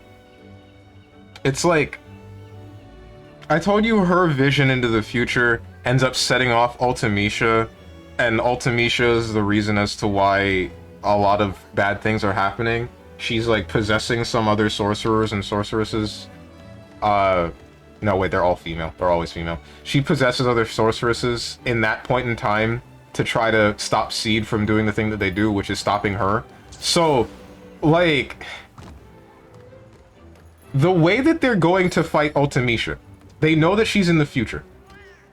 What they do is they find out how to compress time and basically push everything that exists and when into a singular point so that they can go to the point where Ultimecia is, fight her, and then take her down. And then the way that they were going to get back was by trying to remember really hard where and when they are supposed to be and who they like to be with and all that. And if they fail that, then time just goes kaput. If they succeed, then everything's fine. So, it's like... They go in, they fight, they scrunch everything together, they take out Ultimecia, and then time starts going haywire because the singularity point that was keeping them all together to, like, fight Ultimecia is finally dispersing because Ultimecia's gone. While that's happening, Squall ends up going back to the point where he was in the orphanage And he somehow puts in place the thing that sets off Ultimecia getting really worried about Seed. So it's like the only reason they're fighting Ultimecia is because they fought Ultimecia. If that makes any sense. And then after that, everything goes back to normal.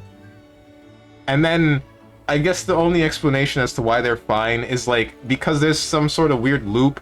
They just got to the point where the time loops around, or it starts, and then went past the loop, and now they're okay because the loop already happened. I don't know. It's dumb. It's really dumb. It's all dumb. There's a correct way to do a time loop thing. That's not one of them. At this point, why aren't you playing FF8 if you're talking so passionately about it? Because I already beat it. I hate it. I don't hate it, but I don't like it. It's so... What the heck are you doing? It's so... What the heck are you doing? That's the only way I can describe it. Does this story, like, end at some point? It does. It does with what I just told you. There's this really funny edit. Because, like, Squall only smiles one time in the game, and that's at the end when Renoa walks up to him while, like, time is just crumbling. And the edit is, like, Renoa handing him, like, a fat blunt. No, I think it's him handing Renoa a fat blunt.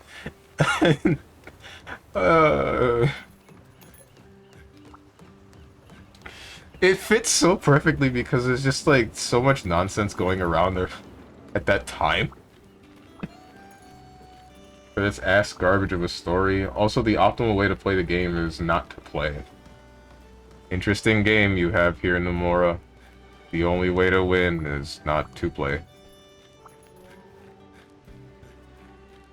I don't know if Nomura is actually responsible for the story writing of that game. I think he might have only been responsible for the art.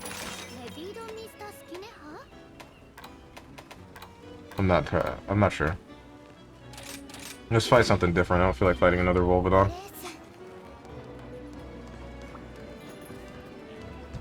By getting encounter none and just going from boss fight to boss fight. The enemies scale to your level, and levels to almost nothing. Levels to almost nothing for the gameplay. Oh yeah. That's another thing that was kind of weird about the gameplay of Munch and Lax. Now I think we're done with story spoilers. Now we're going into the gameplay of the Final Fantasy thing. So, it had an interesting mechanic because it's at least trying to be different from every other Final Fantasy game, where it's just like get levels, hit enemy with elemental weakness, and then continue on with your day. It did have elemental weaknesses, but you needed to steal spells from enemies, and then when you junction a summons, you have to junction those spells too. So the amount of a spell determines your stats. So if I say take Curaga from an enemy, if I have more Curagas, like if I take 10 and I junction that to my attack stat, that will increase my attack stat based on however much. If I get 10 more, then it'll increase my attack stat even more. And I thought that was pretty cool, because you could also still use the spell. You would get a slightly weaker stat, but you also are using the spell for the utility. So, in doing this,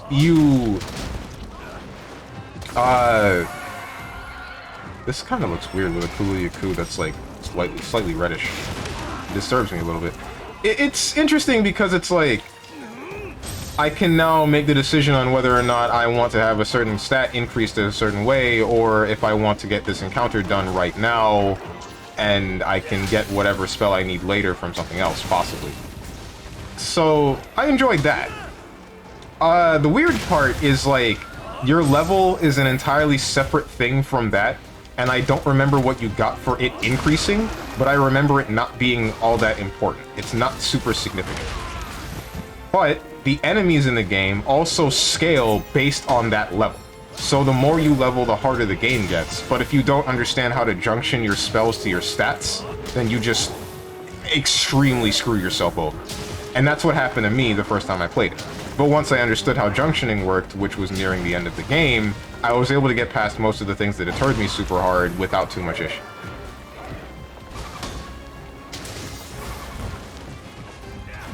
It's fun to basically craft how your characters are going to be, like, kitted out, is the best way that I can put in that game.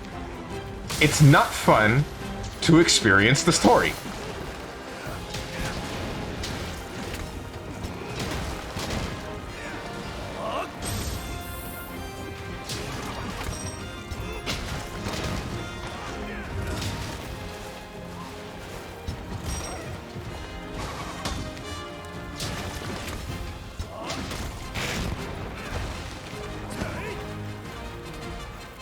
Or makes the spells from items. Oh wait, that was a thing you could do? I don't remember that one.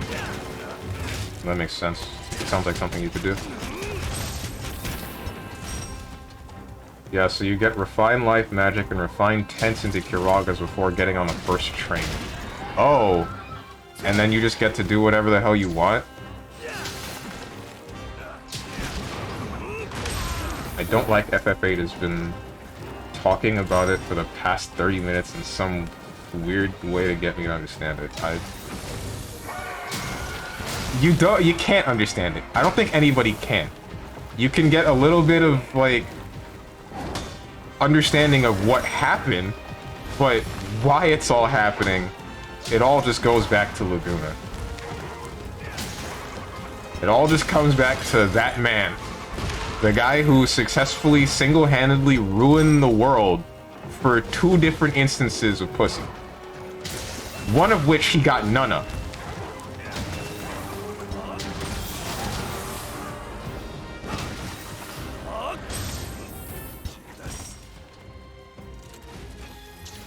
One of which he got absolutely none of. That man who created the gears. That man who created the seeds.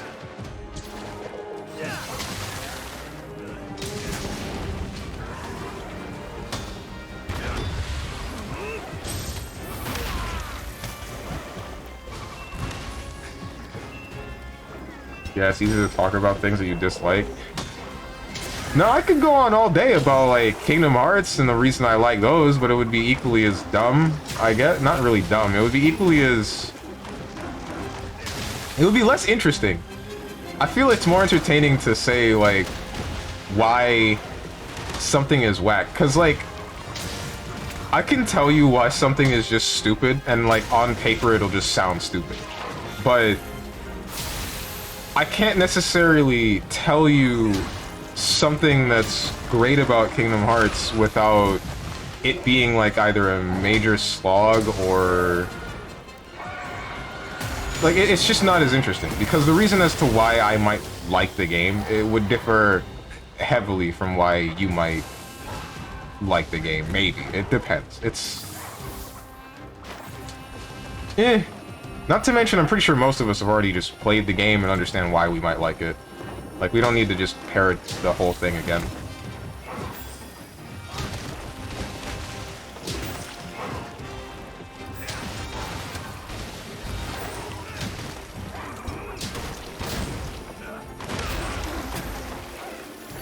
Oh, we jump from one mess to another, except this time I actually understand this mess. Do you want to talk about Kingdom Hearts? I mean, I'm down for a back and forth discussion, but I'm not really sure what the back and forth about. Well, maybe.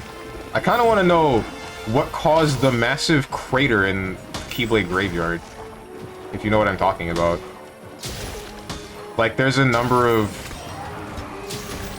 large mountain structures that just have a large hole blasted through them, and then there's the big crater at the end of it, which makes you believe that someone shot a beam or something, or some guy crash-landed through all of it, but I don't think there's any form of Kingdom Hearts media that shows you what did it yet, and I don't know if that'll ever get explained. It was Nomura's paycheck.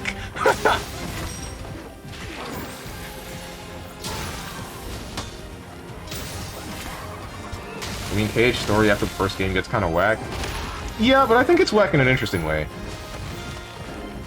like, I want to say Kingdom Hearts 2 was beautiful storytelling. Like, actually beautiful storytelling. Because it does...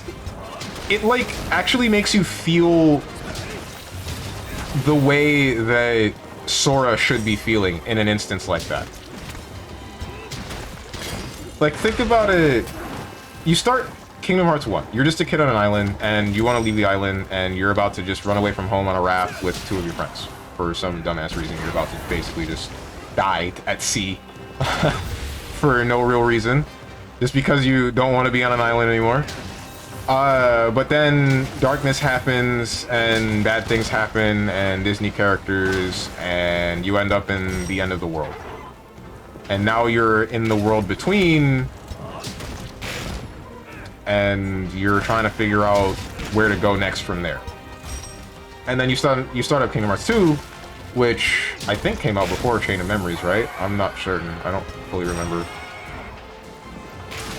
And you just wake up in a capsule, or you start out as Roxas, which has a similar feeling to starting out as Sora from the first game. You're just completely you don't know exactly what's going on. It just feels like it's another different thing that's entirely unrelated. And then you wake up Sora, and you're like, oh, well, shoot, it continues. But Sora's coming out of this capsule not knowing what's going on at all. And then he just gets told that this journey needs to happen, so this journey starts happening. And then eventually, nearing the end of the game, you figure out why exactly all of that was happening, and what was going on, and who the person in the beginning of the game was, and some of the pieces of the puzzle start getting, like, fit correctly. But there's still some more, which you learn of in other games, but that's not what this is about. It's like... the general feeling of how the story is told in Kingdom Hearts 2 justifies how jank it kind of ends up tying in with the rest.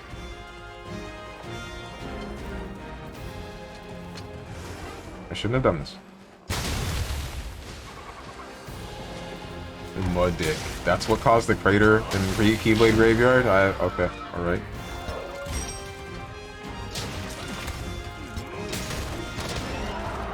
Yeah, but what a cringe premise with Roxas? Wait, what? What makes Roxas cringe? No doors to open, just concluding the journey. Wait, what? No, Chain came out before too? Oh, okay.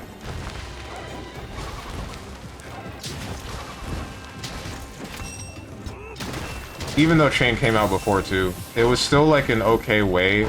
Kingdom Hearts 2 was still presented in such a... It was presented in a way where you could still play it before Chain of Memories and get like a good... You could still get a good feeling having only played the first game.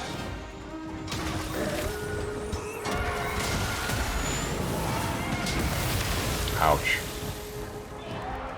I've been wall splat and stunned.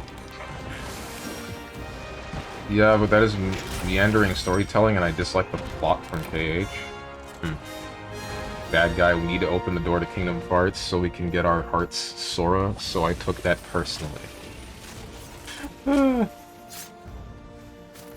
No, but it's the point, it's the method that they were using why Sora had a problem with that. It's like they were essentially turning people into Heartless to amass a large amount of hearts to recreate Kingdom Hearts, and then use that to, I mean, give themselves hearts, but that's bad. That's bad because they're turning people into Heartless. The 2 hearts in 1 person bull, or rather 3. Heck, that's dumb. Shut the heck up, much. 4 hearts, Gert. No, hold on. No, hold on. Oh, yeah, there were 4 hearts. Yeah. Violet Gert is coming back out. No! Oh, no.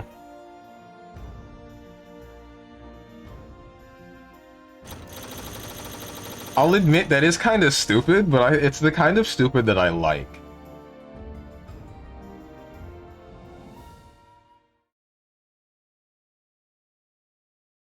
evil man. So when you kill these whatever the hells, you release their hearts and assess so. And you release their hearts and asses.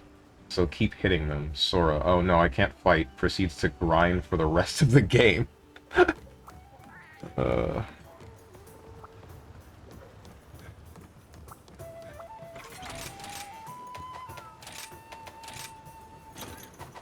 Or no, wait, I don't think they were turning people into Heartless. They were like... They were waiting on the 13th member of the organization because he's the one with the Keyblade, and the Keyblade is the only one that could purify the hearts of Heartless to send their heart to Kingdom Hearts.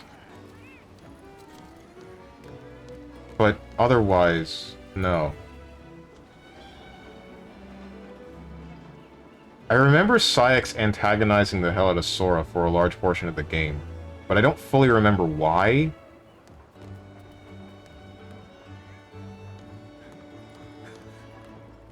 A large portion of KH2, at least.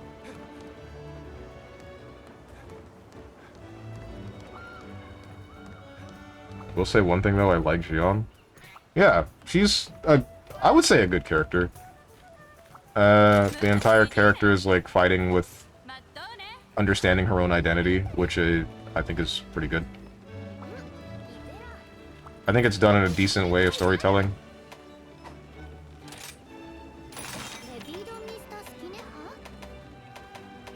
Great Izuchi.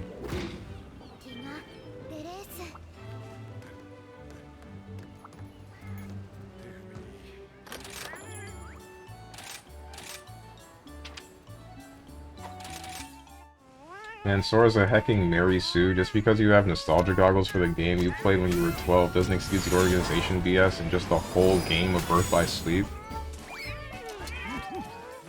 Okay. I don't know if I'm weird, but I actually enjoyed the story of Birth by Sleep. I wouldn't say that one's nostalgia wrappings. That one's just me liking the general events of, like, one guy ruining 3 people's lives. And then having that just having that be a lasting problem for 10 years. But, the organization thing, I can definitely see where your problem is with that. At least if you're tying it into, like, the newer games and what the organization was supposed to be used for, supposedly supposed to be used for in general. I don't really like how the newer games, like KH3, say, oh, the first 2 games were all basically just part of a ploy for one more grand scheme of a plan. Because that did feel like it was just making the story up as we go. And I didn't really enjoy that.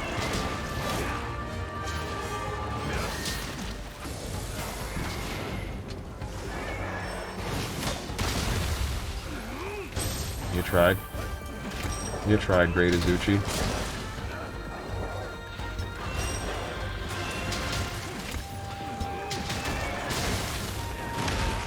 Organization can't feel emotions, proceeds to feel emotions for the whole hecking game. Well, they can't feel real emotion, but it was specified that they can act. And not to mention, this is at least shown in, what do you call it? In Chain of Memories, Rechain of Memories. Axel started feeling emotion when around Sora, because Sora's, like... Sora's general being is just that... I don't really know what the explanation is. It's just him... It's just Sora being Sora. Every other instance was supposedly them not really feeling emotion. Other than maybe Roxas. Roxas still felt emotion for some reason. I don't really know why.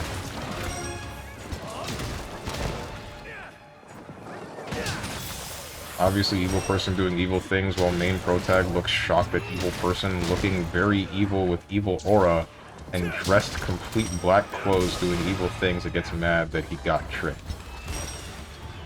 Huh? Oh.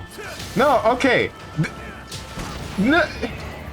You're talking about Birth by Sleep with Xehanort and all that, and... Okay, you have to also consider, like, Ericuse and Xehanort were friends, and Xehanort was an actual established Keyblade master. They believed him to not be evil. They thought he was reformed from whatever atrocities he had committed slightly before the beginning of Birth by Sleep. Whatever they might have been. I don't really know. I didn't play Dark Road. Not yet. I meant to.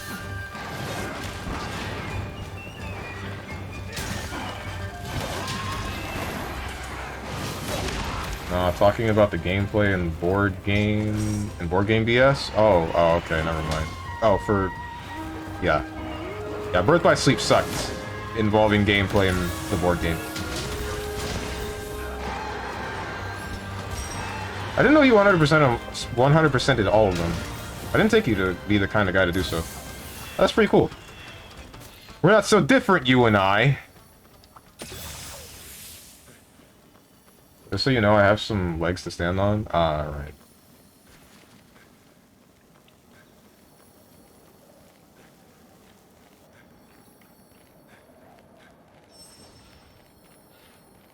Taro was running with 0 IQ strats through the entire story. You're right.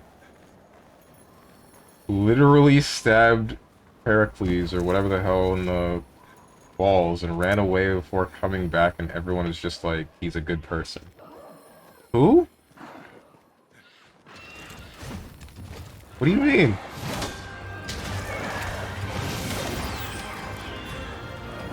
Is this something that happened in Dark Road, or something that happened in Birth by Sleep? To be honest, anyone who did the frozen sliding minigame more than that once is a real hero of KH.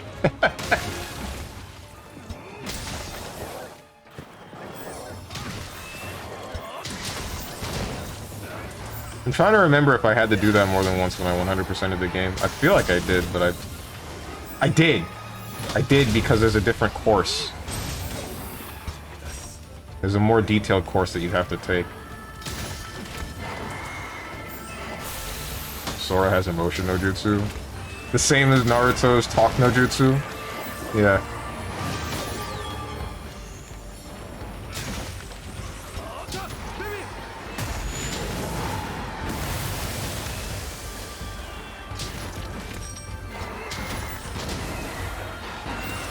Oh, what the heck?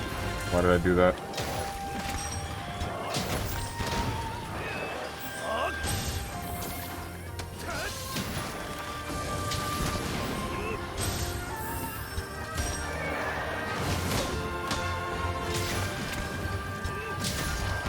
Wasn't there, like, Ericuse something backstory, and he and Xehanort had some dispute, then Xehanort punches him in the face and runs away before Ericuse or whatever invites him back because plot? I don't know. I don't think there was. Oh wait, you mean like the... I think there is a flashback sequence in... what do you call it? In Birth by Sleep, where something like that happens. I'm trying to remember. Just say Mark Hamill.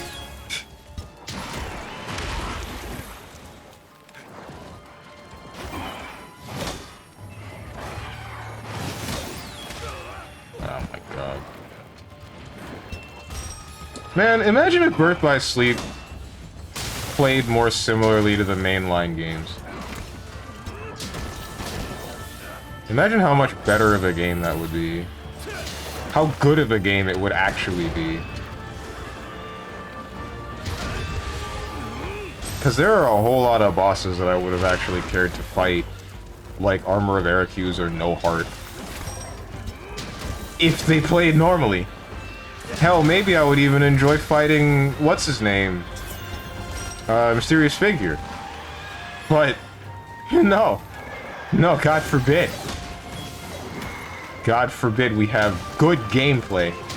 Instead, let's make it so that Thunder Surge is the only thing that can consistently stun a boss.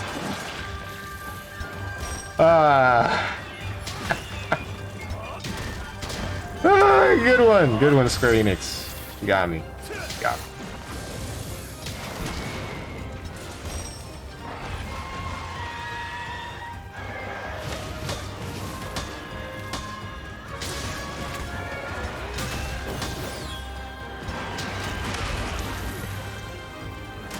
Yes, but that would be fun. Can't have that. How dare you? Square, probably. And man, we have this Jedi allegory. Who should we get to VA him? Mark Hamill. Bring me my money.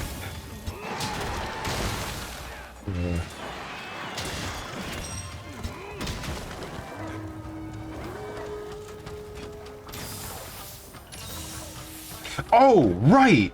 Now I think I remember. I think Xehanort is actually the one that gave Ericuse his scars.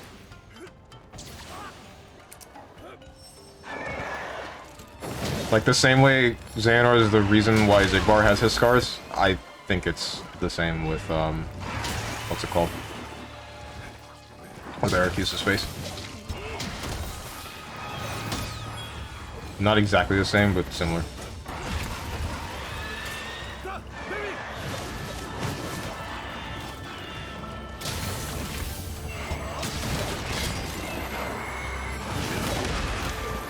Birth by Sleep is just Star Wars plus teenagers.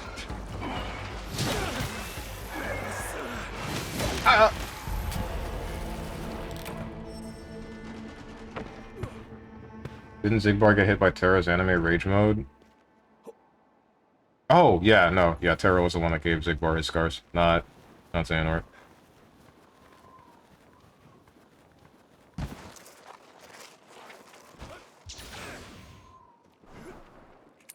Keyblades are just the Force? No, that's the power of friendship or something. Keyblades are just lightsabers.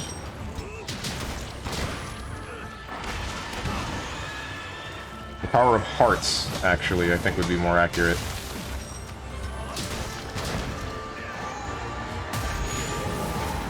Man, I'm always scared to talk about games like this on stream, because I'm just like, this is a massive amount of spoilers for anyone who might want to play these games, but at the same time, I'm thinking, like, I don't know, if they don't want to hear the spoilers, then they could just either not watch or, I don't know, mute the stream or etc., etc.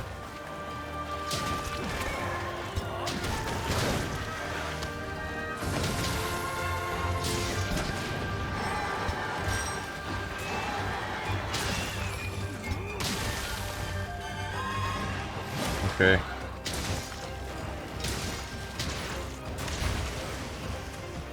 I liked it when Keyblades was special. I mean, they kind of are. Just not, like, fully. You still can't just be, like, your average, everyday, standard NPC and get a Keyblade. Oh, you died to that. Okay. But generally, if you have a name and you're a Tetsuya Nomura original, then you're getting a big key in your hand at some point. Hell, maybe you don't even have to be. Maybe at some point we're gonna see Cloud walk in with a Keyblade. The Buster Keyblade. That would be a sight.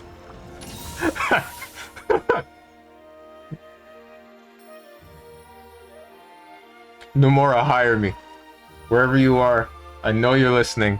Hire me.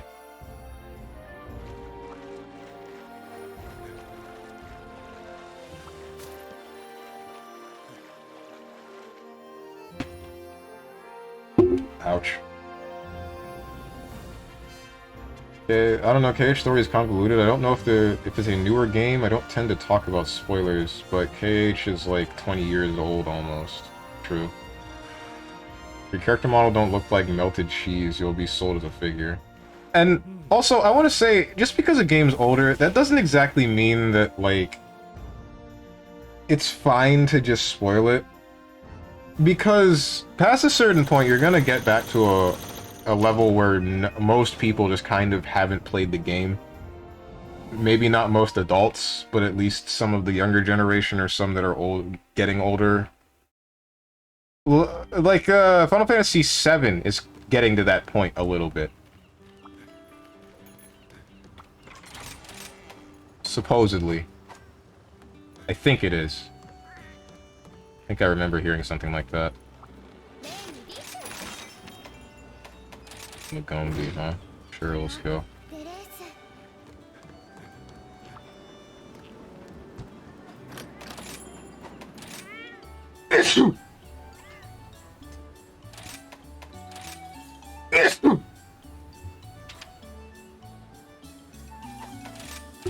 Forgive me?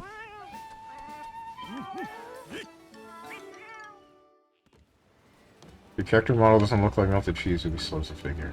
And half naked if female? Wait, what? Involving KH? That's not true. Although the females in KH are fully clothed, which is something that's great. I mean, FF7 Remake is new, technically? Well, the remake is new, but the original... I'm talking the original. If you're anyone that... If you're someone that's only played the original, or intends to play the original, then... You're... The possibility is that you just don't know what happens for half the game. And that's what happened to me. I didn't know what happened for more than half of the game. I only knew the one big spoiler because I've seen it in a couple of things, which I'm actually really sad about. In fact, the only reason I knew about that spoiler is because I saw an Only Afro video, if any of you guys know him. I tried to backstep through that. I saw an Only Afro video of Dark Souls 2, I think, involving being edgy. And he added that scene. And I got kind of annoyed that I saw that.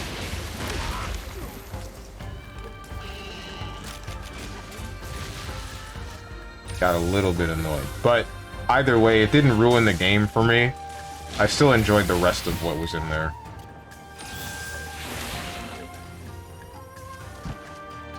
For the most part. There were some scenes that were just weird.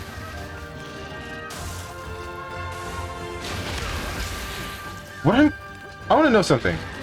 Gertlocker, you know the one scene with the Black Materia, like right after, right before the next switch, but right after the Black Materia thing happens? I'm trying to skirt around it because I still don't want to spoil it. You think they're gonna keep that scene for FF7 Remake? Or do you think that would just be too much? I hope they do, but I'm scared that they won't.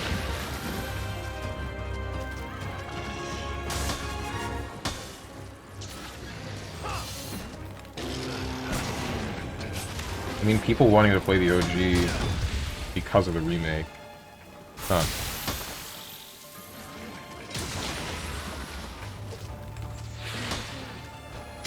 I think, actually, now I think about it, I'm pretty sure I did play the original just because I wanted to play the remake as well. See what changes. Mostly because I played the... No, maybe that was after. I'm trying to remember if I played the demo for knowing a little bit more about Midgar for FF7 Remake before or after I started, or the original FF7. I think I played the demo first. And then that made me want to play the original FF7. But I'm not entirely certain. I think they'll keep it, but the thing with the temple and the black material will be changed. What? Doesn't make any sense. Why would they change that? Why would they change the scene and what goes on in the temple instead of changing the thing that would actually be pretty controversial at the end of that?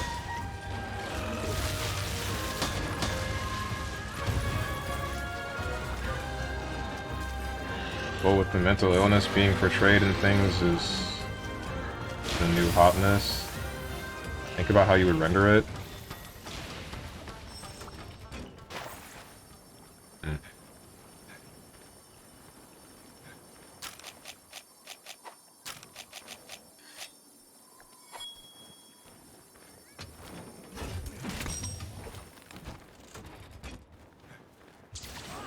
Look goofy.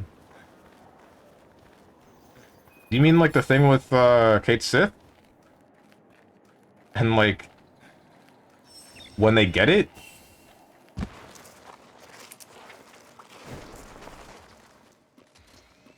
Yeah, okay, yeah, that would make sense. Changing that I wouldn't have a problem with, because I thought that was a little bit stupid.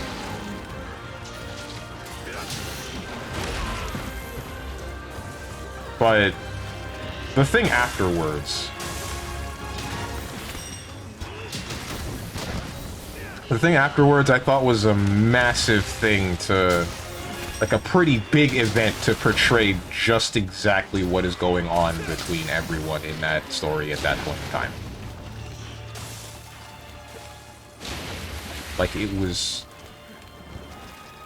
the keystone in making you understand how bad everything is.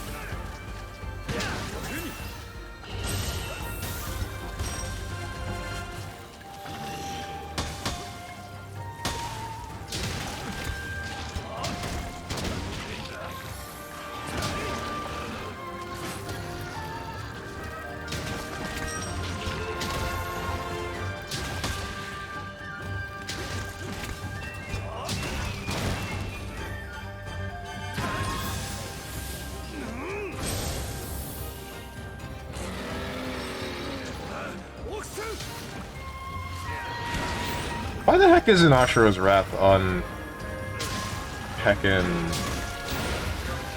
What do you call it? Ouch. On the PlayStation Store, anywhere. Not even on the PlayStation 3 PlayStation Store. You think Capcom will ever make a remake of that game? Or do you think it's one of those games that's in development hell because it was made during that time, where it would just be way too hard to actually try to make a remake of it? Why is it not on PC? Good question. And it's probably for the same reason that I just stated. If it were on PC, I would have it already. In fact, I would probably be playing it already. Or have played it already.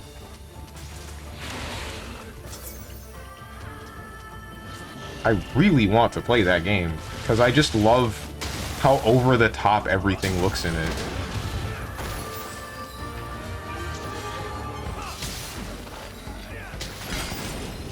No, it's part of the Poopcom years. Poopcom? Say that like Capcom's bad. They've done good things.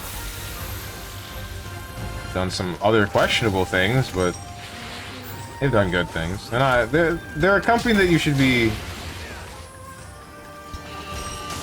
entirely indifferent about, is what I want to say. I wouldn't say they're untrustworthy, and I wouldn't say that they're entirely trustworthy. I mean, MVC3 to UMVC3. To be fair, UMVC3 basically more than doubled the roster, didn't it? Street Fighter Cross Tekken. Okay. You got me there. That game has like $70 worth of DLC even to this day. And it doesn't work on PC if you don't have Microsoft's, what's it called? Street Fighter 4 Arcade Edition. So with that one, they realized the problem and they fixed it with Street Fighter 5. Like, I never bought a version of Street Fighter 5 past the one from the beginning. And if I really felt like playing the game enough, then I could probably unlock every single character at some point. But I don't, because I don't really enjoy the game that much.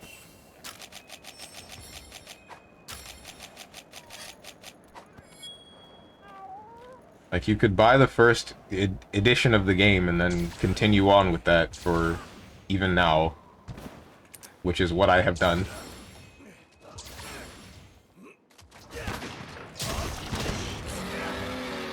Just want Street Fighter 6. Why? So you can complain when Street Fighter 6 Arcade Edition, Turbo, Ultra, whatever the heck comes out?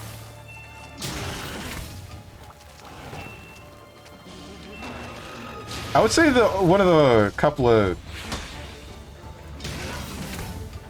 All of this got me thinking about, like, the rootkit that Capcom put on your computer because of Street Fighter 5 and how much they wanted to stop cheating. I'm wondering, like, why a rootkit would be the first thing that they think of to fix cheating. I don't fully know what a rootkit can do, but I just know that it's not a good thing to have on your computer.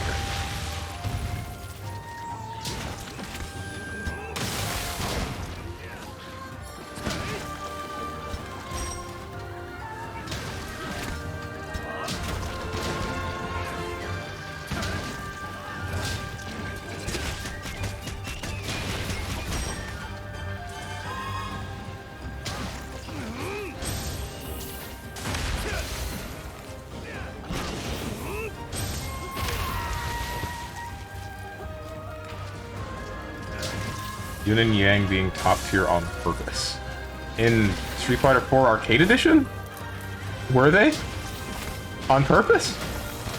That can't be right.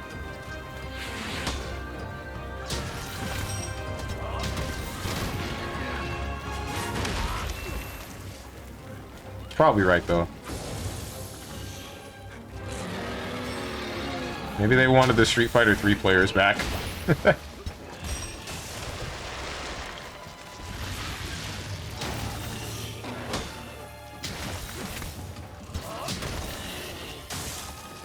Well, the rootkit is far too complex to send in messages, and why it is bad. Are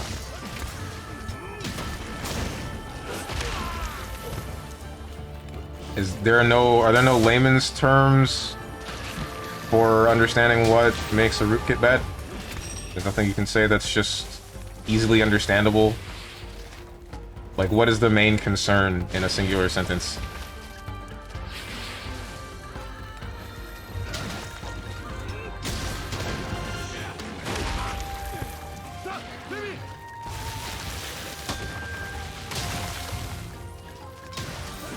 Basically gets in real deep into your computer's code.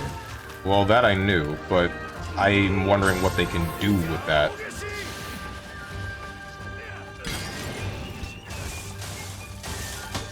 Is it just basically anything, or what?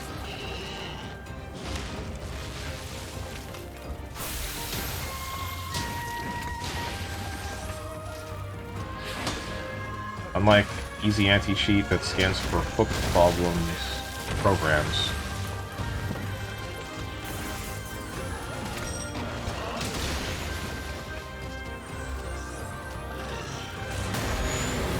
Oh. Ow. Maybe it's okay. It's not okay!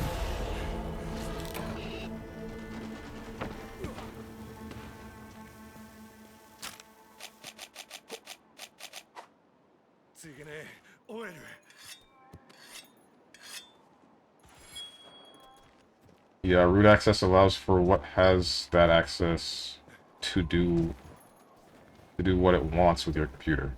Oh, okay. So yeah, it's like if they felt like remotely controlling your computer, then they would do so. And you wouldn't know until your computer is bricked. Right. So, what I'm wondering is, like, Capcom does the thing where they install a rootkit, and I can only assume that it's like... Or they say that it's because they want to stop cheaters. But I'm wondering why their first thought to do so is to, you know, do that. But I can only imagine part of the reason being is because they don't fully understand that that's just not something you're supposed to do as a company to the consumer that owns an average computer. Not without, like, saying something first.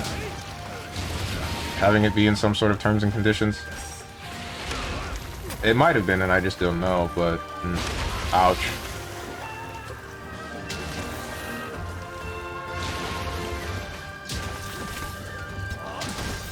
Japan, they don't give a damn? Right. It's weird how PC gaming is so... or at least was, I don't know if it still is, looked down upon in Japan. At least it's weird to me, being part of one of the countries that doesn't quite do that.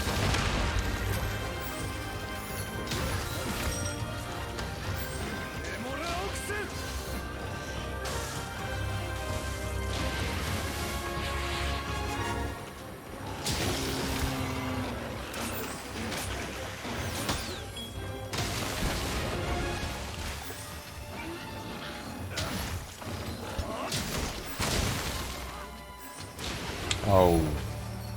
Frick you. Japan is the land of the console. It is where they were born. Heritage is important.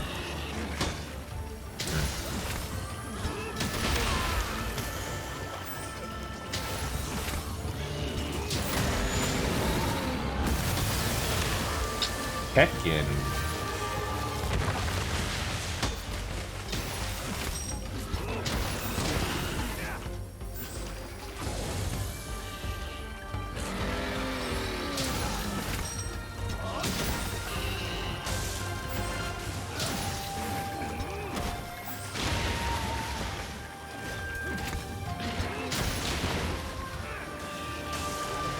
Don't kill me.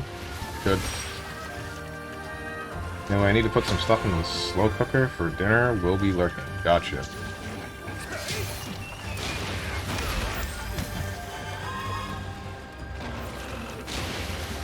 Just like that, all conversation is now dead.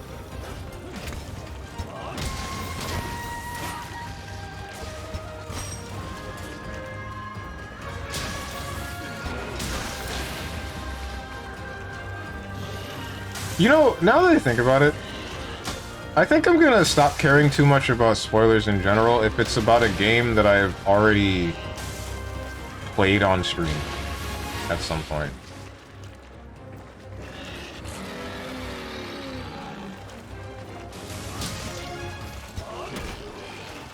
If it's a game that I've already played on stream at some point, I'm just gonna attach a spoiler warning to wherever I start, and then I'll start the rant, and then hopefully finish within a reasonable amount of time, so that someone who, if they look at a VOD, they'll be able to just skip like an hour or two, maybe, and then not get spoiled on whatever it might have been.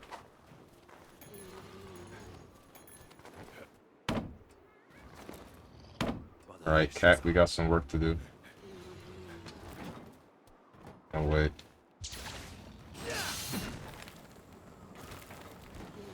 Now we got some work to do. Kinda sad it didn't kill him.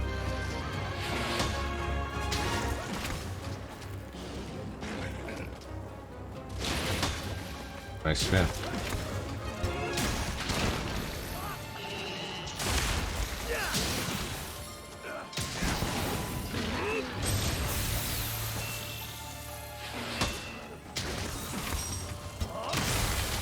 Nice. Cut him in half.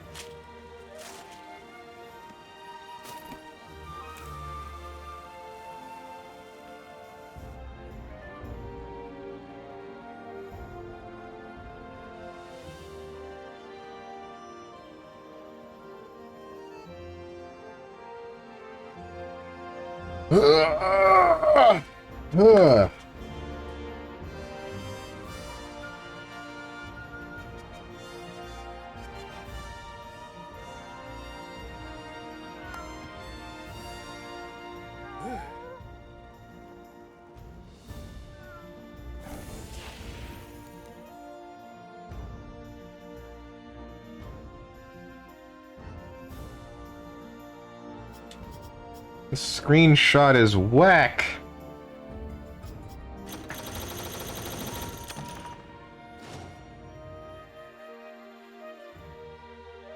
Wait, I want to check something. Hang on. I remember having some screenshots from Monster Hunter World. Or some of them were from Rise too, but the one that I'm thinking about...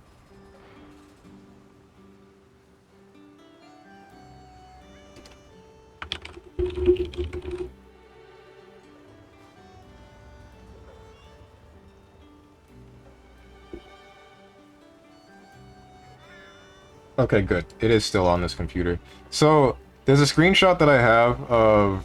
I can just show it to you. I think it's this button? Yeah, alright. It's this.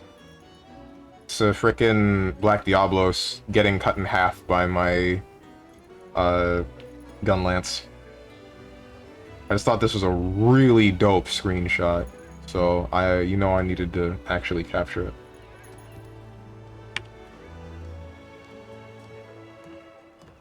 Oh! Oh, I almost forgot about this one. And there's this. And there's me throwing the hunt.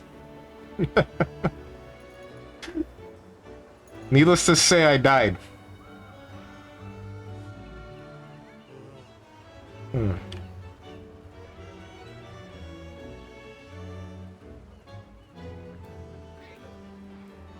I have 26 screenshots of this game? What the... Alright, I guess I'll go through these later. I do not remember having that many screenshots.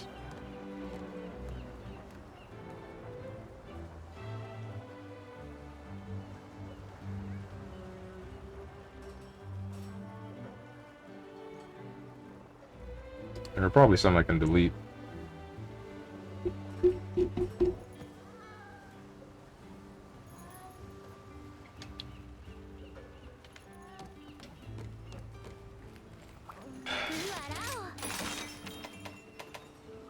I'm not fighting a Lagombi again. That will not happen. Kill a Royal Woodroth, I guess.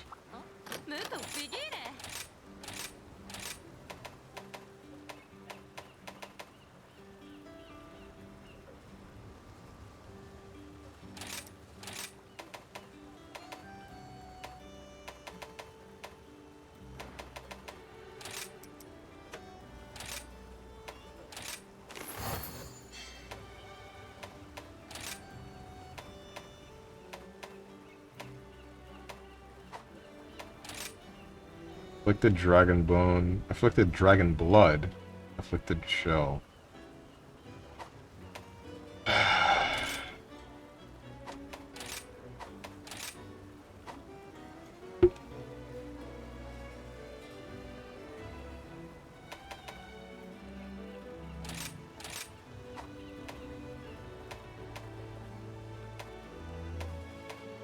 Oh, this requires 4.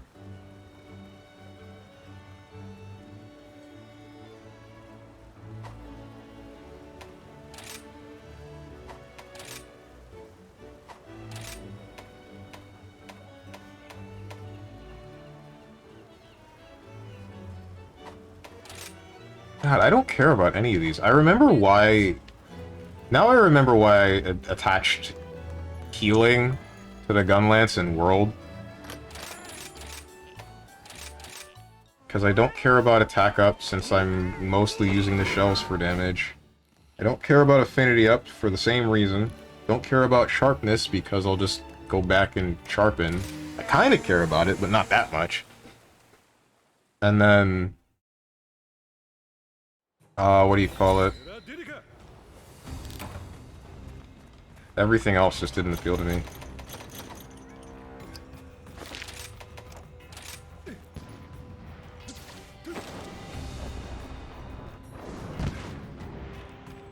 Wonder when Kingdom Hearts 4 is gonna come out. What's up, Boone?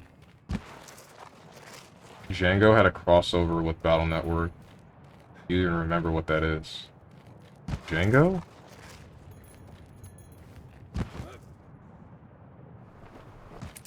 I might. Django Solar Boy.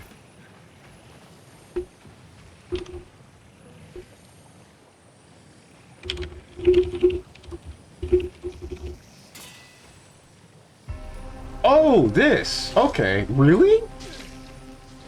The only game I played from that series is, Lunar Nights.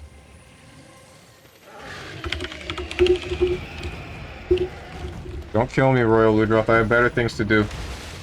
Hold on. Wait, stop.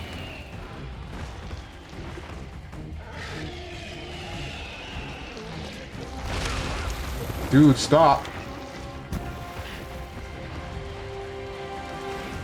Had a Game Boy cartridge you had to put up to the sun or a lamp. Wait, really? Why? To make it work or to see some cool visual effect? Like, was it a solar-powered game or something?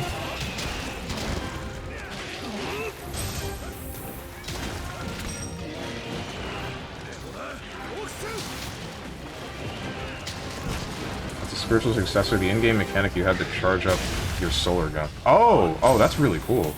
By putting the sun panel to the light. That's really cool. I hope that didn't get in the way like I feel like it would. The more light you had, the stronger your gun was. That's a really unique idea for a game. Why don't we see stuff like that anymore? Games sold like crap because of it. Yeah, that's what I figured. But I thought Lunar Nights was straight related to the series. But you said it was just a spiritual successor. I thought it came in after... Weren't there 3 games in that series? Which one had the crossover with Battle Network?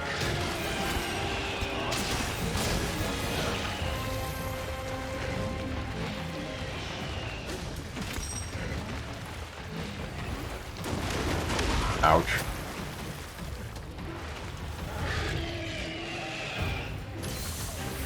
Could fight Shade Man? Oh, okay, that's funny.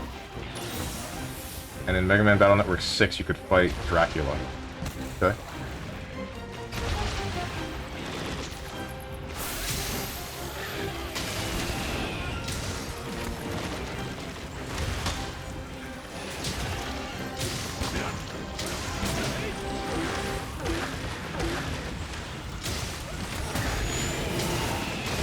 Bad.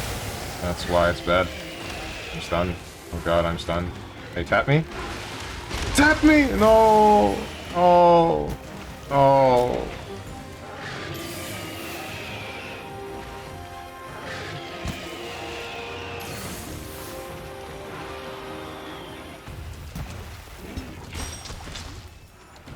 Fighting afflicted monsters is not enjoyable.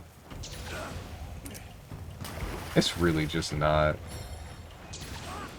Fight the same monster again, but this time you get reduced healing, and they'll just explode occasionally. And when they explode, you get stunned. And you get the debuff. Because of reduced healing. Just because. I don't get it, man.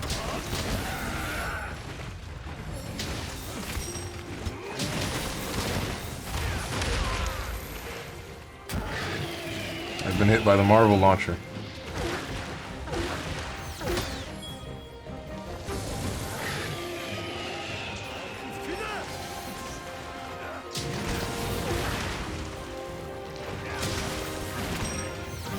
Nice one.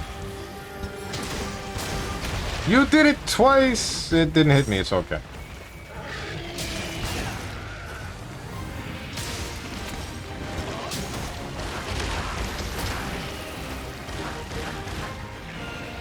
I can't wait for Megaman Battle Network to have a release date, like the Legacy Collection have a release date.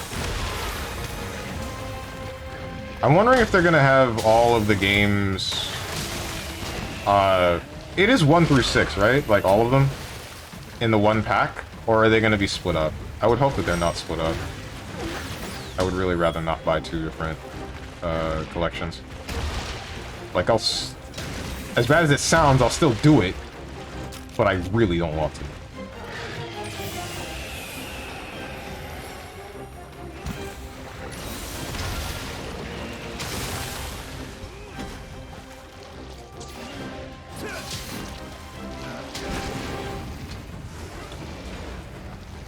Ludroth, you looking kind of dry.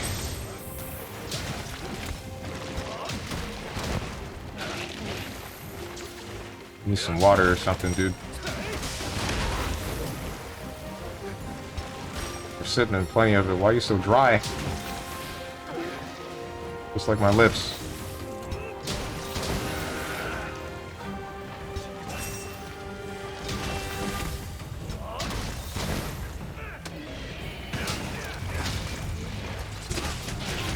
I think the Battle Network collection is 1 through 3, 4 through 6. No, it's 2 different collections. Is it like 20 bucks each? Would have been funnier if it was Red Sun, Proto Man, Falzar. What, like 3 different collections with different, with the different editions? Like the different versions of each? I thought there were only 2 different versions of each. It's been too long, man. It's been way too long. I never completed the Battle Network series. I just remember loving the hell out of the first 2. And then playing some of the 6th.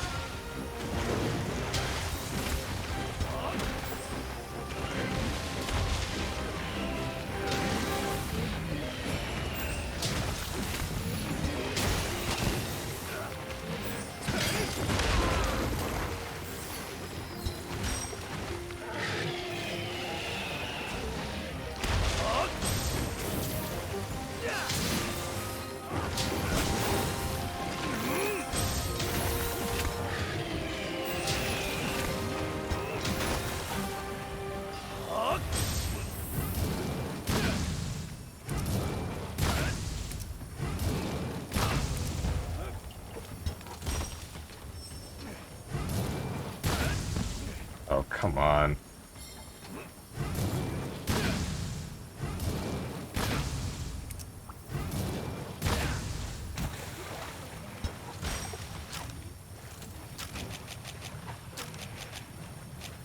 No, like one collection has those 3. Okay. And the other collection has Blue Moon, Colonel, and Rhaegar. Okay. Oh, I see. Okay. Yeah, that would be dope. That would be really interesting. Wait, so after a certain Megaman Battle Network, you were able to link Game Boys and fight other people that also had Megaman Battle Network, right? You think they're gonna add that to... Do you think they would add that to the collection? Online play to Battle Network? When can we see Battle Network at EVO?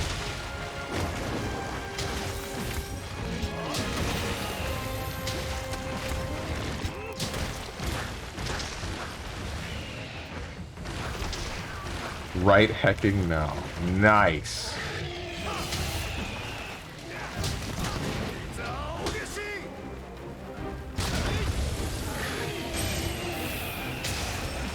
That would be a sight to see. Yo, wait, what if... Which event has the mystery game tournaments? Because I'm thinking, like, this is how Lethal League got to be to where it is. It's the Flash game that was part of the browser. Ended up in that one mystery game tournament thing. And then it got popular enough that they made the first game. The first full game on Steam. Team Reptile. And then from that they made Lethal League Blaze, which drastically improved a lot of the mechanics, but the game was still kind of, still had some, not necessarily performance issues, but I guess mechanical issues. It's not too bad. It's not like super game breaking or interfering, but it's like you can tell that it's a little bit janky. Like you can tell that it's an indie game. Is the best way I can put it.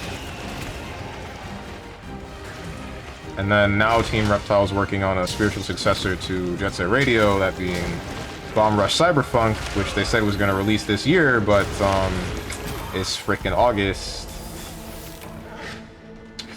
Yikes.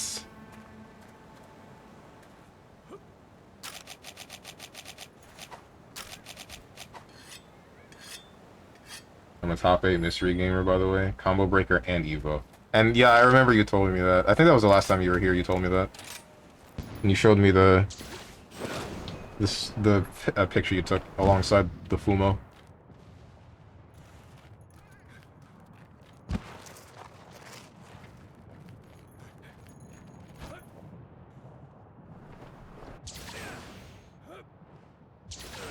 I don't think this is the right way. Wait, no, it's fine. My gun lance is not loaded. But it would be really dope to see, like, the mystery game being Megaman Battle Network. When do we get an officially licensed Mega Man Net Battlers? I don't know what the hell to call it.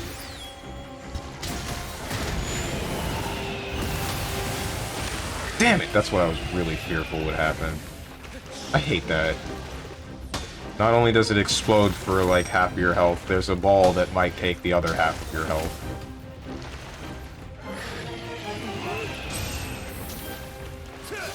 Okay. Whoa.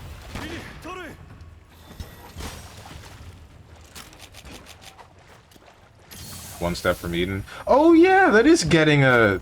That's getting an update, isn't it? Or like a DLC pack for multiplayer. Battlers of Eden, I think it's called.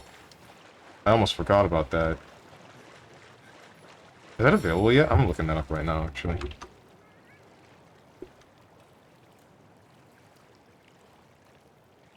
Or...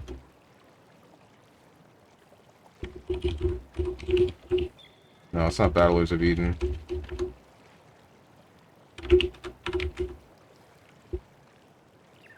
Duelists of Eden, that's it. Planned release date this year. I can't wait to get that and then mauled at, like, nothing. Mauled at some of the busted-ass builds people can make, or just mauled at my lack of skill.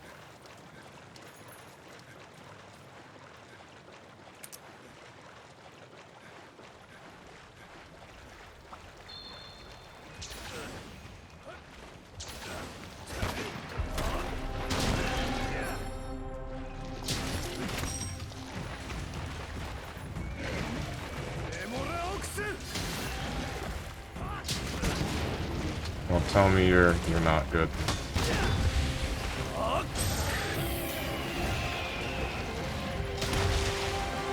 And you flip the tail.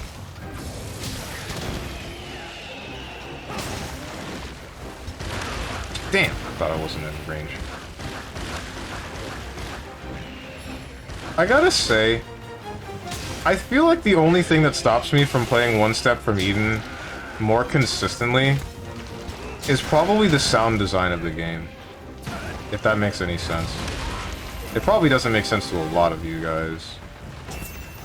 But it's like, I just don't care enough about the sound design of the game to make me want to play it. I like most of the gameplay, and I definitely enjoy a roguelike Battle Network kind of premise, but it doesn't sound good enough to keep me playing. Nothing feels especially satisfying, I guess is the best way to put it.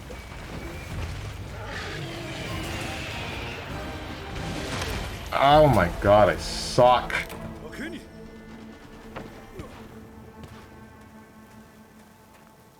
I can see it, it was made by one dude. What I'm wondering is, are there any mods to improve the sound design of the game?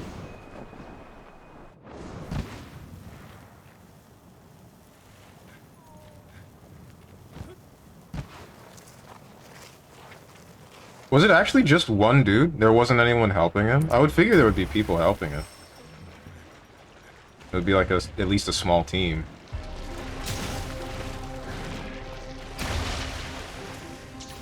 Just one guy and patience. Oh man.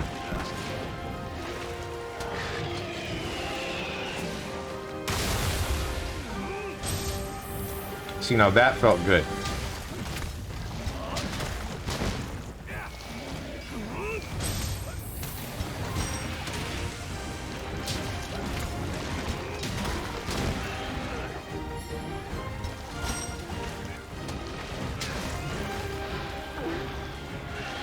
There's no way you're not almost dead, man. Come on. I messed up.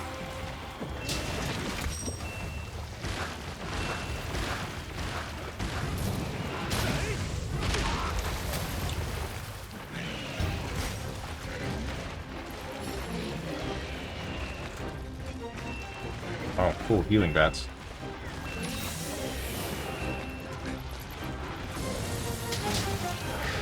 Oh, no longer dry.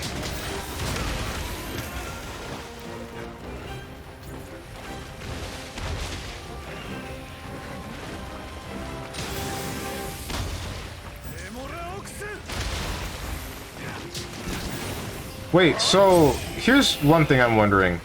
The sprite updates, is that just him getting better at doing sprites, or is that like people making better sprites of the characters he already has, and then he's like, hey, I'd like to use these.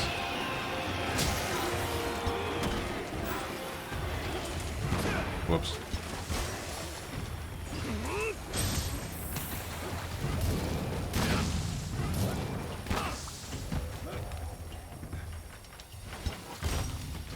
For Eden, I don't follow development anymore? Oh, okay.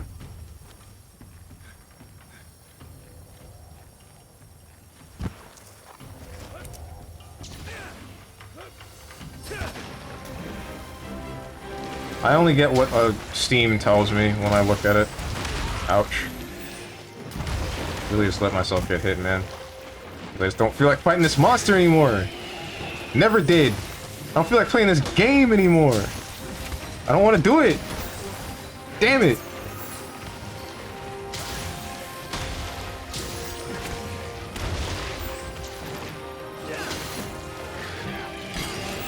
Just want to get to the end game. And I guess I'm turning the whole ass thing off.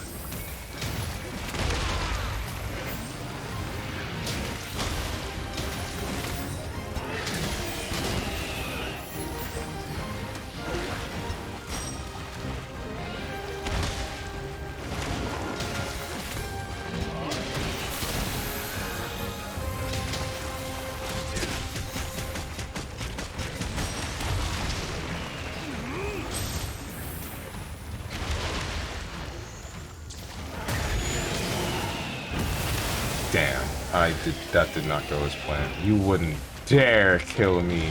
You wouldn't dare. Okay. Good. Jim, I need your assistance right now. Thank you.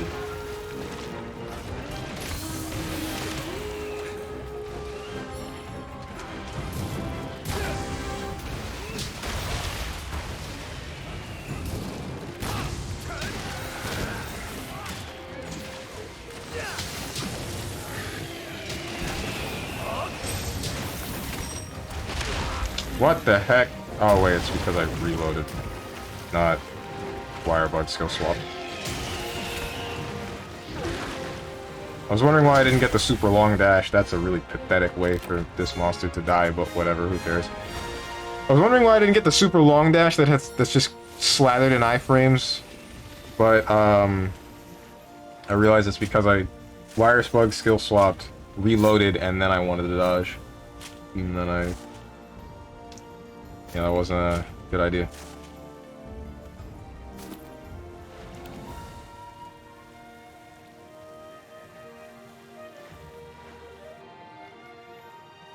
I like that weapon.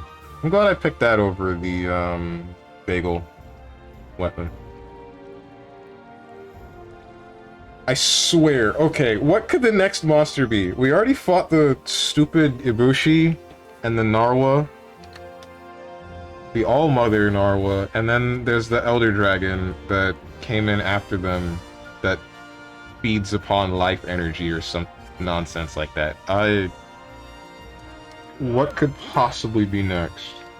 What was the last thing? It was something... It was a Furious Rajah. That's why I was disappointed. What could the next one be?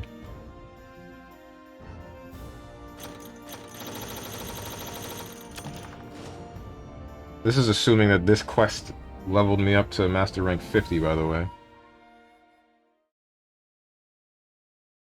Don't be dumb. Don't be dumb. Please don't be dumb. That didn't get me!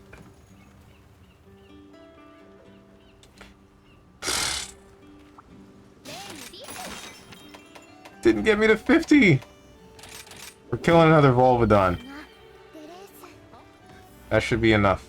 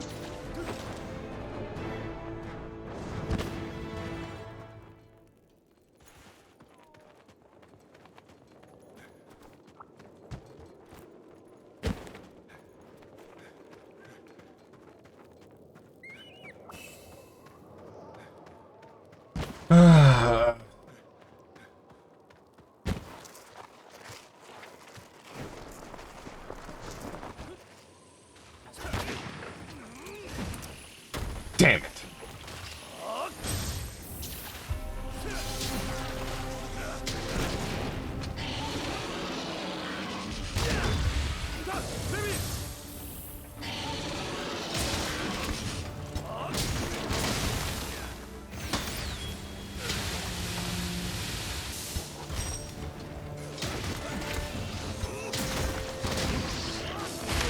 Ow.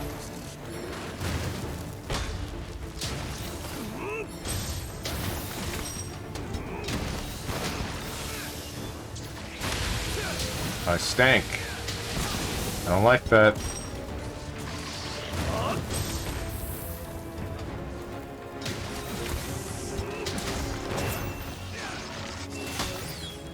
None of that.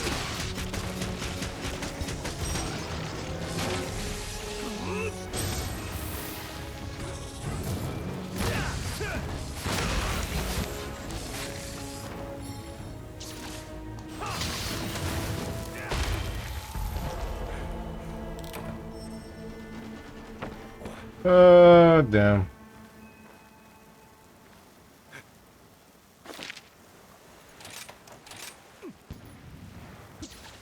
You're doing well, and then I forgot that I still take the damage when I get hit by things during Ground Splitter.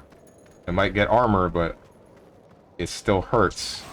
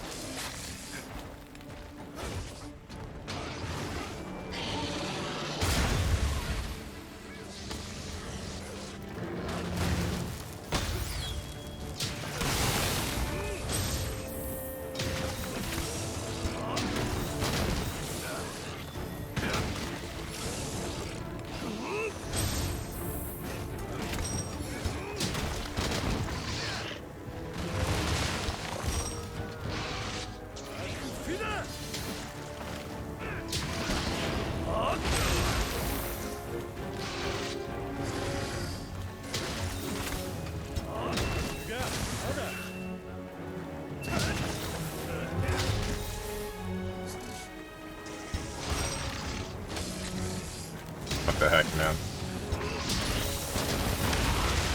How is your paralyzed sack already broken?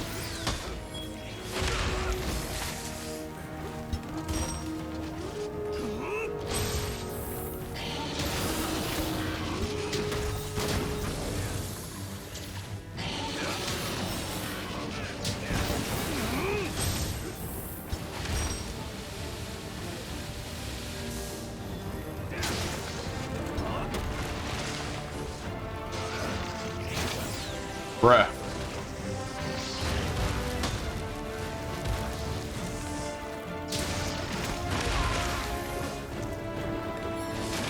Don't.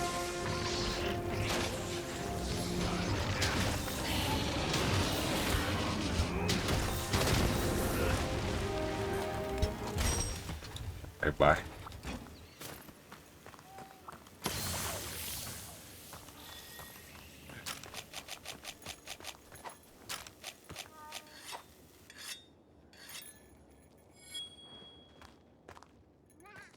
I should check the Battle Network trailer again. The Battle Network Legacy Collection trailer. To make sure that it's not, like, two different collections. I feel like you're right, Boone, about it being 1 through 3 and 4 through 6, but I would hope that it's not. I really hope that it's not.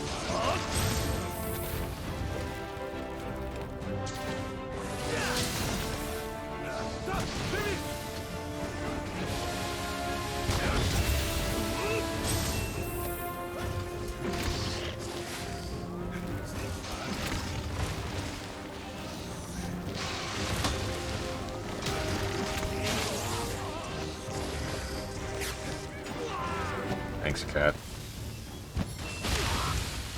Cool.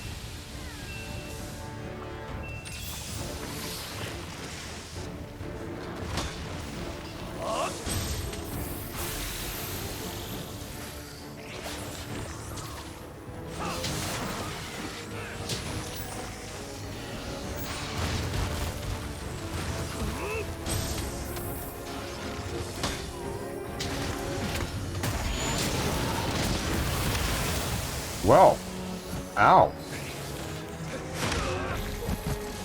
Please.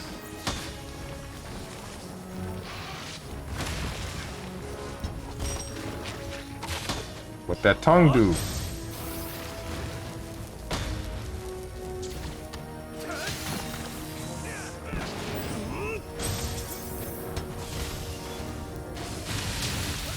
Good one.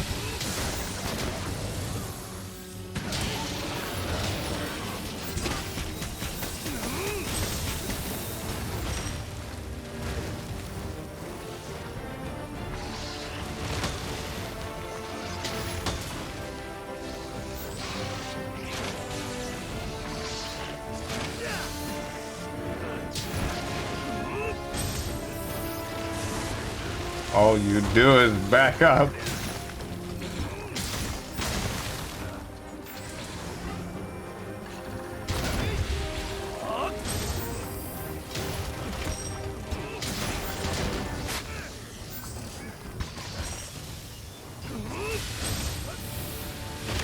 Damn, that's not as far as I wanted to go. The one time where having Evade Extender 2 probably would have been better.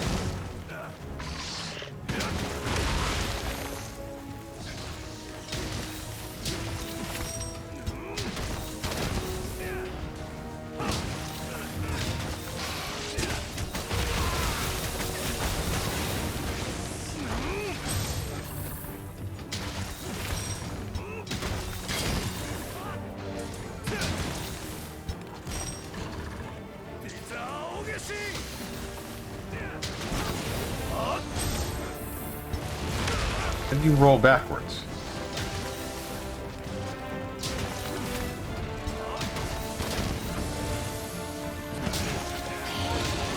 Alright, free blast blade. Works for me.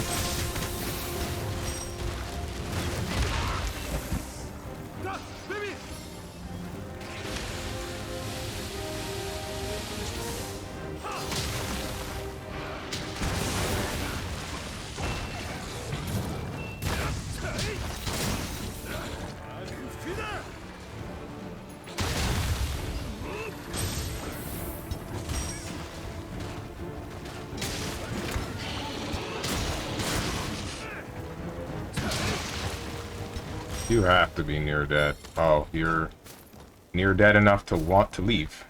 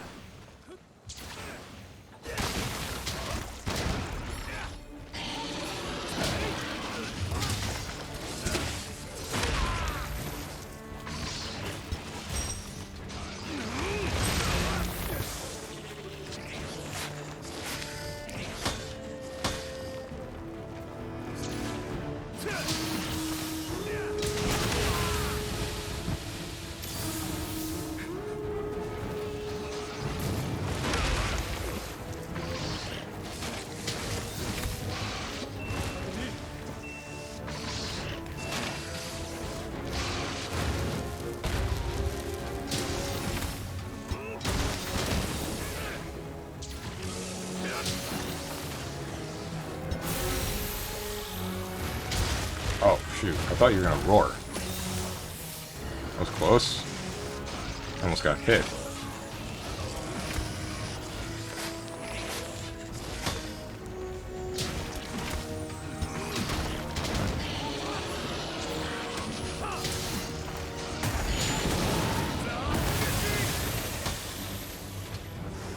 Try that again.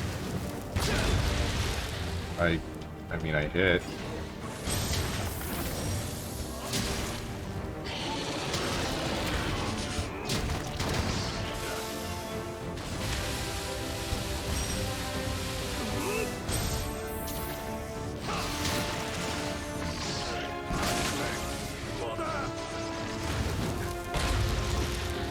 You missed! Dummy! Cat, help me out! You dumb idiot! Out here thinking the houseplants are more important than me.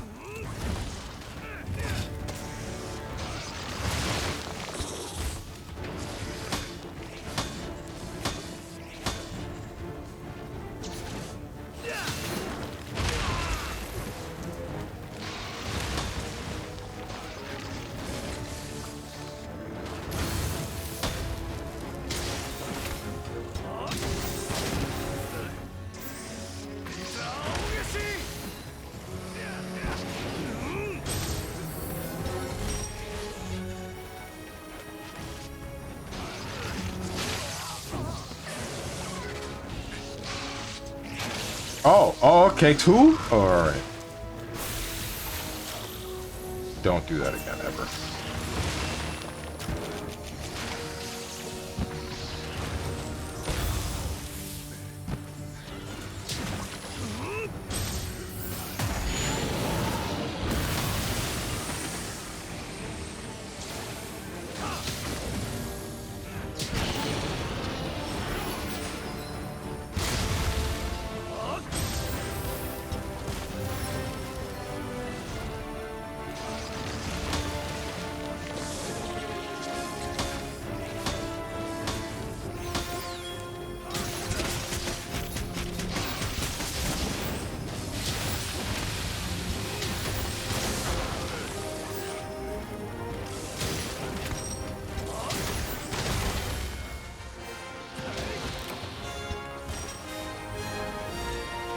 That's that. Oh.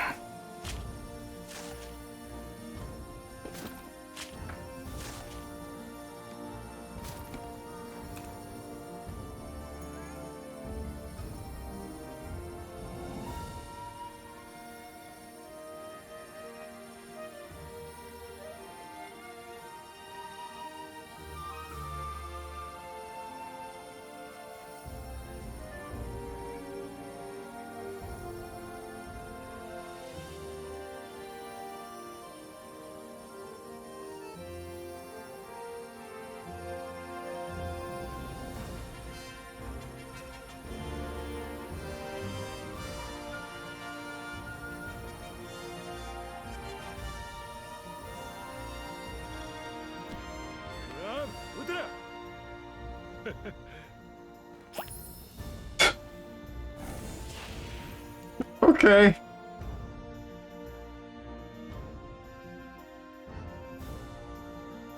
My screenshot. Speaking of screenshots, I kind of like this one.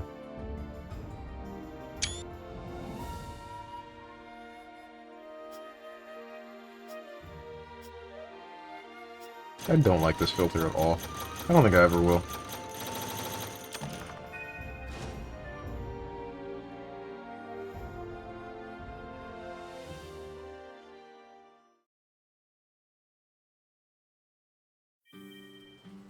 I'm still not... Okay, well, looks like this is something saved for next week.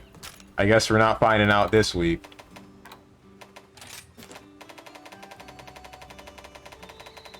Because I am going to stop. Wait, what is a lucent Nargacuga? Nargacuga clad in radiant fur that live in long shrouded lands.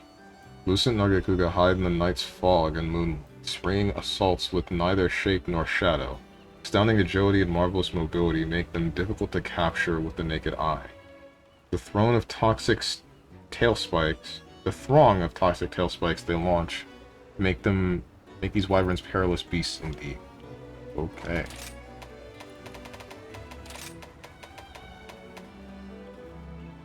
Contribute to the development of Elgato outposts by completing master rank quests, and Admiral Gallius will provide you with Elgato tickets. These tickets can be used to forge or upgrade gear. Research lab, same thing.